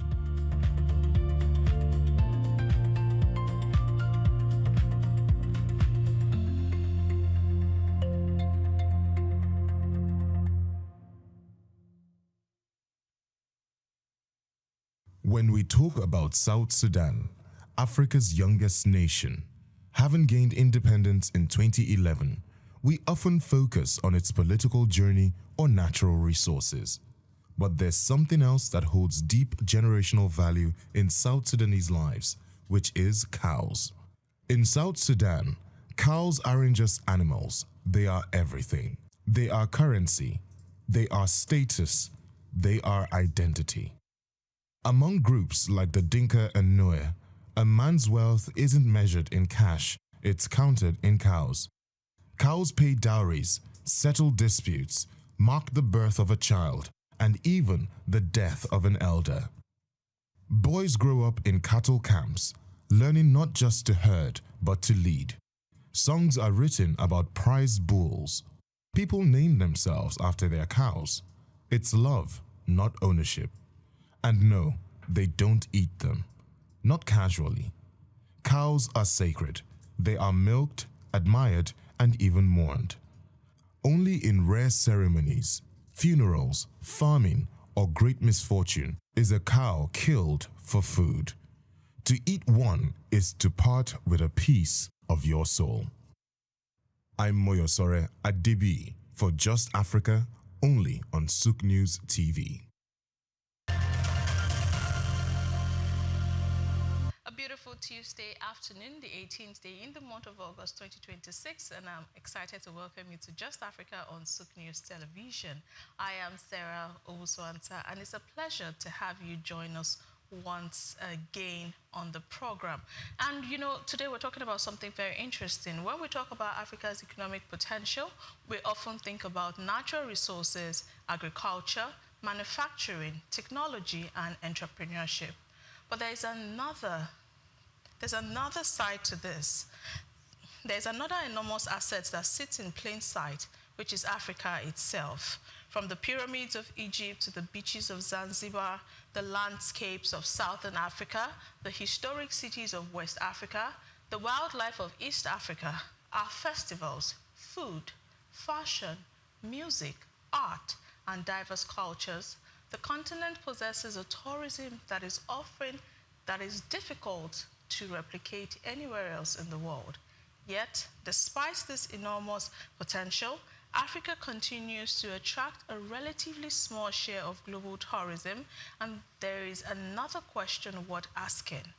Are we looking at tourism simply as a way of attracting visitors, or are we seeing it for what it could be, which could be a major driver of jobs, entrepreneurship, investment, and economic development? Now, tourism has the potential to connect industries, A visitor who arrives in an African country doesn't only spend money on a hotel. They use transportation, visit restaurants, buy local products, experience culture, visit attractions, and interact with communities. That means tourism can create opportunities across the economy. But for that potential to become reality, Africa has to address some difficult questions around infrastructure, affordability, safety, connectivity, visas, marketing, and the protection of cultural heritage. So today on Just Africa, we are asking, can Africa turn its extraordinary heritage and tourism potential into real economic power and ensure that the benefits reach ordinary Africans? That is the conversation we're having today. And joining me to discuss this is Olusegun Okwade. He's a policy and public affairs analyst. Thank you so much for joining me today, Sheson Okwade. Yeah, good afternoon, Sarah, and good afternoon to all our listeners across the globe. A great pleasure to be with you this afternoon to discuss this topic. Always a pleasure to be on set with you. Thank you once again, Sheson. We're talking about Africa's tourism industry. The first aspect of this is Africa's tourism potential, from untapped heritage to a competitive tourism industry. Now, let's start with the big picture. Africa has incredible natural, historical, and cultural attractions. Why do you think the continent has not yet fully converted that potential into a globally competitive tourism industry? Yeah, thank you very much, Sarah. Permit me to start like this. You know, when you have something, it takes another level for you to discover yourself that you have that potential. It's just like a young man that wakes up, and because he's been clouded with some of the things that go around him, saying you have to be a doctor, you have to be a lawyer, and he has the potential of speaking, and he's not considering the entertainment world. You know, that given talent deposited in him will definitely die a natural death. Same is obtainable with African continent when it comes to tourism. I've had opportunity to travel out of this country, and when you look at some tourist center, you ask yourself, how much of this do we have in Nigeria that is actually wasted? So some of those cultural heritage that we have that we can turn to tourism, we have not even discovered it. And I don't want to go far because through your prologue, you've said a lot. Looking at West Africa alone, we want to talk about the Cape Coast in Ghana, the Cancun National Park in Ghana, come to our own Obudu Mountain here, Yakuri, and go to East Africa, the Mount Kilimanjaro and the likes. I won't want to actually go that far. Let me come to Nigeria. Not too long, I traveled to a place in the southwest of Nigeria called in Ondo State, where you have the Elizabeth University. And I had opportunity to go there and play golf at the Smoking Hill Golf Course. And while I was transiting to that particular town in Ondo State, I saw caves, I saw mountain, I saw hill, and it took my mind. I was telling the guys that we traveled together that this exactly is what we travel to South Africa, what we travel to UK, and they will put the cable train and we'll be high up there and we'll appreciate, you know, some of the movement that are actually going on. And here we are, looking from outside the caves, how smooth and how it can just be. We are not happy. And I said, what is Ondo State government doing? Go to other states, even in the country. We have all these tourist attraction centers. But I think the most difficult thing I have considered why we are not converting this to economic thing is we do not even understand that it can be a source of generating revenue or even make it competitive. If you want to go to, I'll still go back to the same Ondo State, where you have the Kobusi, you know, waterfall where hot and cold water meets, you ask yourself, have you discovered this as a potential of tourism where people can come and wow, this is happening? So the first thing that is bringing this disconnect is the discovery on the part of Africans, knowing that some of the heritage, some of the cultural things we have actually have can be converted into tourist attraction. I had opportunity to be in Israel, and aside the prayer side of it, the tour guides that we had took us to several places, and I'm asking myself, is this what I pay several dollars for to come and watch? When I can go to Yankari and some other areas in Nigeria and have the beautiful face of it. So starting with Sarah, is first discovering ourselves that we have this heritage that we can convert into tourism to generate revenue and make it competitive to attract people into our nation to make things happen. Right, thank you so much for that robust analysis. But would you say the problem is probably an infrastructure problem, or is it marketing, is it accessibility, is it investment? Well, would you even call it policy, or are there deeper structural issues that could be attributed as the problem for this? Sarah, it's a mirage of different problems consolidated together. I will start from the area of policy. Is when you discover yourself, you'll be able to build policy around the management of such arm of business to say, okay, this as a policy paper, this is how we're going to implement it. All these tourist attraction that we have in our country, these are policy to guide them. In the policy paper that you'll be developing, you speak to the infrastructure that will make some of those things happen. So you can see that the bedrock of all this first is policy. When you have the policy, you have entrenched in the security architecture, the infrastructure development, the investment that is required of some of those that are considering investing in that sector. When you have that robust template, you now walk through the implementation of some of these things that is actually highlighted in your policy paper and see how you can walk through them. And above all, Africa is entrenched with one particular thing, and that is insecurity. If you ask me, even the way outsiders overblown the level of insecurity that we have, it's as if you and I cannot even walk on the street of Lagos. I've had instances of traveling, I'm sure, even within the country, and people will ask me, are you on a suicide mission with you traveling to southwest region or even the southeast by road? And I'm like, it's not as terrible as we claim to be. So how are we actually addressing those issues in such a way that people are not overblown some of the challenges that we have that discourages people to come into it? So by and large, we need to have a policy paper that will guide this area of tourism in terms of infrastructure, in terms of investment, in terms of the people that will actually walk through.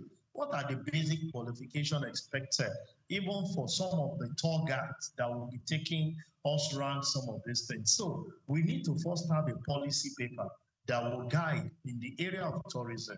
I can tell you that we do not lack this basic infrastructure, this basic heritage that we can convert into tourism. Because all those things we go out to go and see, our heritage, if you go to India, they will tell you some of the things that they believed in, and they will take you out there and start explaining to you whether it's right, whether it's wrong. You and I we nod our head and say yes. So if you come to Nigeria and I say, okay, this particular area is where Jesus Christ visited, which is part of Africa, and you are able to mount some of those things that replicate it. Don't forget that some people said that even the religion that we actually say emanated from Africa. So why are we not capitalizing on some of these things? It's because we don't have a policy paper to guide this area of tourism that will attract even investors to see how to build on them. Right, policy papers that serve as a guide. But you know, most times when we talk about African tourism, the conversation usually focuses on international visitors, because when you hear tourism, you're like, oh, people coming from other continent. But how important is intra-African tourism, the idea of Africans traveling within Africa to the future of the industry? Because even personally, I've had cases where I want to go for a vacation and I'm like, I'm not even considering an African country, but gradually there has been a mind shift. Most people focus on the international space. How important is intra-African tourism? Yeah, I think the first area that we need to consider is the connectivity even between the African sector. It's more difficult to travel within the African continent than going to UK or US.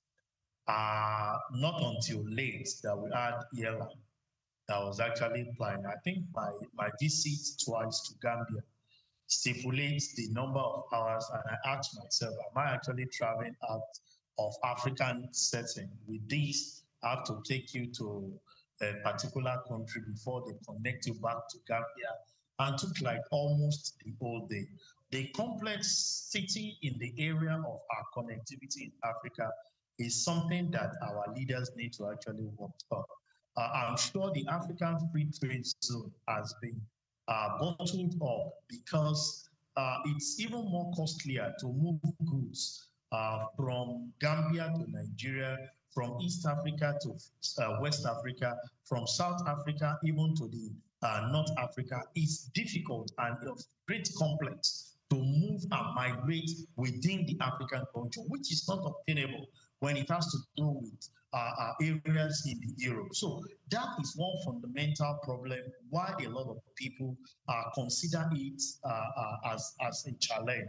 If you have to consider moving by road, just in an adventure way, just I think 2 weeks ago, I traveled to Ghana by road. I decided to do that to enhance some of the deliverables that I will be given when I'm making my analysis. And Sarah, I can tell you for free, it was a very smooth drive when you are moving, through the coast of Africa from Benin to Lomé, from Lomé to Ghana. But I asked myself a question.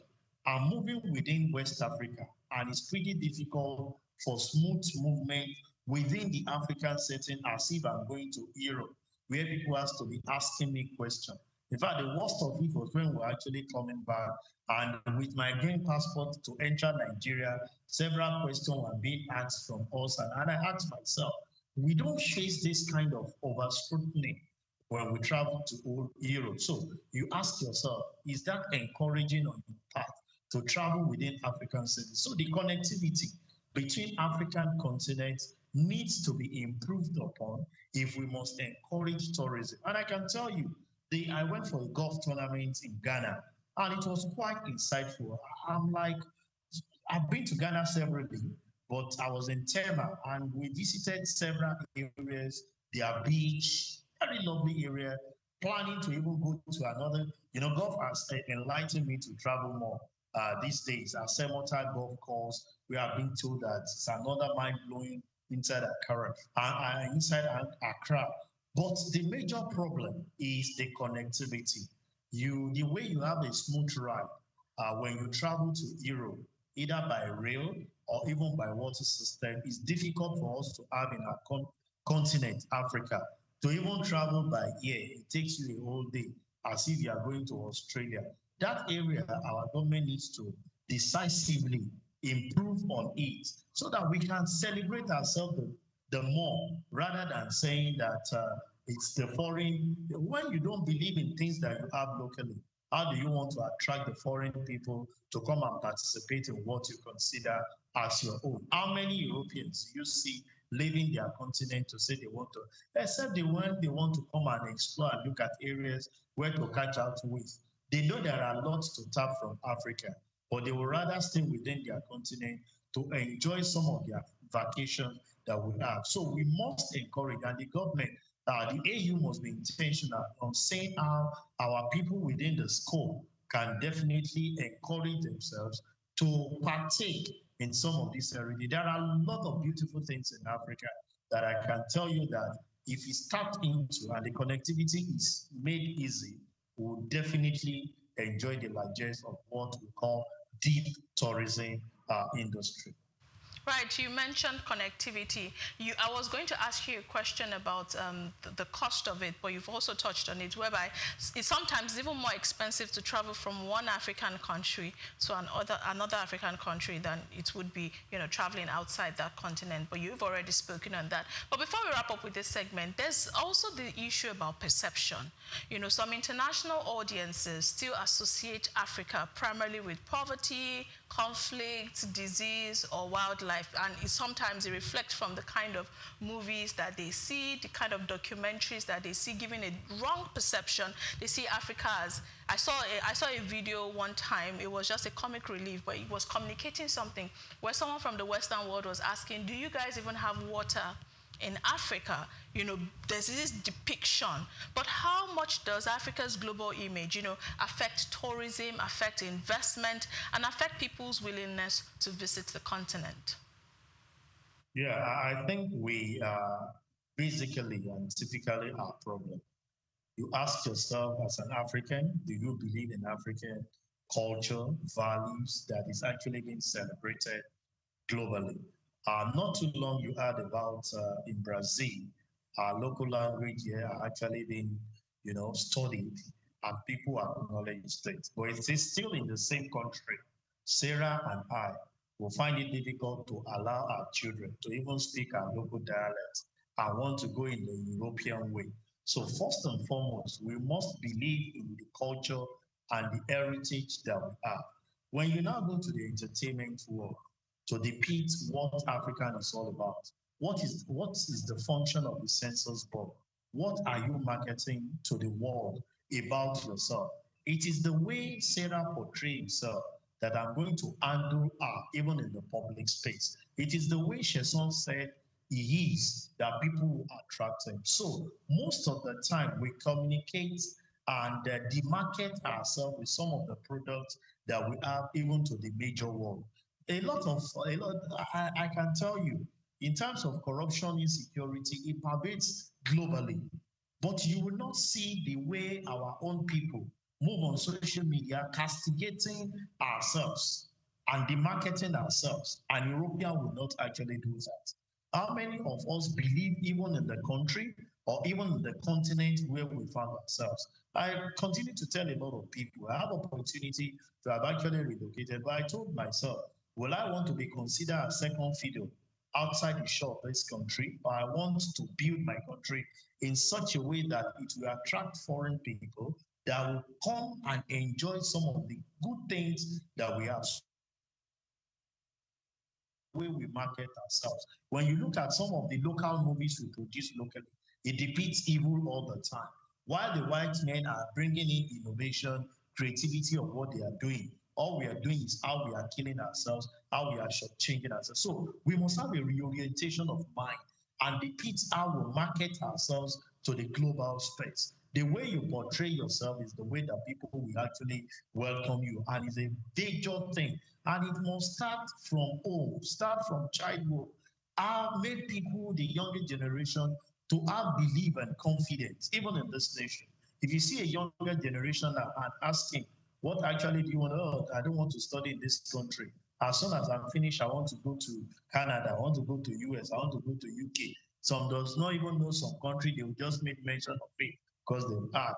We are not an average European or Asians go to China. They build the culture in such a way that right from childhood, they have confidence in their nation, in their continent, in their country.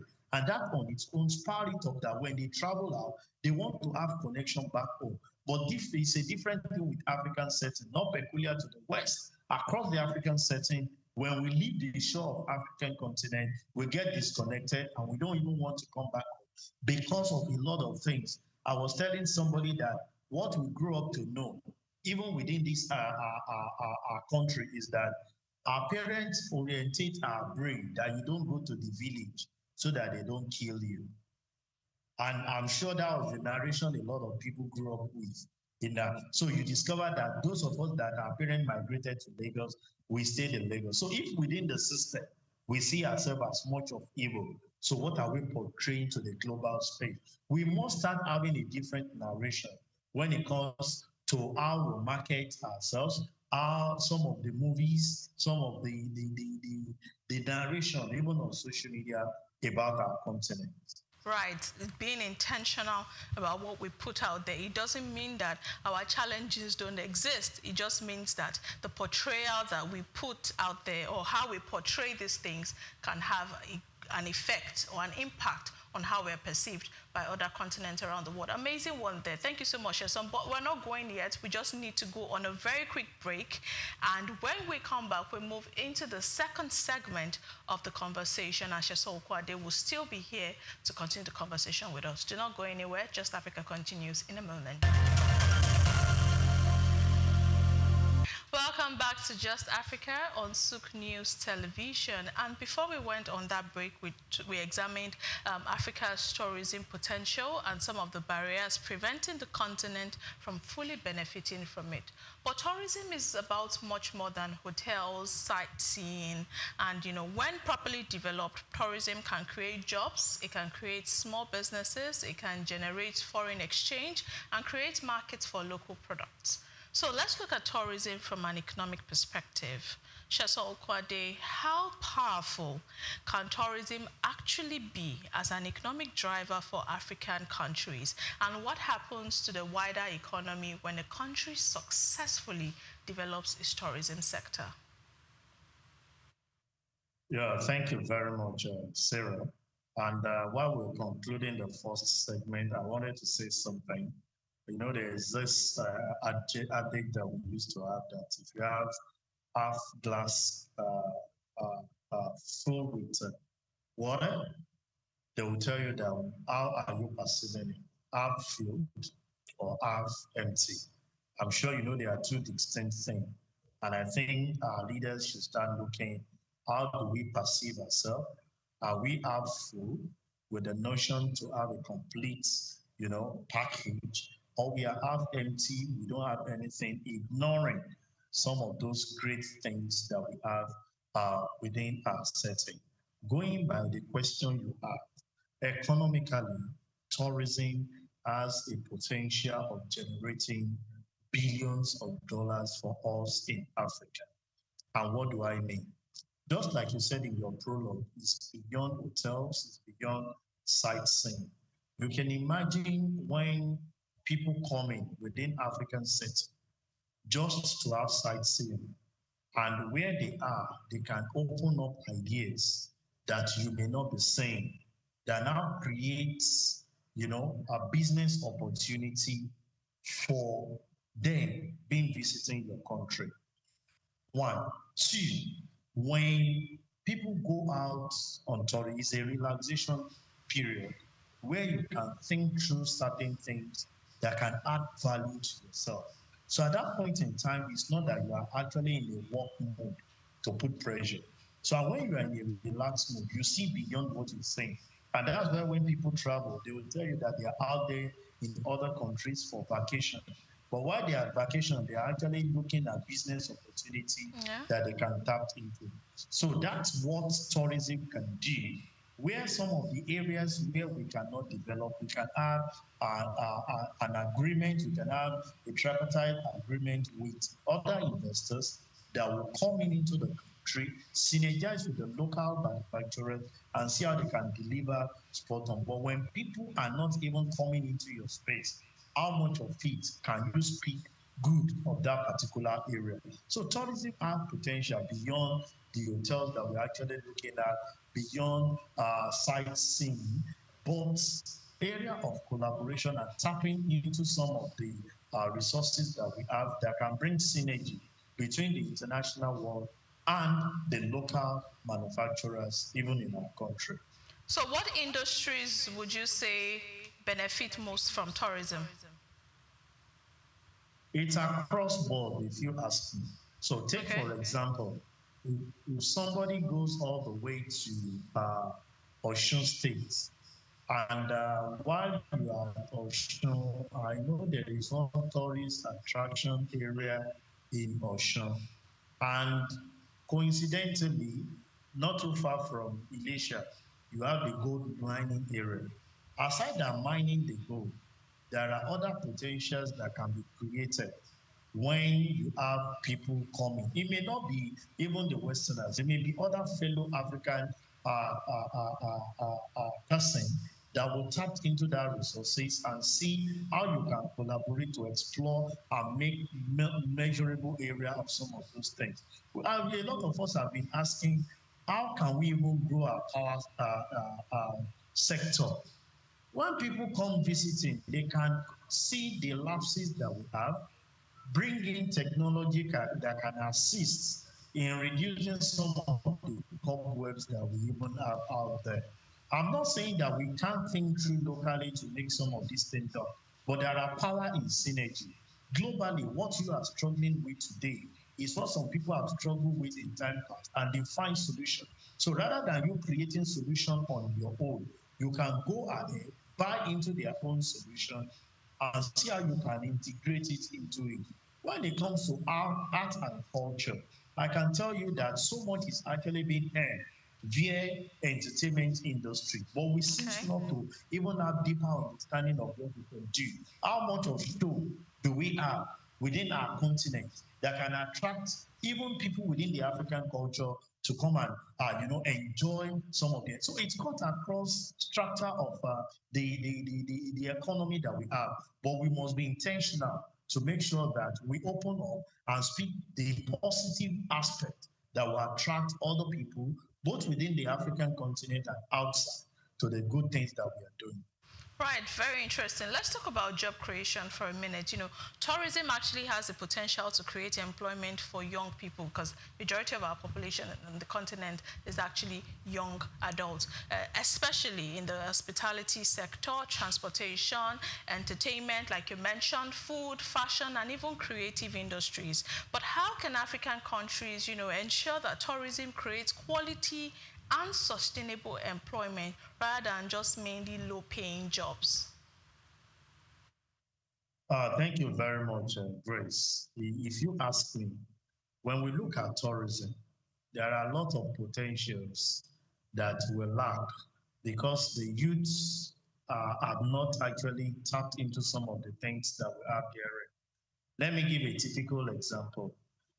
Every one of us today tends to wear the English wear to offices and the likes. Have we thought of promoting African culture that even you as the presenter, you come out with local ashoki or the one that you have from the East, and you disseminate those information?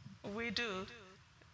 You should look out for us on Fridays, weekends, majorly. But how often do we do that? Across platforms, we've seen a couple of people rep this African brand. Maybe not as much as it should be, but I think that there's some sort of progress in that aspect. I know we do that, but what I'm passing out here as we speak is we should make it more often. It is when you put something at the face of people they celebrate it. How did we adopt this English way of ours? We feel because we are colonized by the Britons, it's their way of life.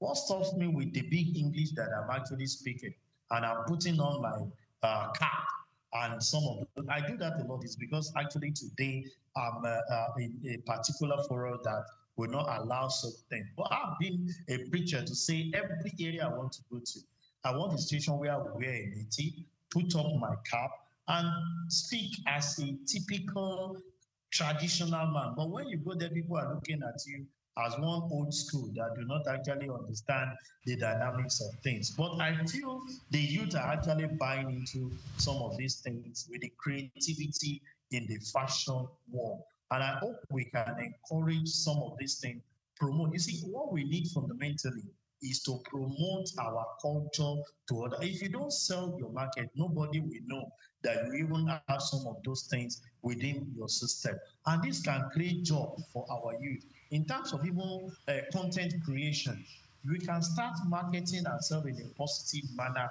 and attract people even into the country. So when you market the country, the continent in a positive manner, people are visiting us. You can actually create, the content of the visit of the people that have actually chosen to visit African continent. And with that, you are selling us to the world, the global space, that it is not the narrative. People come into this country on daily basis, the foreigners, and they ask yourself, it is not the magnitude of this insecurity that you claim that are here that we are actually seeing. And I ask them, it is the way that will portray some of these things outside there. So when it comes to tourism, there are a lot of potential that we can make out of it, most especially our God-given fashion sense, which a lot of foreigners are always attractive to in the African continent. Well, I must give it to a couple of, influencers, content creators that I've noticed over time that have taken it upon themselves, even when they travel out of the country, to make sure they go with African prints, to go with African products that were specifically made by Africans, and they always talk about, oh, this is made by this person, this is made by this person. I must say that I think we're improving in that aspect. But moving on from that, one of the concerns about tourism is actually leakage, in the sense that where much of the money generated by tourists actually leave the country through foreign-owned hotels, airlines, or imported products, as well as international tour operators. But how would you say the African countries can ensure that more of the economic value generated by tourism stays within local communities, not also experiences some sort of leakage? It's just exactly what we have been preaching across board for other arms of the government, to say we domesticate some of the things that we have. Before you can repatriate certain funds, even if you have come in to partner with the local content, you must give sizable number. You must give sizable, part of those economic value and let it domicile here as a country. But most of the time, even we ourselves prefer to repatriate our funds to foreign country because we don't want people to have understanding of what we have actually generated via those trips or tourist visit that people have actually made. It goes back to what I actually said at the beginning of it. What is the policy paper speaking to in terms of some of this investment that we are getting into the country and how we are actually managing the funds that are being generated via this tourist attraction that we have?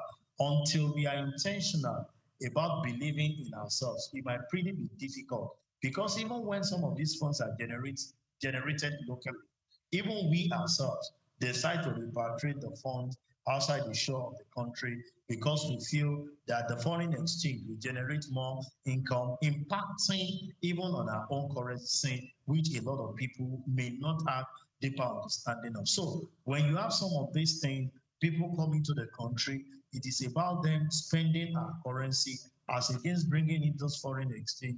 And that on its own, we strengthen our currency as an individual rather than we encourage it. So when some people get the foreign exchange, they take it back and put it in their dorm account and look for a way to push it into the shore of the country.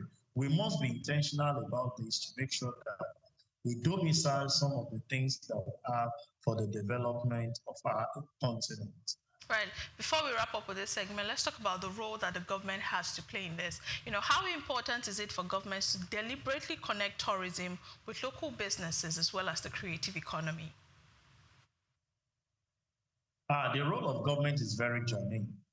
They come up with the policy guidance in which some of this private sector will definitely implement. They set up the ease of doing business for some of those that might want to go into tourism. They provide support by possibly providing subsidy in the area where you can encourage the small and medium enterprise to venture into businesses that has to do with tourism. They provide the basic infrastructure that is needed in terms of road, in terms of health facility, in terms of security. It is the basic and major role of the government. So their role is very key and is very deep. And that's why a lot of people will tell you that the failure of the government will definitely impoverish and deal with a lot of businesses if things are not done properly the way it should be. Right. Thank you so much, Sheson Kwade. That's an interesting segment too. But before we move on to the third segment, which talks about culture, heritage, and the business of African identity, preserving our identity while building a global African tourism brand, we'd like to take a very quick break. We need to go on a break. But when we come back, we go straight into the third segment and wrap up the conversation. Do not go anywhere. Just Africa will be back in a moment.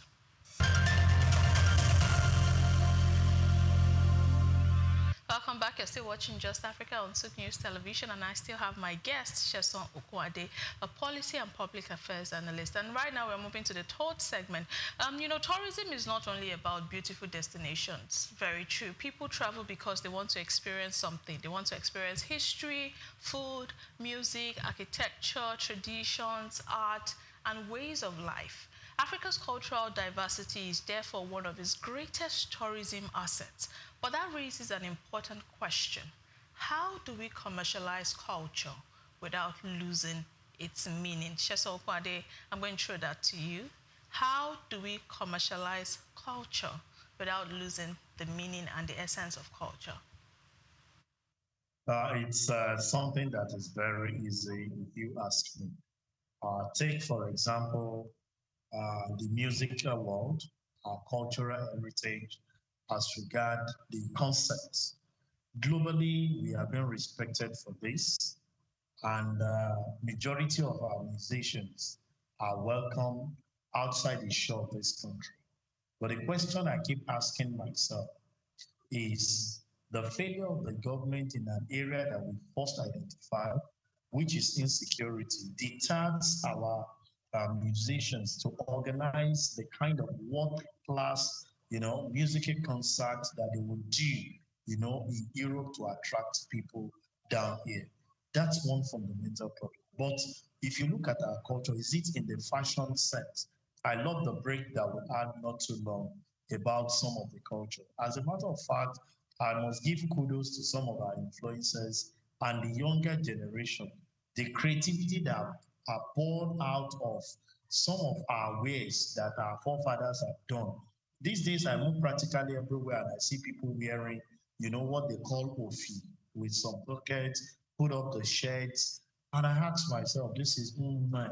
And you can imagine when people come out here from the foreign country and they look at you, they only use with the normal trouser and this thing. But here they are, seeing different, blends of fabrics that can be used to make a fashion and make things happen. Also, look at the area of our art and crafts. A lot of things are actually being developed. If you go to Benin, we have an history that can actually be looked through for you to make sure that when people look at this, they know where we are coming from, where we are. Go to the north, go to the west, go to Ife and the other area. Look at the way our royal fathers are actually being admonished when there is this eulogizes that happens when a king enters into a particular area. I'm sure some of these foreigners, they don't understand because the people that eulogize, they don't read it in the book. It comes extempore. And that gives so much value that even when they do it for you, it's not a royal father or from something, you start spending, if you have a mind of just giving 200 naira, if care is not taking, you start dashing out 1,000 naira. It's to tell you that the creativity in that is actually winning so much of some of this area. And across, our continents in Africa, we have different culture that can attract these foreigners. Because I can tell you, they don't have it, especially the Western world. You can talk about the Asians, they promote themselves. I know while we're growing up, a lot of us watch Indian film, Chinese film, we know what is connoted with. What is African connoted with? even at this point where we are. We must start encouraging our culture and building so much that it will attract a lot of people to believe in some of the things that are happening in the African continent.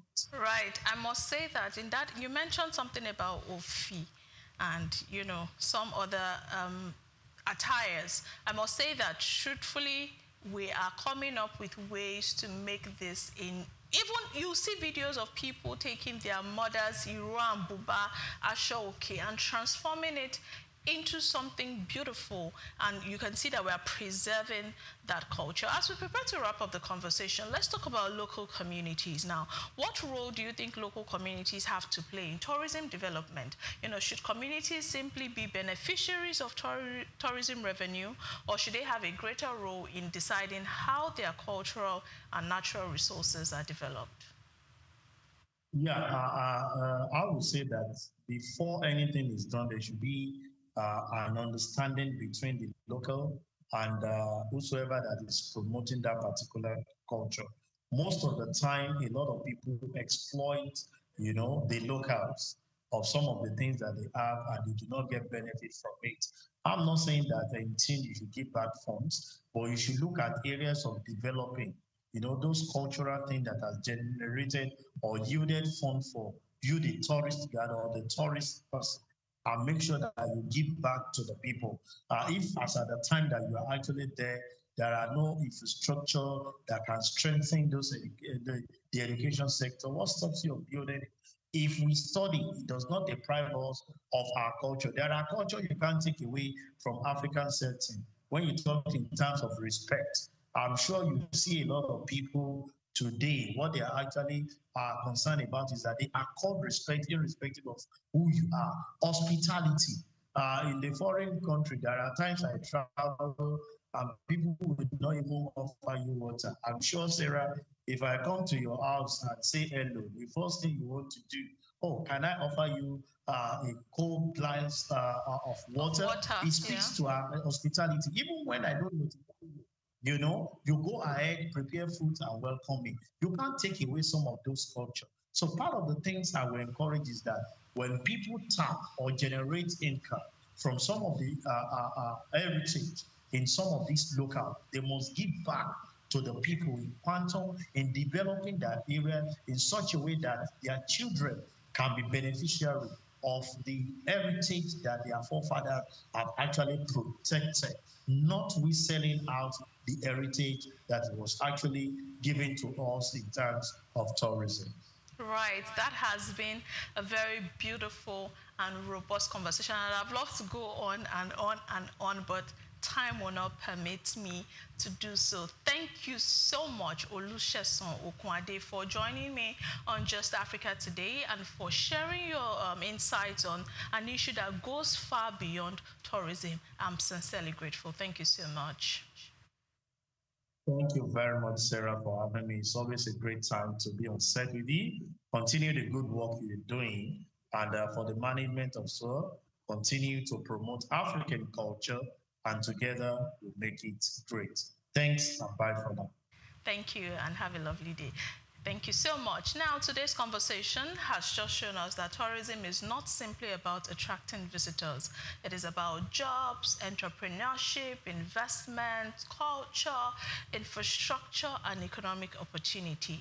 Africa has the history, we have the culture, we have the landscapes, we have the people, but the real question is whether we can build the systems, infrastructure, and partnerships necessary to turn those assets into sustainable economic value and ensure that the communities who own these stories and resources are part of the prosperity they create. Because Africa shouldn't only be a destination that the world visits, it should be a continent whose people are empowered to benefit from what the world comes to experience. Thank you once again for joining us on this edition of Just Africa on SOUQ News Television. If you missed any part of today's program, you can catch the replay on our digital platforms at SOUQ News Television and SOUQ Digital. Until I come your way next time, I am Sarah Owusu-Ansah. Thank you for watching and enjoy the rest of your day.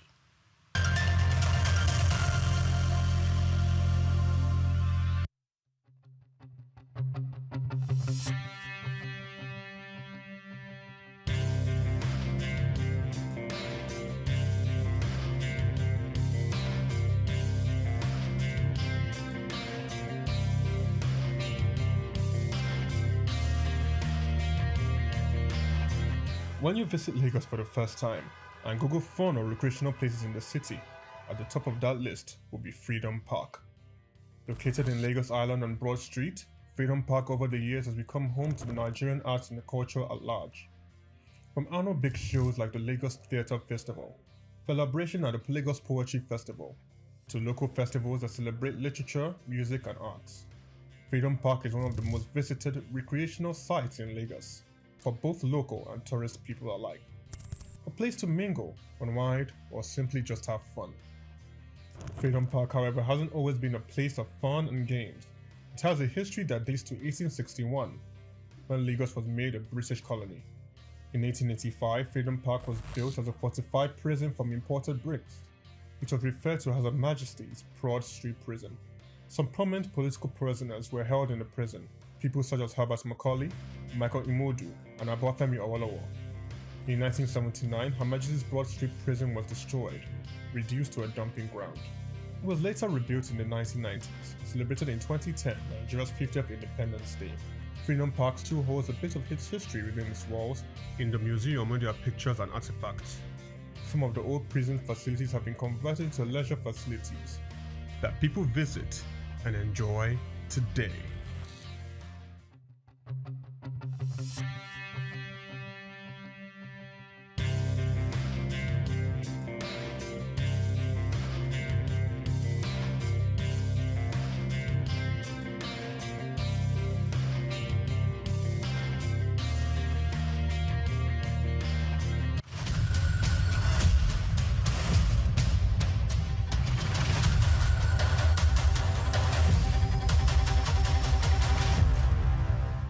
Afrobeats is a classic overnight success story, except it didn't happen overnight. I'm happy to be here. One of the key things about the Omniverse is that it's designed to go beyond an event and designed to be fully something that people can engage beyond the summit. The point being that Nigeria has so much to bring to the world in terms of these things, but we will be bringing fresh energy, fresh ideas, a fresh engagement, and we're obviously open to collaboration. But hip-hop, it never dies. What's the difference between Thor and Shango? Thor is approaching $50 billion in revenue. Shango's broke somewhere outside Lagos. And that's a lack of imagination on our part, Africa, and they're all Nigerian. So to be seen and to be noticed is very hard if you're not in the place where all the noise is being made.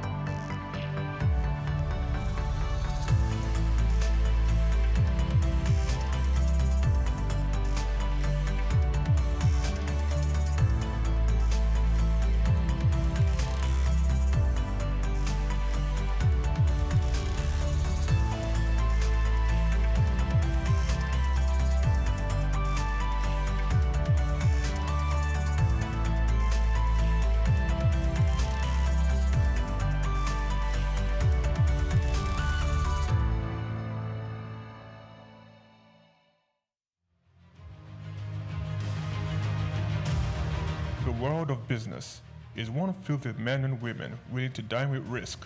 And when we seek African business shapers, we see individuals who have denied self to build conglomerates. From controlling over 90% of diesel trade in Nigeria, to almost throwing in the towel, then getting on the Forbes list, we present Olufemi Peter Otedola.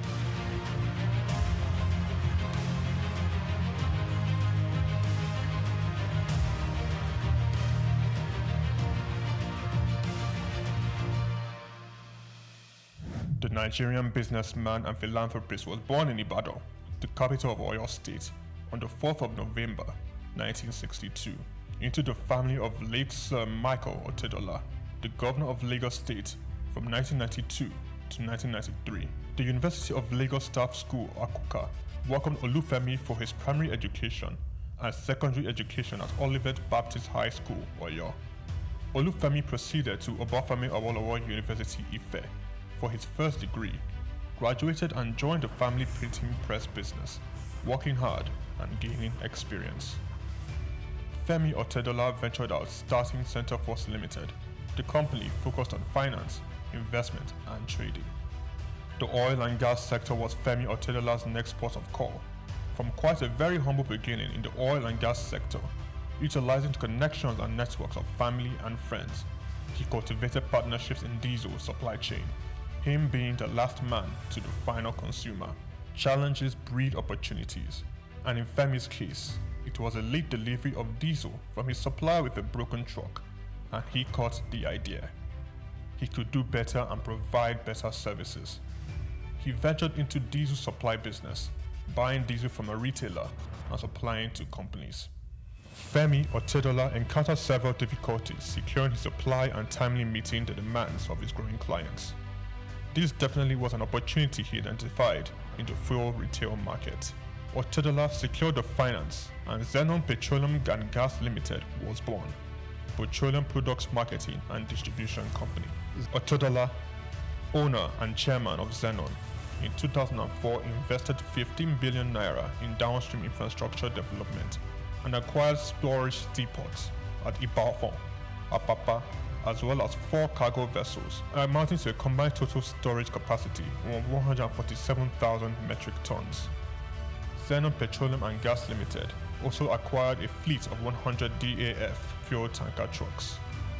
By 2005, Zenon controlled a major share of the Nigerian diesel market, supplying fuel to most of the major manufacturers in the country, including Dangote Group, Cadbury, Coca-Cola, Nigerian Breweries, MTN, Unilever, Nestle, and Guinness. Zenon Petroleum and Gas was the name on major invoices and Femi Otedola the name on every lips, playing toe-to-toe with major multinationals. Zenon, in a very short period, silenced the competition and almost unilaterally determined the price of diesel in Nigeria. The competitors came to Zenon for supply. Femi Otedola, with the massive success Zenon Petroleum and Gas achieved, bought a 28.7% stake in African Petroleum. Otedola branched into the financial sector and aggressively stocked up the shares of leading financial houses. He became a top shareholder in Zenith Bank, United Bank for Africa, and the largest importer of diesel in Nigeria. He acquired major shares of Africa's Finance Corporation, Mobile Oil Nigeria Limited, Chevron Texaco, and Visa Phone. Otedola has his hands deep in real estate investments, including an acquisition in February 2007 by Zenon of Sterling House in Victoria Island, Lagos from the federal government. Lagos, London, Dubai, Monaco all have the signatures of FO Property Limited. He was appointed chairman of the Transcorp Hilton Hotel Abuja and tasked with driving its expansion and upgraded to a 7-star facility. Otedola has served as a member of the Nigerian Investment Promotion Council since 2004, was appointed by President Goodluck Jonathan to Nigeria's National Economic Management Team.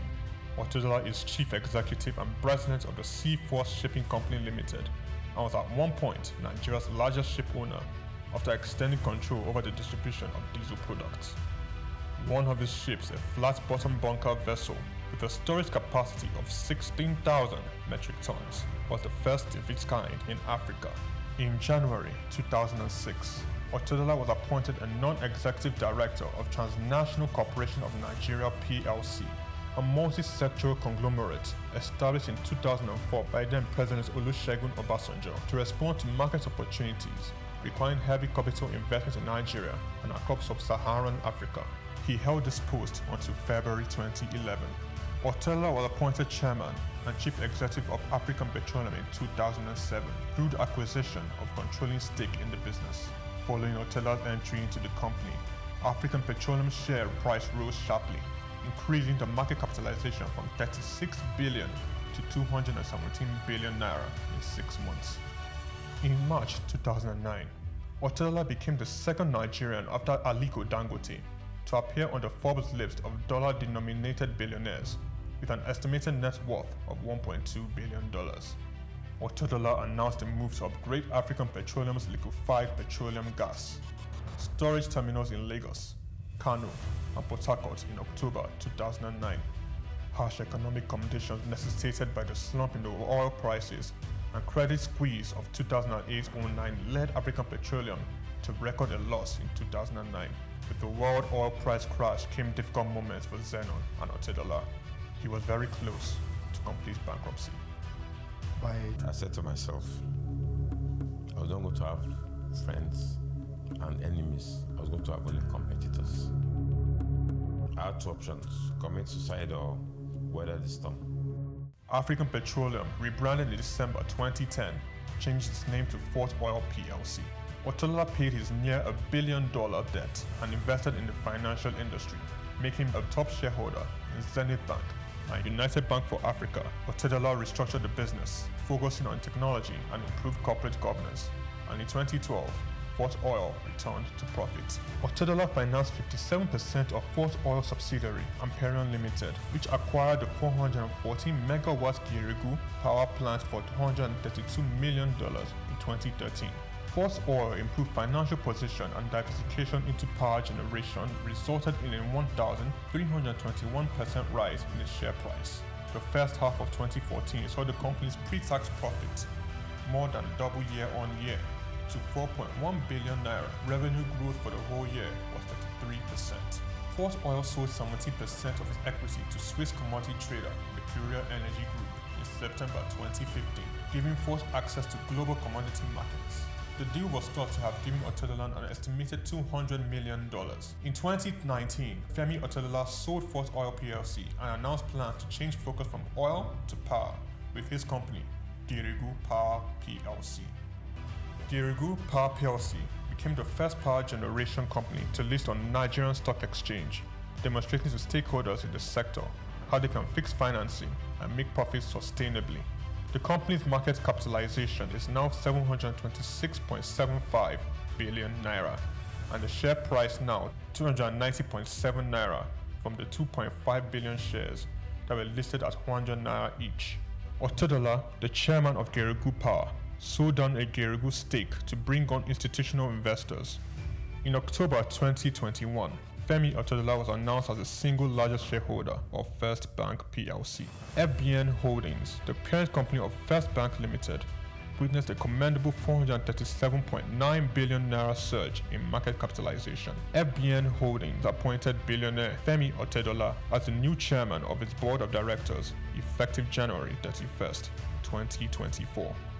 Femi Otedola has had its share of controversies. Zenon was among the number of companies named in an alleged fuel subsidy scam report. This was followed by a case against Farouk Lawan for bribery. Otedola has also lost in the ever-evolving competing space of business acquisitions. Transcorp and Huheli Power Plant are two notable projects he closely bidded and lost. Femi Otedola philanthropy is quite remarkable. Otedola made a 300 million naira donation to the completion of the National Ecumenical Center in Abuja. In 2007, he gave 200 million to the State Security Trust Fund in a drive to reduce crime in Lagos. Donated 100 million naira to the Otedola College of Primary Education in Egbe. In 2008, he donated 80 million to the Faculty of Agriculture at the University of Port Harcourt. Femi Otedola pledged and redeemed $25,000 to the Super Eagles in the match against Algeria in 2019 AFCON. He gave all 750 students of Augustine University 1 million naira each. Femi Otedola sits comfortably on the Forbes billionaires list of top 20 richest people in Africa. Femi Otedola is married to Mrs. Nana Otedola and have 4 children: Olawumi Christy Tolani, Florence Ifeoluwa, Elizabeth Temi, and Fewa Otedola. Olufemi Peter Otedola is a standout astute business executive.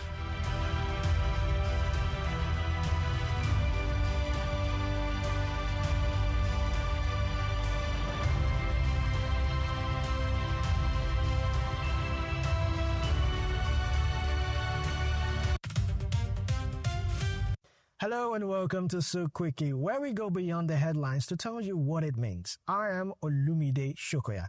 Let's get into it. First, Nigeria and the United States are strengthening military cooperation. U.S. forces have started training Nigerian troops in unmanned aircraft systems, combat casualty care, and other military skills in Bauchi State. The training is designed to improve the Nigerian military's readiness and ability to respond to security threats. For Nigeria, better military training and technology could strengthen the fight against terrorism and other security challenges. But the bigger goal is building a partnership that can improve Nigeria's capabilities for the long term. Still in Nigeria, politics took center stage at the 2026 Nigerian Bar Association Conference. Fuel subsidy, state police, and the 2027 election dominated discussions at NBA's 66th Annual General Conference in Port Harcourt. The debates became heated, with presidential candidates clashing over some of the country's biggest political issues. And that tells you something. With 2027 approaching, expect these policy debates to become louder,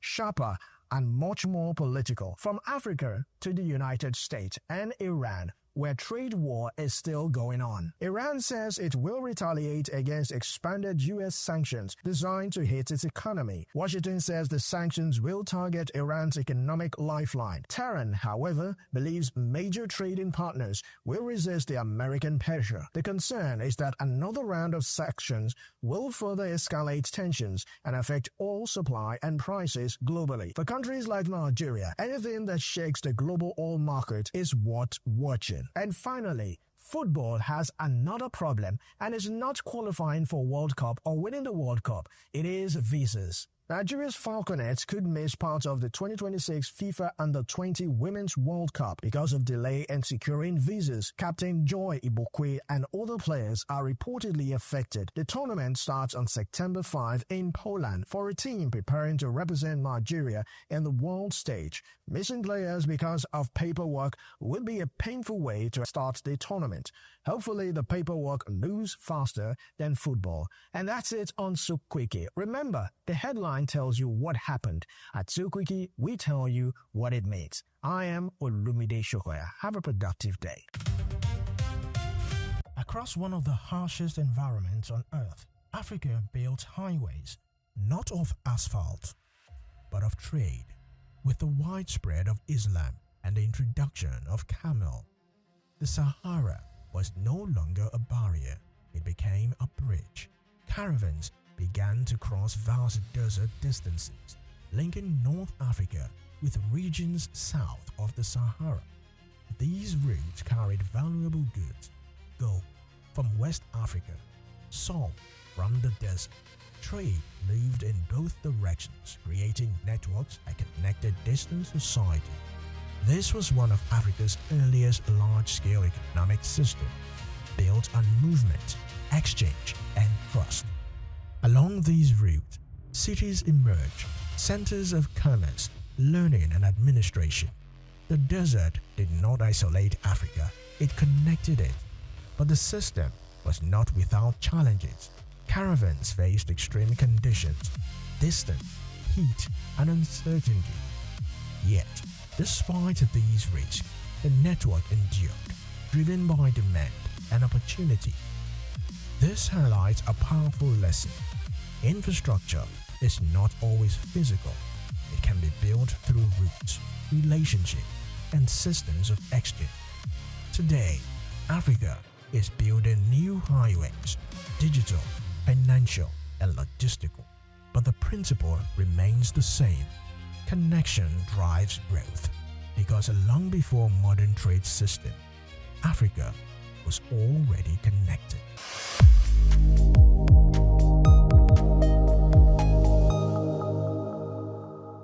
We've got just what you need right here at Femi Wash Media. Call it the Midas Touch, and you wouldn't be wrong.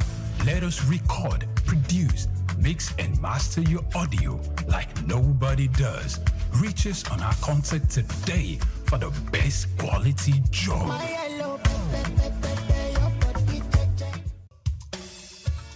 Fellow Nigerians, did you know that constituency and executive projects in your communities are not gifts from your legislators? They are projects sponsored by the legislators and funded by the federal government to improve your life and the lives of those around you. These projects belong to you. Without your vigilance, they might never be completed. Don't allow them to fade away into unfulfilled promises. Stand up, take ownership, monitor their progress, demand accountability, and report concerns to ICPC. Call our toll-free line now on 0800-2255-4272 or WhatsApp only on 0806-656-4726. This message is brought to you by the Independent Corrupt Practices and Other Related Offences Commission, ICPC, with support from MacArthur Foundation and the Center for Democracy and Development in Africa, CDD. Majek Fashek's 1991 album, Spirit of Love, was a groundbreaking success in Nigeria.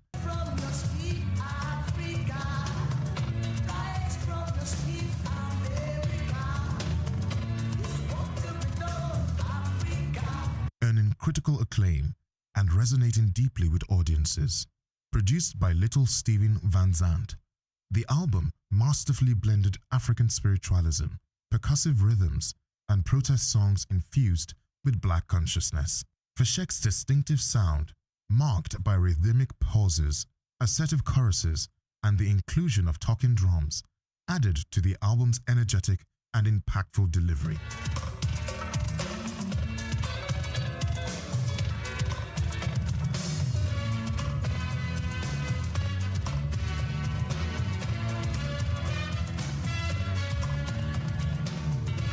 And spiritual struggle, reflecting the political and social climate of the time. The success of Spirit of Love, coupled with Fashek's tour alongside Tracy Chapman, cemented his place in the annals of the Nigerian music industry. In this music review and special report prepared by Bayo Olawe, we examined the profile, power, and legacy of Spirit of Love, a 10-track masterpiece that helped solidify reggae music's mainstream status in Nigeria in the early 1990s. The album opens with Beware, a wake-up call that urges Nigerians to remain vigilant against deceptive leaders and the manipulation of political power.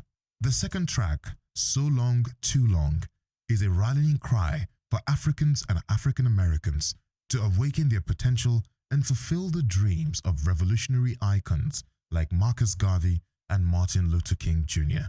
In Majek Fashek Inner New York, Fashek reflects on his idealized vision of New York and the harsh reality of urban poverty and homelessness, revealing a sobering contrast.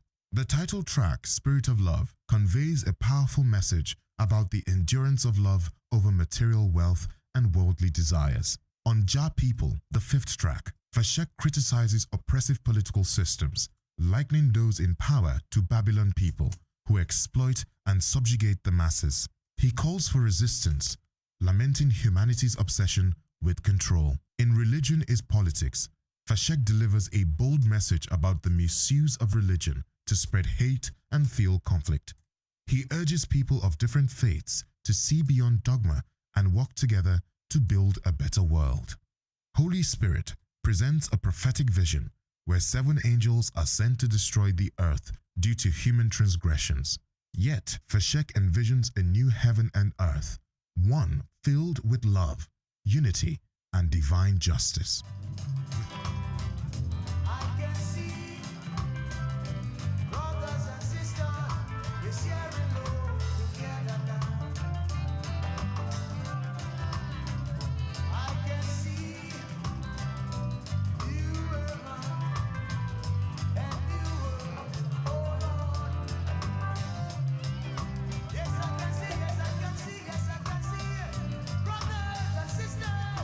With Send Down the Rain, Majek draws on the metaphor of rain as a reward for diligent effort.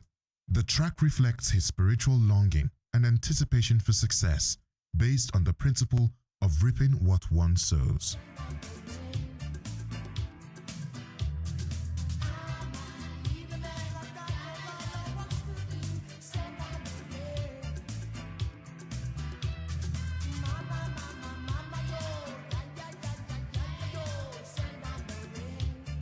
I'm Not Tired reaffirms his unwavering commitment to spreading God's message. Here, Fashek expresses spiritual resilience and praises the goodness of God, refusing to grow weary. The album closes with I Come From the Ghetto, a powerful reflection on the struggles of ghetto life, child abuse, government neglect, and hardship. Yet, Feshek celebrates the strength of these communities, invoking figures like Nelson Mandela, Jesus Christ, and Marcus Garvey as examples of greatness emerging from humble beginnings. He reminds us of the universality of these struggles across Nigeria, the US, and the UK. With Spirit of Love, Majek Feshek delivered a masterclass in artistry and advocacy. The album remains one of the finest reggae albums to emerge from Nigeria, exploring themes of love, peace, unity, corruption, self-awareness, revolution, spirituality, and racial equality. The perfect blend of traditional percussion, particularly the gong-gong and electric guitar, gives the album a timeless edge, merging the soul of Africa with global reggae rhythms. Spirit of Love is more than just an album. It is a cultural artifact, a sonic protest, and a spiritual message. It elevated Majek Feshek as a voice of the people and established reggae not just as entertainment in Nigeria, but as a force for awareness, resistance, and healing. Its enduring legacy is a reminder that music, like literature, can move a nation, challenge its leaders, and inspire its people. I'm Moyosore Adebi for SOUQ News TV.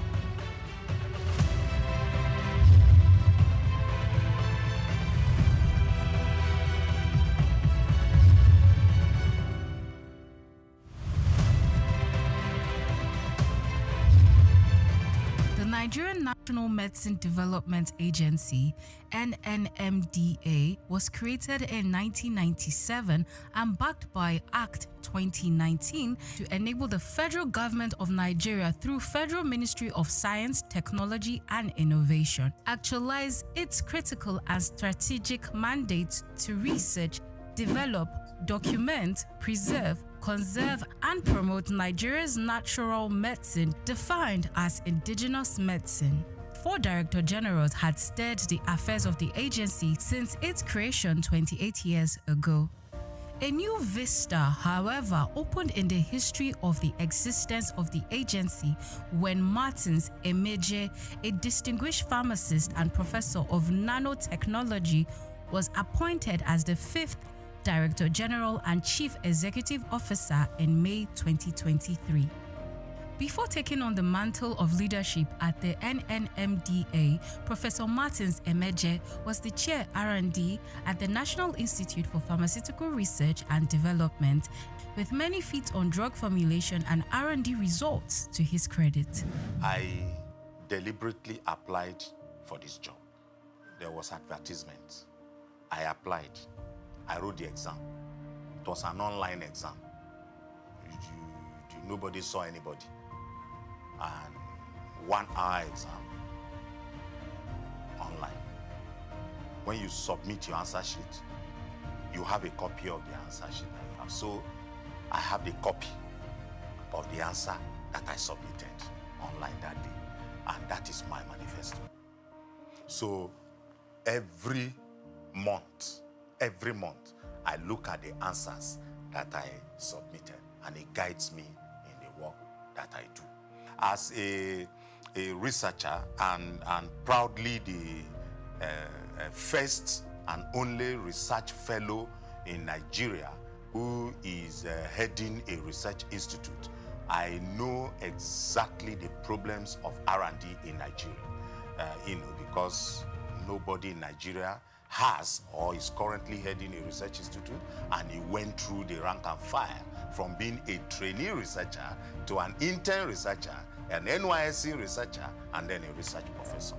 This is the background that I have. Call him a round peg in a round hole, and you won't be wrong, as he hit the ground running, leaving a lot of innovations on his trail, achieving great strides in the areas of education, agriculture, and health. thereby raising the bar in R&D in natural medicine for the agency. From May 2023, when he was appointed, within just a few months, 4 oral solid dosage formulation products were unveiled. My greatest moment actually happened on 8th of March 2024, when the Minister of Innovation, Science and Technology, Chief Uche Naji, came to Lagos in the campus of NNMDA here to launch 4 oral solid dosage forms. It was not just the first time it was happening in NNMDA, the very first time it was happening in Nigeria. We decided that we will go for education as a major target, as a major KPI. And we went for it aggressively and got accreditation to start a 2-year national diploma in natural medicine. So this agency, for the first time in Nigeria, we now have a school of natural medicine. It's never been heard before.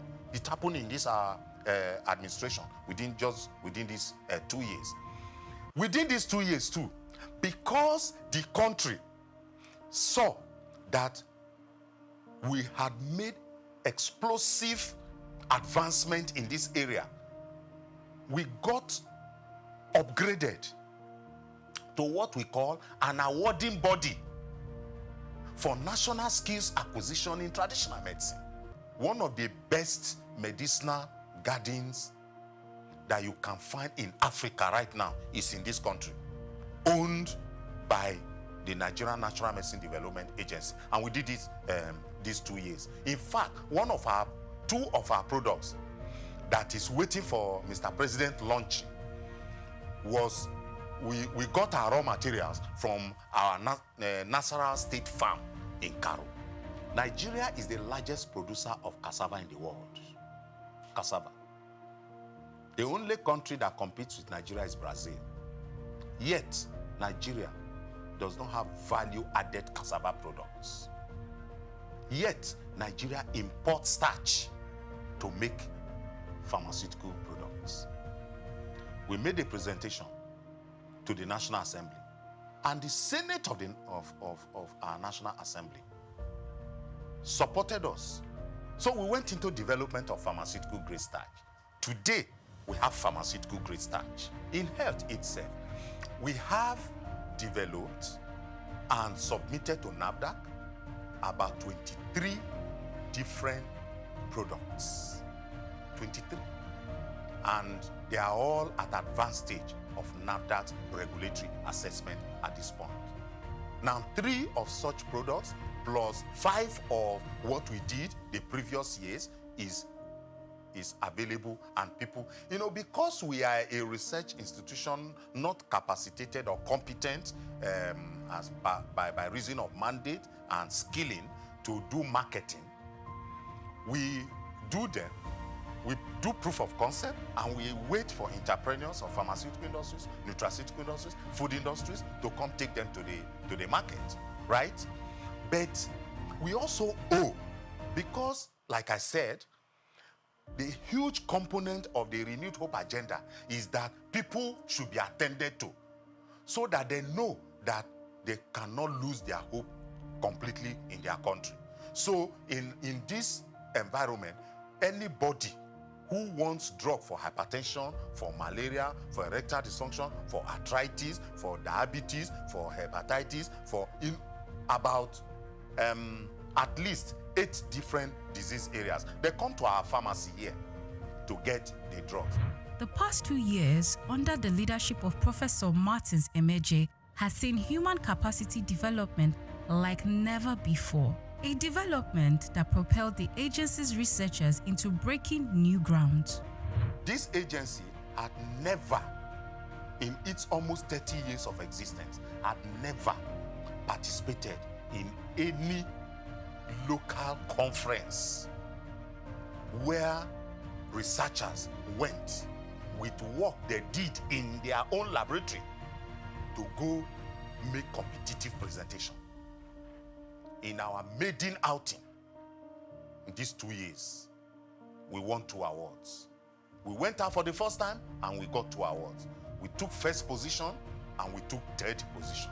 That is gold and bronze. When I came, I met researchers that have been here working for 15 years but with 1 degree. And I told them, you can't be a researcher with 1 degree. So I embarked on rigorous and aggressive drive to partner and collaborate with investors. So we went into that. Today, as I'm talking to you, we have at least 13 researchers and of the agency that are doing different postgraduate studies in different universities in Nigeria. I have a staff that was in Zimbabwe for 6 months. Now he has a master's in intellectual property. At least 7 of my staff have gone to India. Quality assurance has been one of the top priorities of the NNMDA Director General, and the accreditation of the agency's laboratory and product development unit for pharmacy internship program by the Pharmacy Council of Nigeria a year ago. Under the watch of Professor Martins Emeje, the agency recently graduated its pioneer pharmacy interns. I went into nanotechnology or nanosciences after PhD, and I had to go out of the country to train in this area for more than 4 years. So it's an area that I'm keen about. I'm one of the first people, if not the first, in Nigeria to have put in practice nanotechnology. What it has done to me as someone who studied Western pharmacy, which is more like macro study, it is that it has taught me how to manage resources, no matter how simple. The last 2 years has seen NNMDA signing important memoranda of understanding with reputable academic institutions and other critical stakeholders in the areas of training and laboratory services to Nigerian universities. As part of its advocacy and public enlightenment drive, the agency brought together critical stakeholders in the nation's natural medicine space for a national dialogue on rethinking natural medicine aimed at galvanizing the needed support and political will. I want the president of Nigeria to just be coming on television and saying that people, natural medicine, no other thing.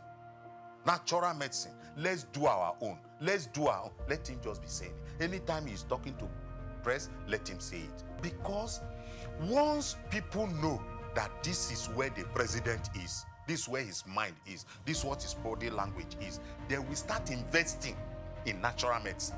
A turning point for the agency was the resolution of the National Assembly on Natural Medicine Gazette.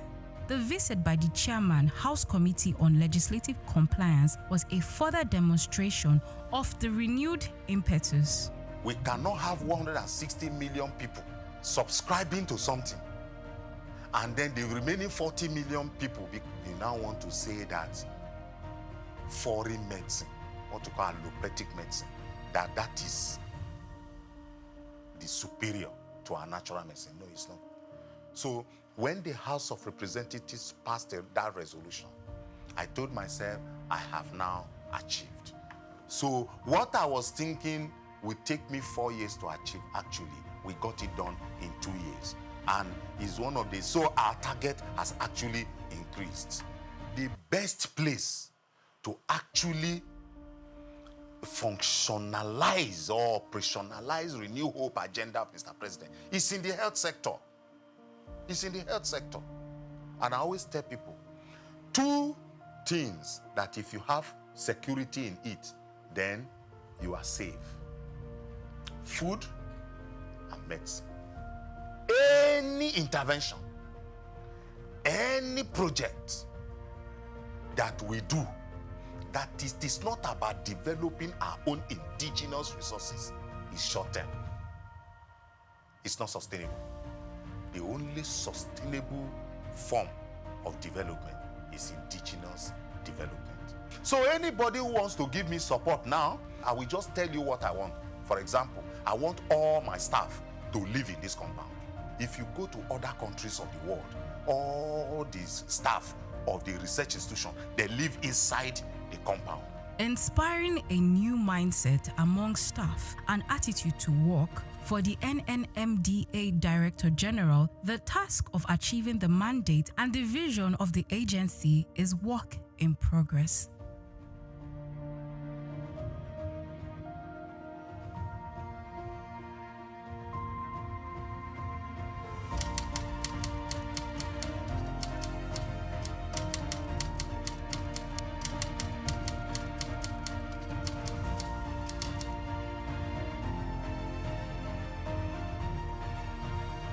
The National Assembly, in collaboration with the African Development Studies Center, ADSC, held a 5-day national capacity building workshop on treaties, agreements, and protocols for federal MDAs, with the theme, Enhancing Institutional Capacity for Effective Treaty Negotiation, Implementation, and Oversight in Nigeria.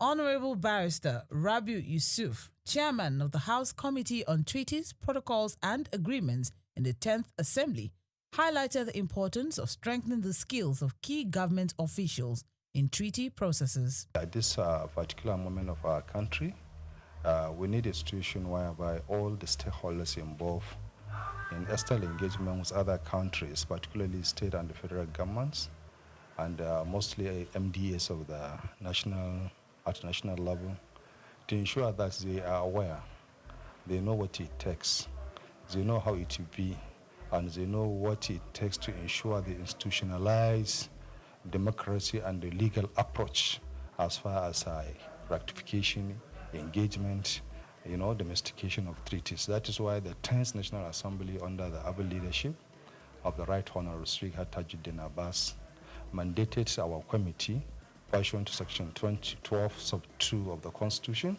that we should reach out to all necessary stakeholders who are personally stakeholders on this engagement to ensure they know how it takes and they know how to execute it. Basically, that's the reason we are conducting this exercise. Actually, I think there is no point for me to deliver my remark at this time, because I'm very much aware that my remarks have been delivered yesterday in extension. So in either words, I will just say I really sincerely appreciate your presence in this program, and I believe it will go far in helping the system, stimulating the system, and work for the Nigerian progress. So I wish you a fruitful discussion and a successful outcome. Thank you very much. The major challenge, everybody is going silo, in the sense that we are not trying to bring ourselves into the same table to ensure that before you find any entity, be it state, local governments, or federal entity, as far as engagement is concerned with other outside world, you need to know there are provisions of the Constitution which you need to comply. Failure to comply with that provision of the Constitution, whatever you do, it will go to a nullity, invalid, and is inconsistent with the provisions of the Constitution. And to the extent of that inconsistency, it is null and void, and of no effect whatsoever. So we're trying to avoid this scenario whereby at national level or at international fora, Nigeria will be embarrassed because the stakeholders, the principal actors, they didn't even know what they are doing. So that is why we decided at this particular moment, it is rife and necessary to ensure that we engage with unnecessary stakeholders. That is the basic reasons for engaging these activities. Actually, I recommend their effort to any other entity, because if you can see, most of them, they are legal luminaries. They know their audience, they know what they are doing. So I really appreciate, they did a very wonderful job. And I sincerely appreciate, that's the main reason that I say I need to be here in Lagos, at least to supervise the happening in Lagos. And I'm impressed. Engagement with outside world, it is two ways. It is going to be either bilateral or multilateral. So with this kind of workshop, or with this kind of discourse, we believe the principal actors will now know what it takes to enter a treaty. And if they comply with what they are taught in this session, if they advise their principal when they go back to their respective MDA on the right way to go, I believe most of the treaties will be legally binding in Nigeria, provided they follow the procedure laid down by the Constitution. The future is bright. And the future, you know, we will ensure in the future that all the treaties, all the agreements, all the international protocols are being observed to the latter, are being protected and enforced as it is enshrined in the Constitution. And with this kind of workshop, we believe we will create a series of avenues whereby we will engage other parties, other necessary stakeholders. We just set the ball rolling, and we will be there, inshallah. Also sharing insights on the workshop, the clerk of the House Committee on Treaties, Protocols and Agreements discussed the value of the training in improving the understanding and application of international agreements across MDAs. He noted that the engagement served as an eye-opener, equipping participants with tools for more effective negotiation and oversight. I'm a Nigerian, I'm a citizen of Nigeria, and I want Nigeria to benefit from its interaction with international community, and it starts from things like this. For us to be able to interact well, we need to know what it entails to engage in the international community. When we are talking about treaties, what does it entail to enter into treaties? How do we do that? How do we negotiate? How do we implement? How do we oversight as a parliament? So it is my duty as a clerk of the committee to advise the chairman and the committee members on how to go on all these issues. And also very instrumental to the organization of this workshop today. Our partners, the facilitators, are very, very excellent.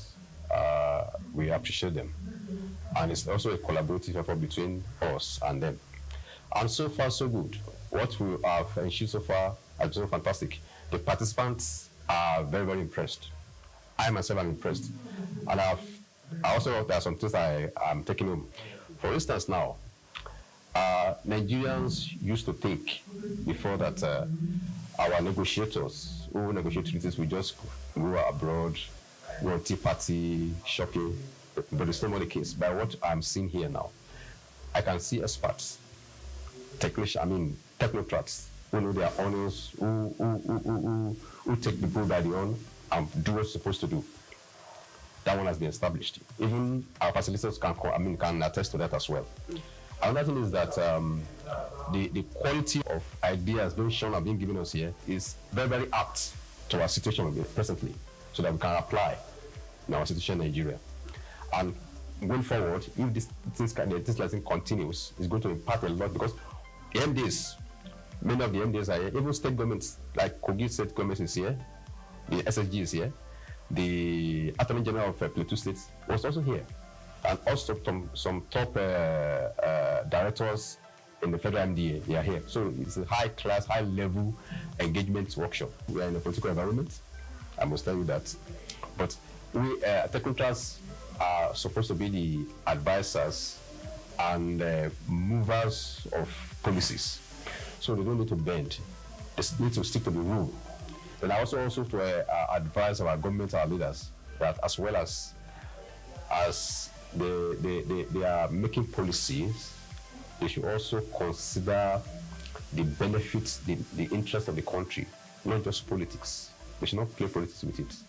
They should consider the interest of the country first, and also the people. It's an appeal that everybody that has a responsibility to do, either in the public service, or in private sector, in government, do your responsibility as much as you can, in a good faith, in a sincerity. Don't put your personal interests above national interests. Ladies and gentlemen, good afternoon. It is my pleasure to be here to make a closing remarks for and on behalf of His Excellency, the Right Honorable Speaker, 10th National Assembly, Right Honorable Taji Abbas. He has mandated me to deliver this goodwill closing remarks. We appreciate your time, your dedication, and your effort in trying to attend this program and attentively pay attention to the discourse and the further issue being deliberated here. And it is believed that this message you have learned here, or what you have learned here, will be pass towards your chief executive officers, and at the same time you will guide them in achieving the necessary mandates in deciding issues of treaties, obligation of treaties, and what have you. So at this juncture, on behalf of the Right Honourable Speaker, we wish you a safe return to your various destinations, and we believe you will pass the message to all other necessary stakeholders. Thank you very much.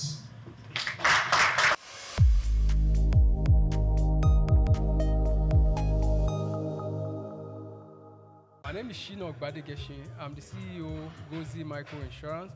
Continue to watch SOUQ News. Adenike Adeyemi, Executive Director of Faith Foundation. Keep watching SOUQ News. My name is Shepherd Michael Adewale Onofuye. I enjoy you all to always watch SOUQ News TV. Hey everyone, Majuli Obaje here representing Gigi. Keep watching SOUQ News, okay? Stay updated with SOUQ News. My name is Aton Keme. I am the head of MSME Banking. Please keep watching SOUQ News and stay glued to SOUQ News. I recommend that more and more people should watch SOUQ News because they deal with business news. Hi, my name is Amaka Wokolo. I am the director of the Faith Institute at Faith Foundation. Keep watching SOUQ News.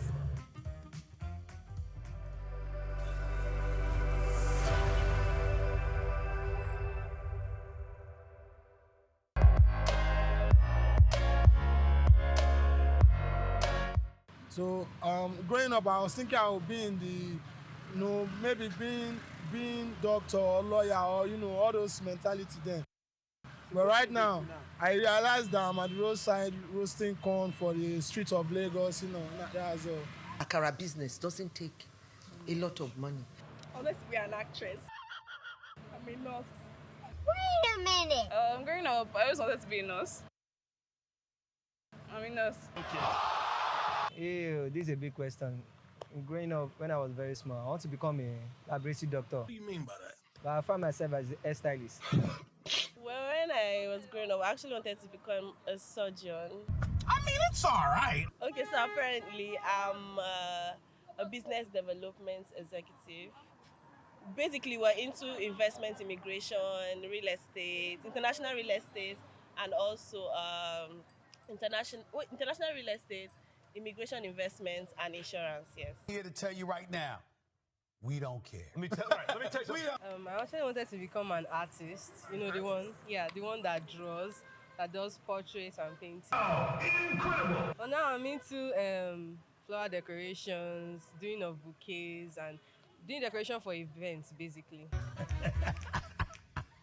I want to become an accountant.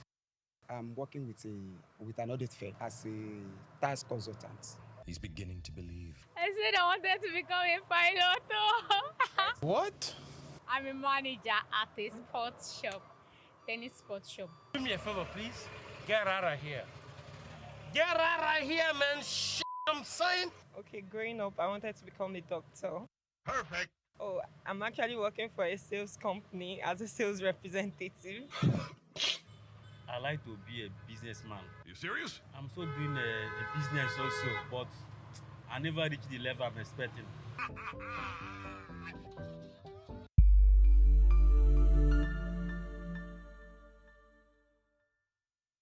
Welcome to Cashcraft, where opportunities meet insight.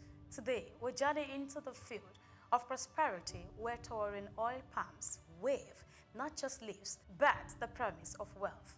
From the humid groves of Edo to the rich red earth of Delta, a quiet boom is unfolding. Edo has been there for many years, but we could take advantage of this. This is one opportunity that holds the key to food security, foreign exchange savings, and thousands of jobs. Yes, we're talking about palm oil, Africa's red gold. But how do you tap into this opportunity? What does it take to build a business around palm oil, from plantation to profit? Let's break it down, step by step. 1. Understand the landscape. The first step is knowledge. Nigeria's oil palm production has risen by over 41% in the past decades, from 8.2 million metric tons in 2014 to 11.6 million in 2023, according to the Food and Agriculture Organization. Yet, with over 200 million mouths to feed and rising global demand, we are still importing palm oil to close the gap. That's your opportunity to become a local producer or processor. Step 2. Choose your entry point. There are 3 main ways to enter into the palm oil value chain. Palm plantation farming. Cultivating your own palm trees is long-term but rewarding. Now you can look at processing. Buying palm fruits, popularly known as banga, I'm sure you know that, and converting it into oil with machines. That's another one. And trading. You can buy and sell finished oil in local or export markets.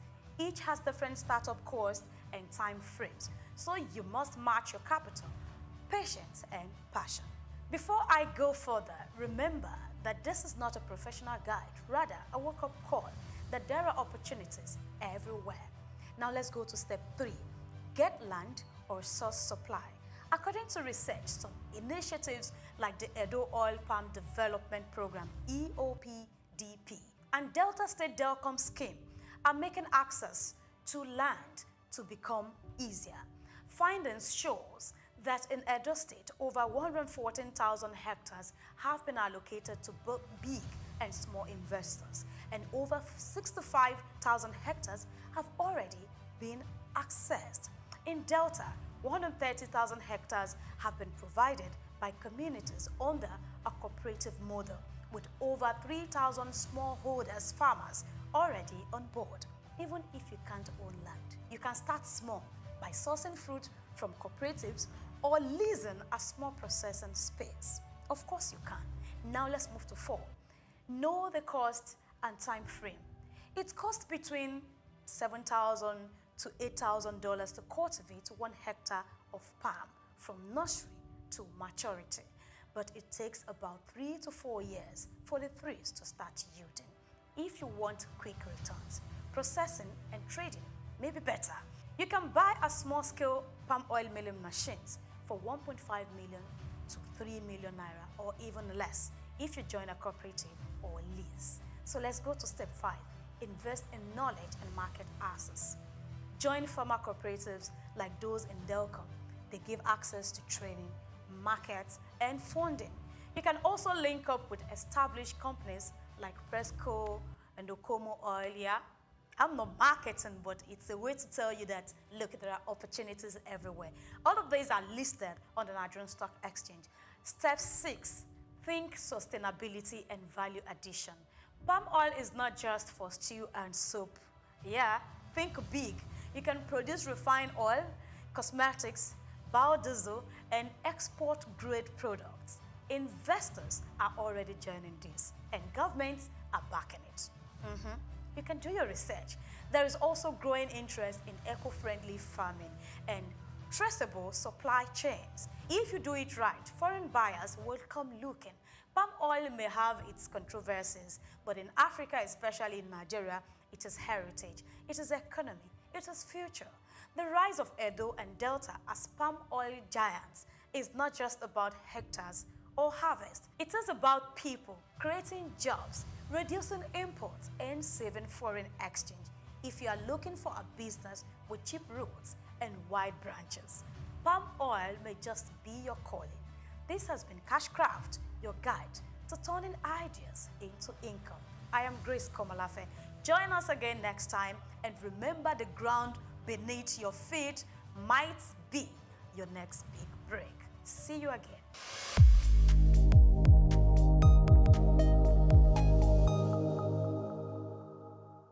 The Seychelles, a stunning group of islands in the Indian Ocean, has become a distinctive figure on the African continent due to its expertise in marine tourism. It may be the smallest country in Africa in terms of population, with just over 100,000 inhabitants. But economically, it is considerably more powerful than its size, and its most valuable resource is the sea. The Seychelles' economy is centered on its coastline and pristine oceans, much like many other countries that mostly depend on natural resources like minerals or oil. Tourism that is high value and low impact is vital to the nation's economy. Luxurious eco-resorts and unspoiled natural reserves that characterize the Seychelles experience attract tourists from all over the world. This type of tourism supports jobs in the hotel, transportation, fishing, and conservation industries, in addition to generating foreign cash. Seychelles' stringent environmental regulations are one notable strategy. The nation boasts of one of the largest percentages of protected marine areas in the world, with over 30% of its seas classified as such. In addition to protecting marine habitats, this keeps tourism viable and attracts eco-aware tourists and foreign partners. Seychelles has also adopted blue economy practices, using the ocean to spur innovation in marine research, sustainable fishing, and renewable ocean energy. Through these initiatives, Seychelles is positioned not just as a tropical retreat, but also as an example of how tiny countries may prosper by protecting and enhancing their natural environment. Seychelles has been a continental leader in the blue economy idea, which uses ocean resources responsibly to boost economic growth in addition to pleasure. By issuing a blue bond in 2018, it raised $15 million to finance sustainable fisheries and marine initiatives, making it the first nation in the world to do so. Additionally, the nation has set aside almost 400,000 square kilometers of its oceanic territory, roughly 30% of its exclusive economic zone, for regulated usage and conservation. In addition to protecting the Seychelles' beautiful waterways, these programs help the country's standing as a climate-conscious travel destination worldwide.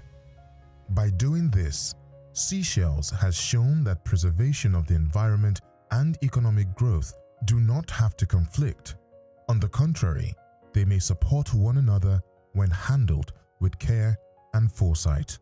I'm Moyosore Adebi, and this is Just Africa.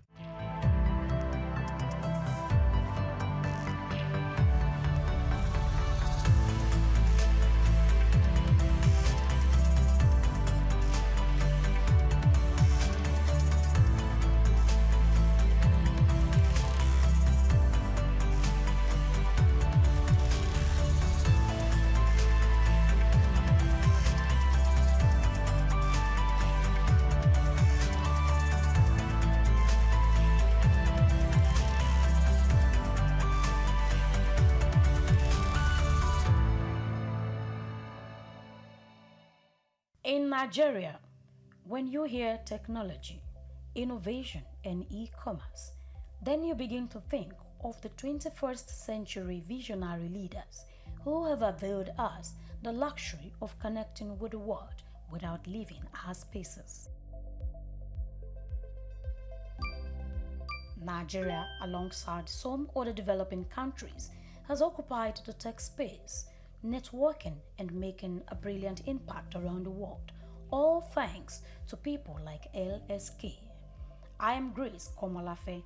Join me on the Corporate Maverick as we unveil the journey of a foresighted leader who foresaw the transformation of technology decades ago. The year 2001, known as the third millennium, stands out for some individuals. It was thought like every other regular year to some people, as they express the excitement that comes with experiencing a new millennium. While many carry on with the feeling of entering the 21st century, some visionary individuals saw it as a strategic period to bet their thought-provoking plans and business goals. Among these visionary leaders and innovators is Leo Stan Eke, founder of Xenox Technology, bringing this tech-oriented company to life in 2001. How much do you know about this tech and business-driven giant? Who is Leo Stan Eke?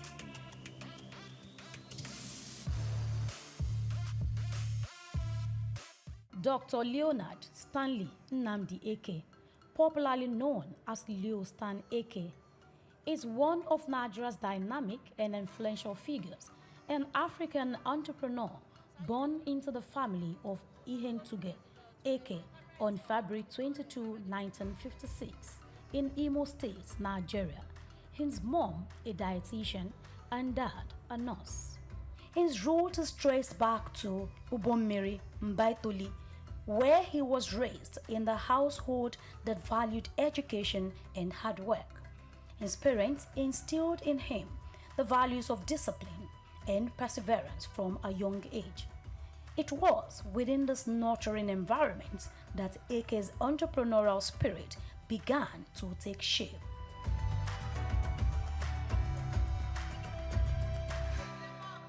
Like many visionaries, Dr. Eke's journey to success was paved with academic excellence. He attended Holy Ghost College in Owerri for his secondary education, where he honed his intellect and ambition. Eke's dream of becoming the biggest transport company owner in Nigeria changed as a result of his encounter in India, where he had his university studies. It was a turnaround moment in his life. In India, he pursued a Bachelor of Science degree in economics from Punjab University, and the exposure to India's vibrant economy left an indelible mark on him and then tilted towards more realistic business ideas. This led him to get full involvement into ICT. So I'm a very good testimony of an African who started from nothing, okay, and got somewhere, not there, right? Okay, so in summary, I came in here first of all to the University of Nottingham, or Nottingham University. I was in Cork City University, where I was doing computer science, and I wanted to specialize in user interface as a postgraduate course, okay? And the system, which I'm sure still exists in the UK, is that you have university counselors who observe you in classes and direct you properly. And the thought, since I was going back to Africa, there were no computers. And if I got there, I could be frustrated for another 32 years.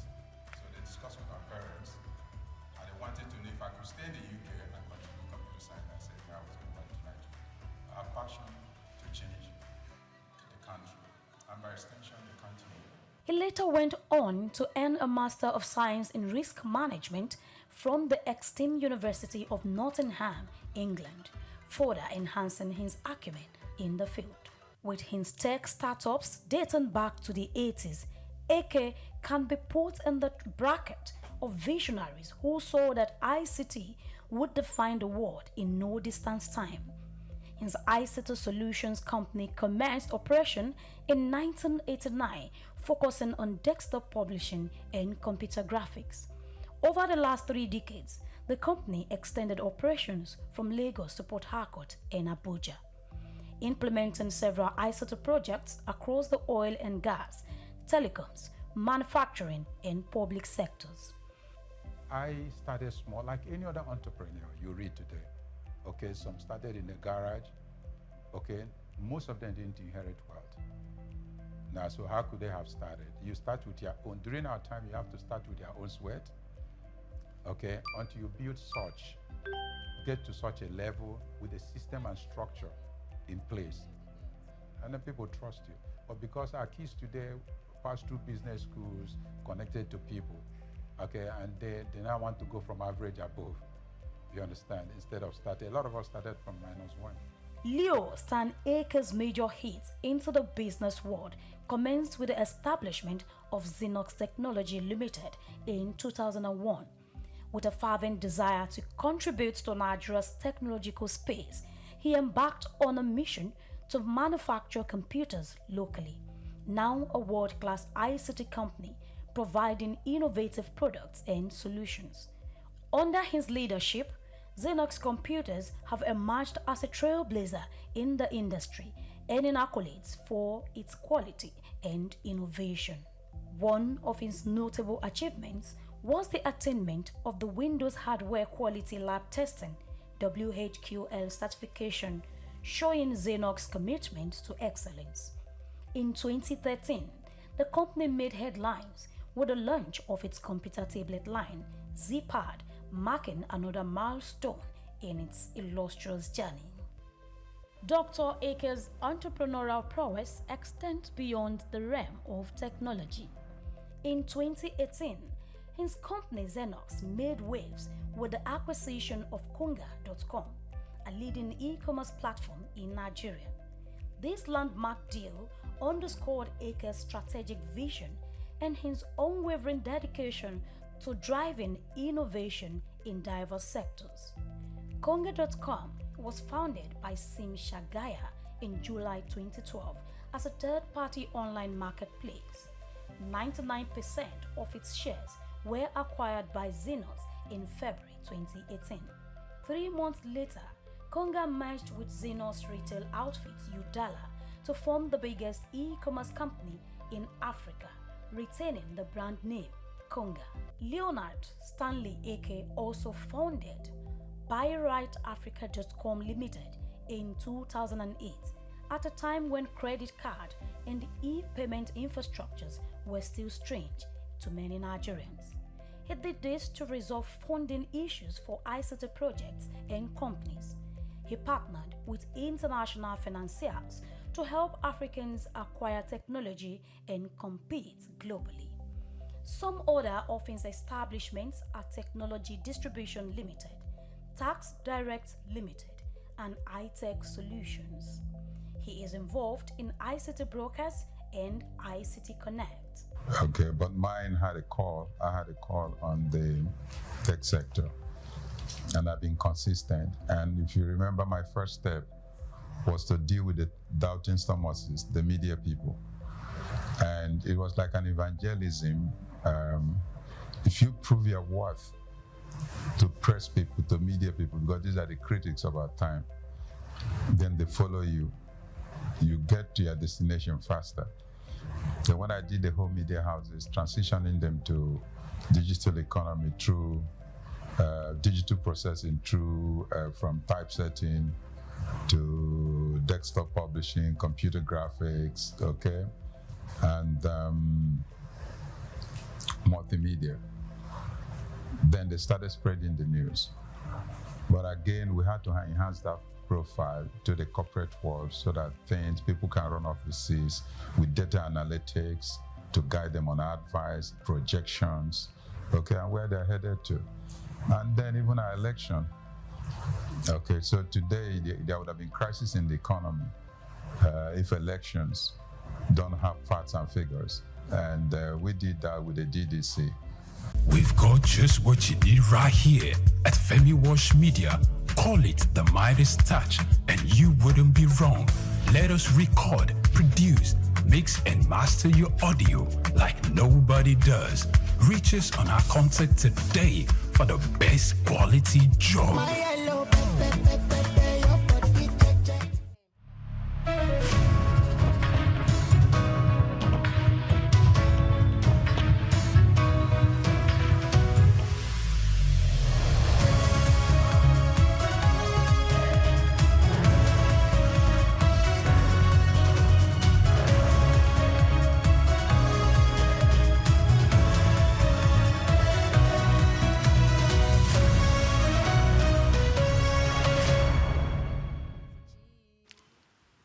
Hello and welcome to the World News and SOUQ News Television. We're reaching you live from our studios in the commercial city of Lagos. I am Olumide Shokoya. Let's begin with today's top stories. The National Addressing Council has approved a preliminary framework for a digitized national addressing system designed to identify every Nigerian household. Nigeria's reliance on imported petrol increased in July as domestic refinery supplies declined, despite the country's expanded refinery capacity. Ghana will require all gold ore to be refined locally before export under a new directive by the Ghana Gold Board, effective September 1st, 2026. While Britain has announced plans to invest £10 billion in lower-cost housing for renters, with a particular focus on addressing housing pressures in London. And in sport news, Tottenham Hotspur have signed Brazilian winger Savino from Manchester City for a reported initial fee of £75 million. We'll bring you details in a moment.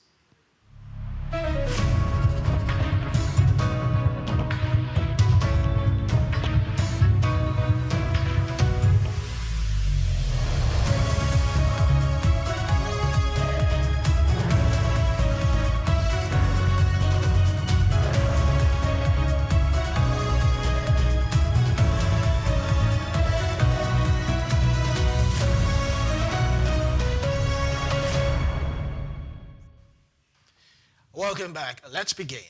The National Addressing Council has approved a preliminary framework for a digitized national addressing system designed to identify every Nigerian household and legitimate business. Vice President Kashim Shettima, who chairs the council, said the initiative would establish an addressing architecture capable of supporting security, financial inclusion, emergency response, and social intervention programs. Now, the system could provide how governments and businesses locate citizens, deliver services, and plan infrastructure. A reliable national addressing database could also strengthen emergency response and make financial services more accessible to people and businesses currently difficult to identify. However, implementation will require accurate data collection, strong institutional coordination, and effective privacy safeguards. The government says that protecting citizens' privacy will remain central to the initiative. If successfully implemented, the system could provide a stronger foundation for commerce, public service delivery, and national planning, while improving Nigeria's ability to identify and reach households across the country. Nigeria and the Africa Rice Center have reaffirmed their commitment to accelerating the transformation of rice production systems to strengthen regional food security. Nigeria's ambassador to Cote d'Ivoire, Ezenwa Uwabiala, made the commitment during a visit to Africa's main research station in Mbe. He said the visit was aimed at reinforcing collaboration between the federal government and the research institution. The partnership could support efforts to improve rice productivity, strengthen agricultural research, and reduce dependence on food imports across the region. Greater access to improved production technologies, resilient crop varieties, and modern farming practices could also help farmers respond to rising production costs and climate pressure. For Nigeria, stronger collaborations with Africa Rice could contribute to domestic food security while creating opportunities to expand rice production and regional trade. The success of the initiative will depend on sustained investment, effective policy implementation, and stronger links between research institutions and farmers. Now, the federal government has disbursed 322 billion naira in student loans in upkeep allowances to 1.2 million students through the Nigerian Education Loan Fund as of August 8. Minister of Education Tunji Alausa disclosed the figure, highlighting the scale of the government's education financing program. The funding is intended to help students meet tuition and living expenses while improving access to tertiary education. Alausa also said the government will review laws governing unclaimed dividends and dormant bank accounts before transferring any funds from those sources to NEL Fund. The proposed review is expected to ensure that any mobilization complies with existing legal requirements. Increased funding could expand access to higher education for students facing financial barriers, while the planned review underscores the need for transparency and proper legal safeguards in managing additional funding sources. Nigeria's reliance on imported petrol increased in July as domestic refinery supplies declined, despite the country's expanding refinery capacity. Latest midstream and downstream petroleum statistics for July 2026 showed that domestic petrol supply fell by 21% within 1 month, while petrol imports increased by 9%. The figures point to renewed pressure on local supply even as more refining facilities become operational. The development raises questions about Nigeria's ability to achieve sustained fuel sufficiency and reduce exposure to international market volatility. Increased imports could also place additional pressure on foreign exchange demand, particularly when global crude prices remain elevated. For domestic refiners, the decline highlights challenges around production volumes, distributions, and market competitiveness. The government and industry operators will need to address these constraints if rising refinery capacity is to translate into more consistent domestic petrol availability and lower dependence on foreign supplies. Chairman of the Presidential Working Group on the National Policing Bill, Femi Gbajabiamila, has warned against giving governors unfettered operational control over police services on the proposed policing framework. Gbajabiamila said the new system must address not only who police communities, but also the crucial question of who would police the police. His comments highlight concerns about political interference and accountability on the state policing. Now, the debate comes as Nigeria considers deeper decentralization of policing to improve security and community response. Supporters argue that state police could provide faster, locally informed responses to crime, while critics fear governors could use operational control for political purposes. Establishing strong oversight mechanisms, independent complaint procedures, and clear operational boundaries could therefore be critical to ensuring state policing improves security without weakening police accountability or democratic safeguards. Now, Nigeria's external reserves have increased by $7.09 billion since the start of 2026, reaching $52.66 billion as of August 19, strengthening the country's foreign exchange position. Now, figures from the Central Bank of Nigeria, CBN, show that reserves have risen by 15.6% from 45.57 recorded in July 2nd. The increase provides greater capacity to support foreign exchange market stability. The stronger reserves position could improve investor confidence, strengthen the Naira's external positions, and provide additional protection against external economic shocks.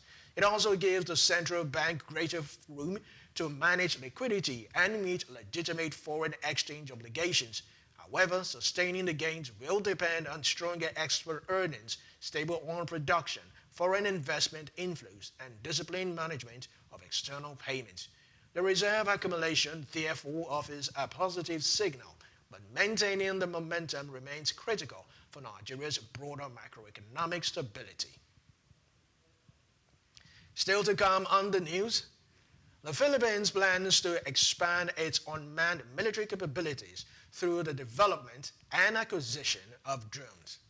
We'll bring you details of this and more after the break. Stay tuned.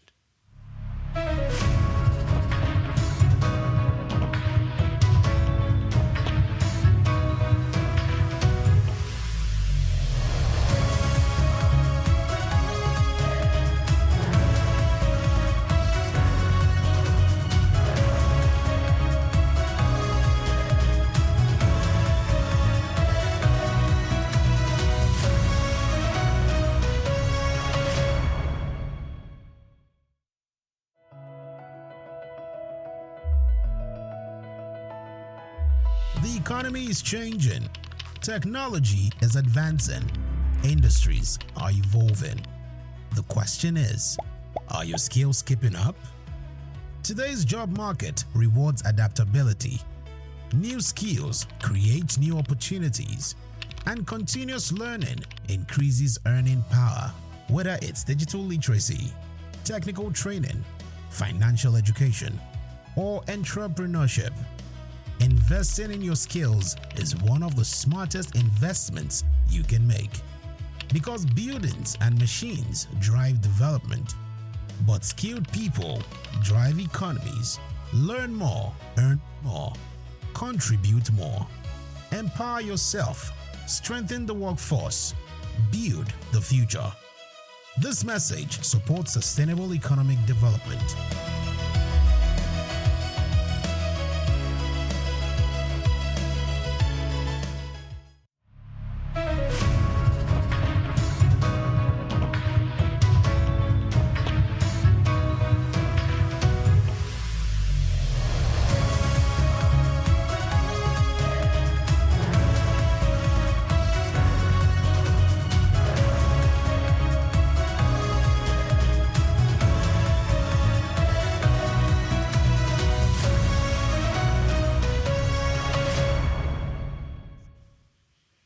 Welcome back to the World News. Ghana will require all gold during to be refined locally before export under a new directive by the Ghana Gold Board effective September 2026. The requirement applies to self-financing aggregators and mandates that both new and existing offtake agreements include local refinery provisions. Refinery cost will be borne either by the aggregator or the off-taker, while Gold Board will approve exports only after confirming compliance. The policy is designed to increase domestic value addition and ensure Ghana recaptures more economic benefit from its gold resources. Local refinery could create opportunities for processing businesses, skilled employment, and stronger participation in the mineral value chain. However, exporters may face higher compliance operating costs as the new requirement takes effect. Gold Board has warned that non-compliance could attract sanctions, including suspensions of export approvals and revocation of operating licenses. Tunisia's cash in circulation reached a record 30.04 billion dinars, equivalent to $10.5 billion, now a 16% increase from a year earlier. Cash usage has surged since Tunisia reformed its check system in 2025 as check transactions continue to decline.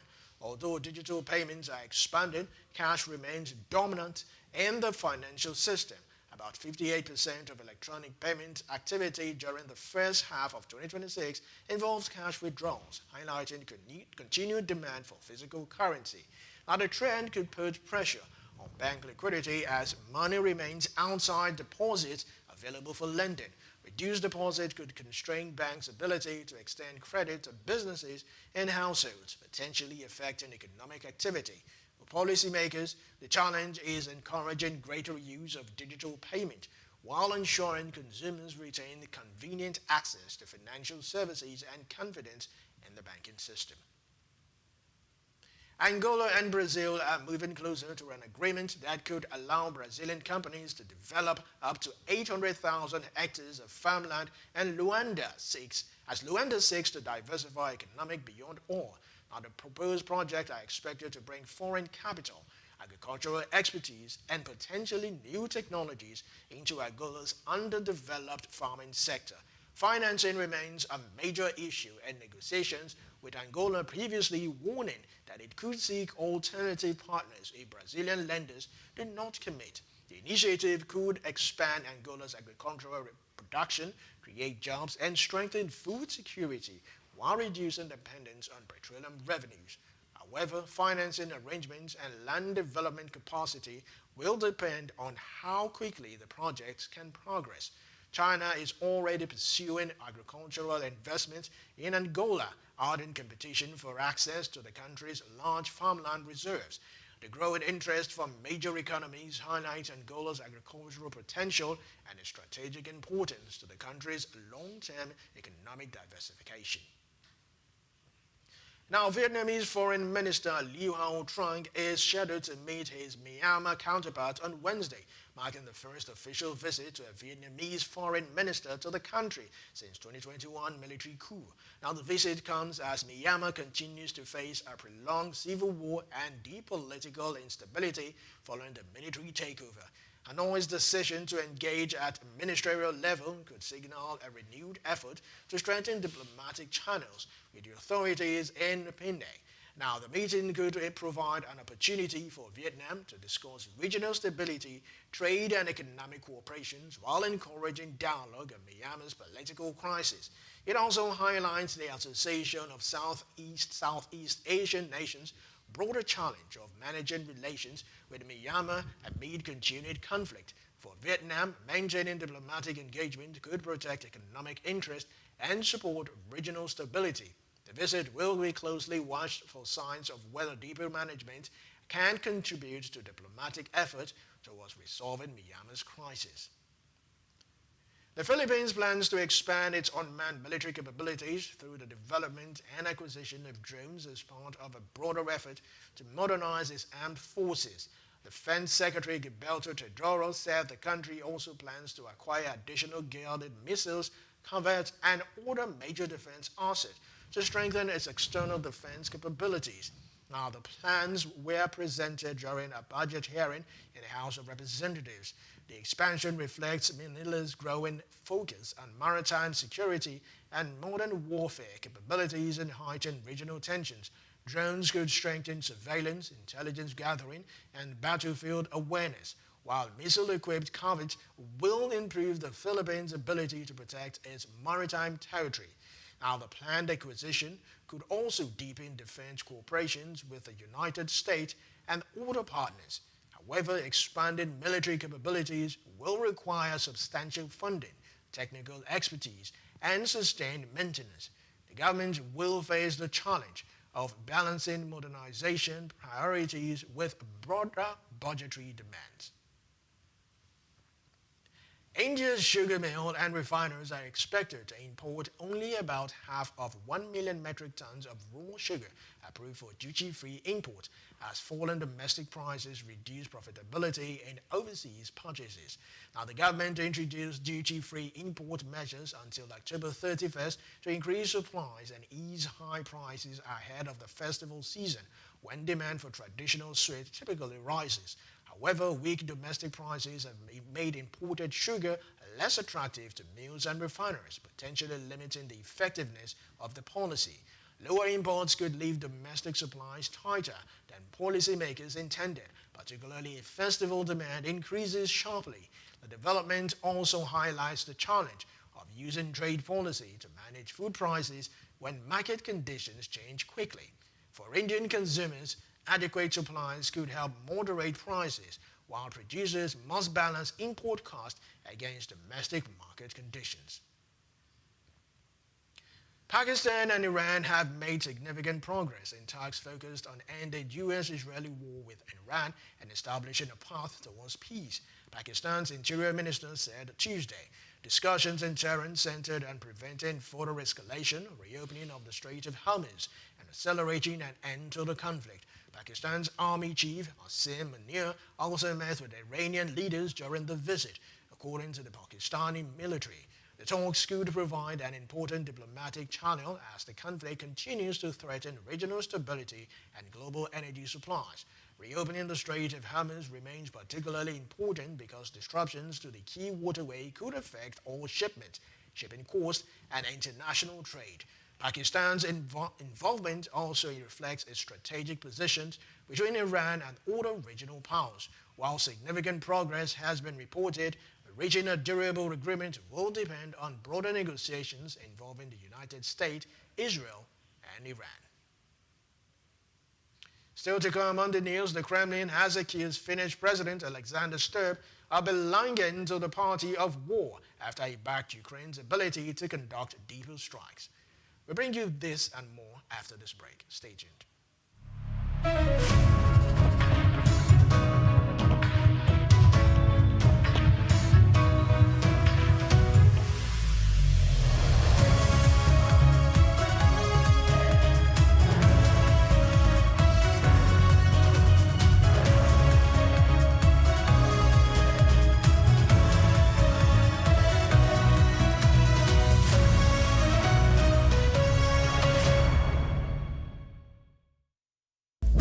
Just what you need right here at Femi Wash Media. Call it the Midas Touch and you wouldn't be wrong.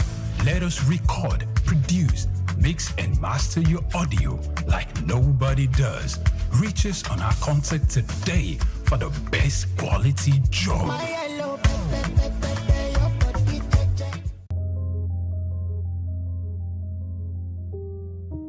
Every time you spend money, you make a decision.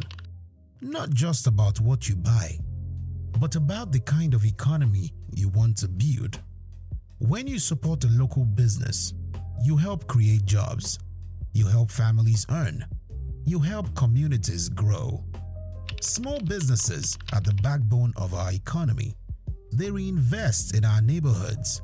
They create opportunity close to home. Before you click buy or choose where to shop, pause and ask, is there a local option? Because strong local businesses mean stronger cities. Stronger cities mean a stronger nation. Support local. Build the future. This message is brought to you in the interest of economic growth and national development.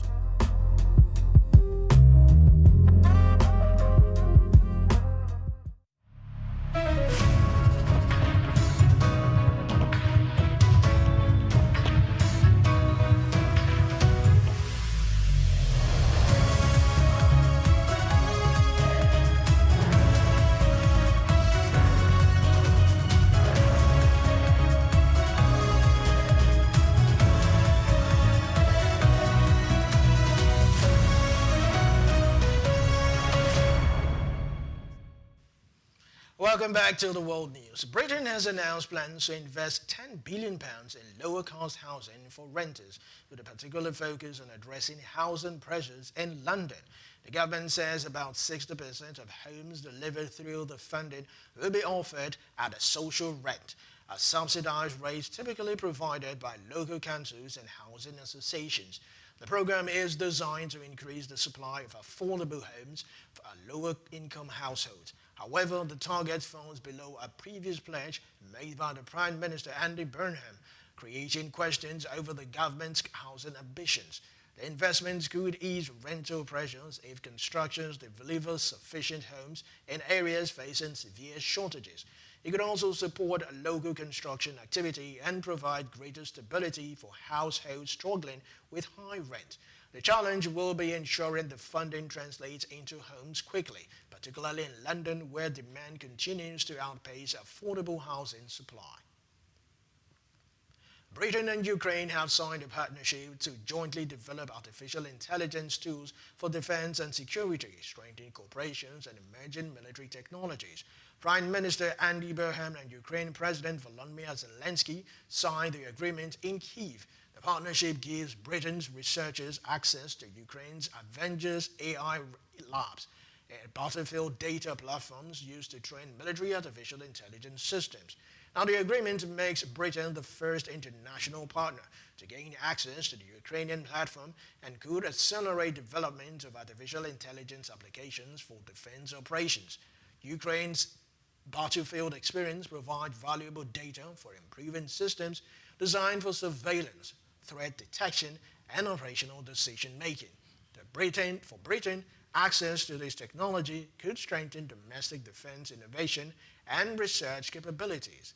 Now, the partnership also highlights the war in Ukraine, how it is accelerating international cooperation on military AI while raising broader questions about data security, battlefield technology, and the future role of artificial intelligence in warfare. The Kremlin has accused Finnish President Alexander Stubb of belonging to the party of war after he backed Ukraine's ability to conduct deeper strike inside Russian territory. Stubb made the remarks during a news conference in Kyiv, arguing that Ukraine's allies should help expand its long-range strike capabilities. He said increasing the cost of war for Moscow would encourage Russians to support an end to conflict. Moscow strongly rejected the position, particularly Stubb's support for attacks on Russian territory, including Kharkiv warehouse. Now, the dispute highlights growing divisions over how Ukraine's allies should support Kyiv as the war continues. For European governments, stronger military assistance could improve Ukraine's ability to deter Russian forces, but it could also increase tensions with Moscow and raise concerns about further escalations.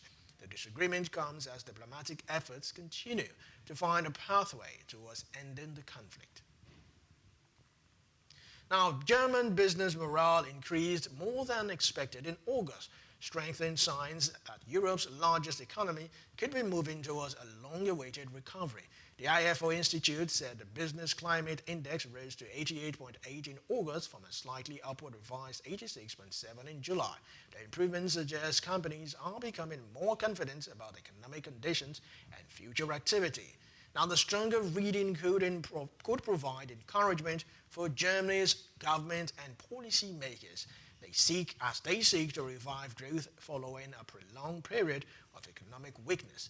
Improved business confidence may support investment, hiring, and industrial activity if the trend continues. However, companies still face challenges from weak external demand, high operating costs, and broader geopolitical uncertainty.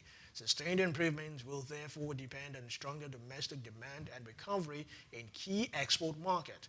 The latest data nonetheless provides a positive signal for Germany and the wider European economy. And in sport news, Tottenham Hotspur have signed Brazilian winger Savino from Manchester City for a reported initial fee of £75 million, taking their total spending to £300 million during the current transfer window. The 22-year-old attacker struggled to establish himself as a regular first-team player during his 2 seasons at Manchester City. The move gives Tottenham Hotspur another attacking opposition as they seek to strengthen the squad. Savino's arrival represents one of the biggest investments of Tottenham's busy transfer window and places pressure on the Brazilian to deliver quickly. His pace, creativity, and ability to operate from wide positions could provide greater attacking variety for the London club. For Manchester City, the transfer window allows the club to recoup this sustainable fee from a player who failed to secure a consistent starting role. Tottenham will now hope the move helps transform their spending into stronger performances and results. Still in sport, the Tigers are awaiting the arrival of head coach Reino Wakama as preparations enter their final phase ahead of the 2026 FIBA Women's Basketball World Cup in Germany. Wakama remains in the United States due to professional commitment with WNBA franchise Chicago Sky, but is expected to rejoin the team before the tournament begins. Her return will provide additional leadership as the squad completes preparations for global competition. With less than 2 weeks to World Cup, the Tigers will be focused on fine-tuning tactics, building chemistry, and ensuring players are physically ready. Wakama's presence will be particularly important as Nigeria seeks to build on recent progress under her leadership. The team will hope for a strong preparation period can position them for another competitive campaign on the international stage. And that's a wrap on the news, but before we go, here's a recap of today's top stories. The National Addressing Council has approved a preliminary framework for a digitized national addressing system designed to identify every Nigerian household. Nigeria's reliance on imported petrol increased in July as domestic refinery supplies declined, despite the country's expanding refinery capacity. Ghana will require all gold doré to be refined locally before export under a new directive by the Ghana Gold Board effective September 2026. Britain has announced plans to invest £10 billion in lower-cost housing for renters, with particular focus on addressing housing pressures in London. And in sport news, Tottenham Hotspur have signed Brazilian winger Savino for Manchester City for a reported initial fee of £75 million. Many thanks for watching. Please do well to follow us on all our social media platforms at SOUQ News TV. I am Olumide Shokoya. Good afternoon.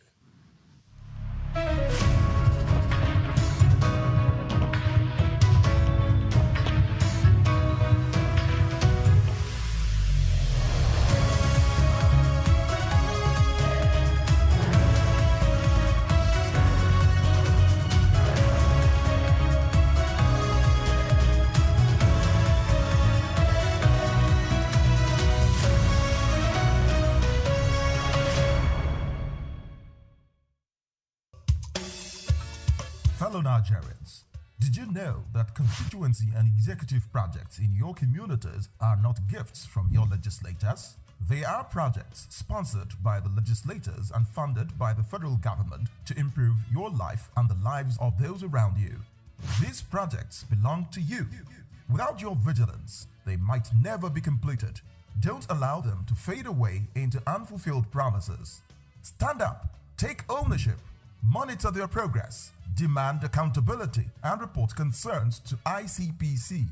Call our toll-free line now on 0800-2255-4272 or WhatsApp only on 0806-656-4726. This message is brought to you by the Independent Corrupt Practices and Other Related Offences Commission, ICPC, with support from MacArthur Foundation and the Center for Democracy and Development in Africa, CDD.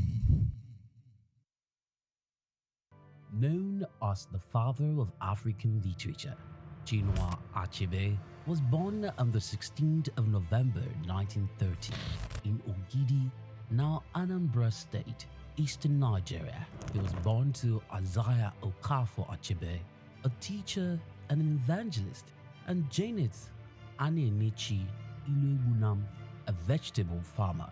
Achebe has reshaped the global understanding of African identity through the power of storytelling. Raised during the twilight of colonial rule, Achebe's education was steeped in both Igbo tradition and the Western values of post-colonial Christianity. As a student at the University of Ibadan, he became fiercely critical of how Africa was portrayed in Western literature. Achebe believed that Western literature often painted Africa as a dark and primitive continent, but he sought to tell the African people's lens. In 1958, Achebe's groundbreaking novel Things Fall Apart shattered colonial narratives through the tragic story of Okonkwo, an Igbo warrior. Achebe illuminated the complexities of African culture and the devastating effects of European colonization. Things Fall Apart became more than just a novel. It became a symbol of African resistance against the oppressive narratives of colonialism. Achebe was not just a writer. He was a passionate advocate for African self-determination, and his political activism made him a critical voice in the post-colonial era. Even after a life marked by personal and political struggles, including a car accident that left him partially paralyzed, Achebe continued to inspire. He taught at Bard College and later Brown University, where his influence reached new generations of writers and thinkers. He was married to Christiana Chinwe Okoli and they had 4 children. Sadly, he died in March 2013 at the age of 82. Chinua Achebe's legacy endures in his novels, his essays, and in the countless voices of African writers who follow in his footsteps. He gave us a voice, a story, and a vision of Africa that is ours to share.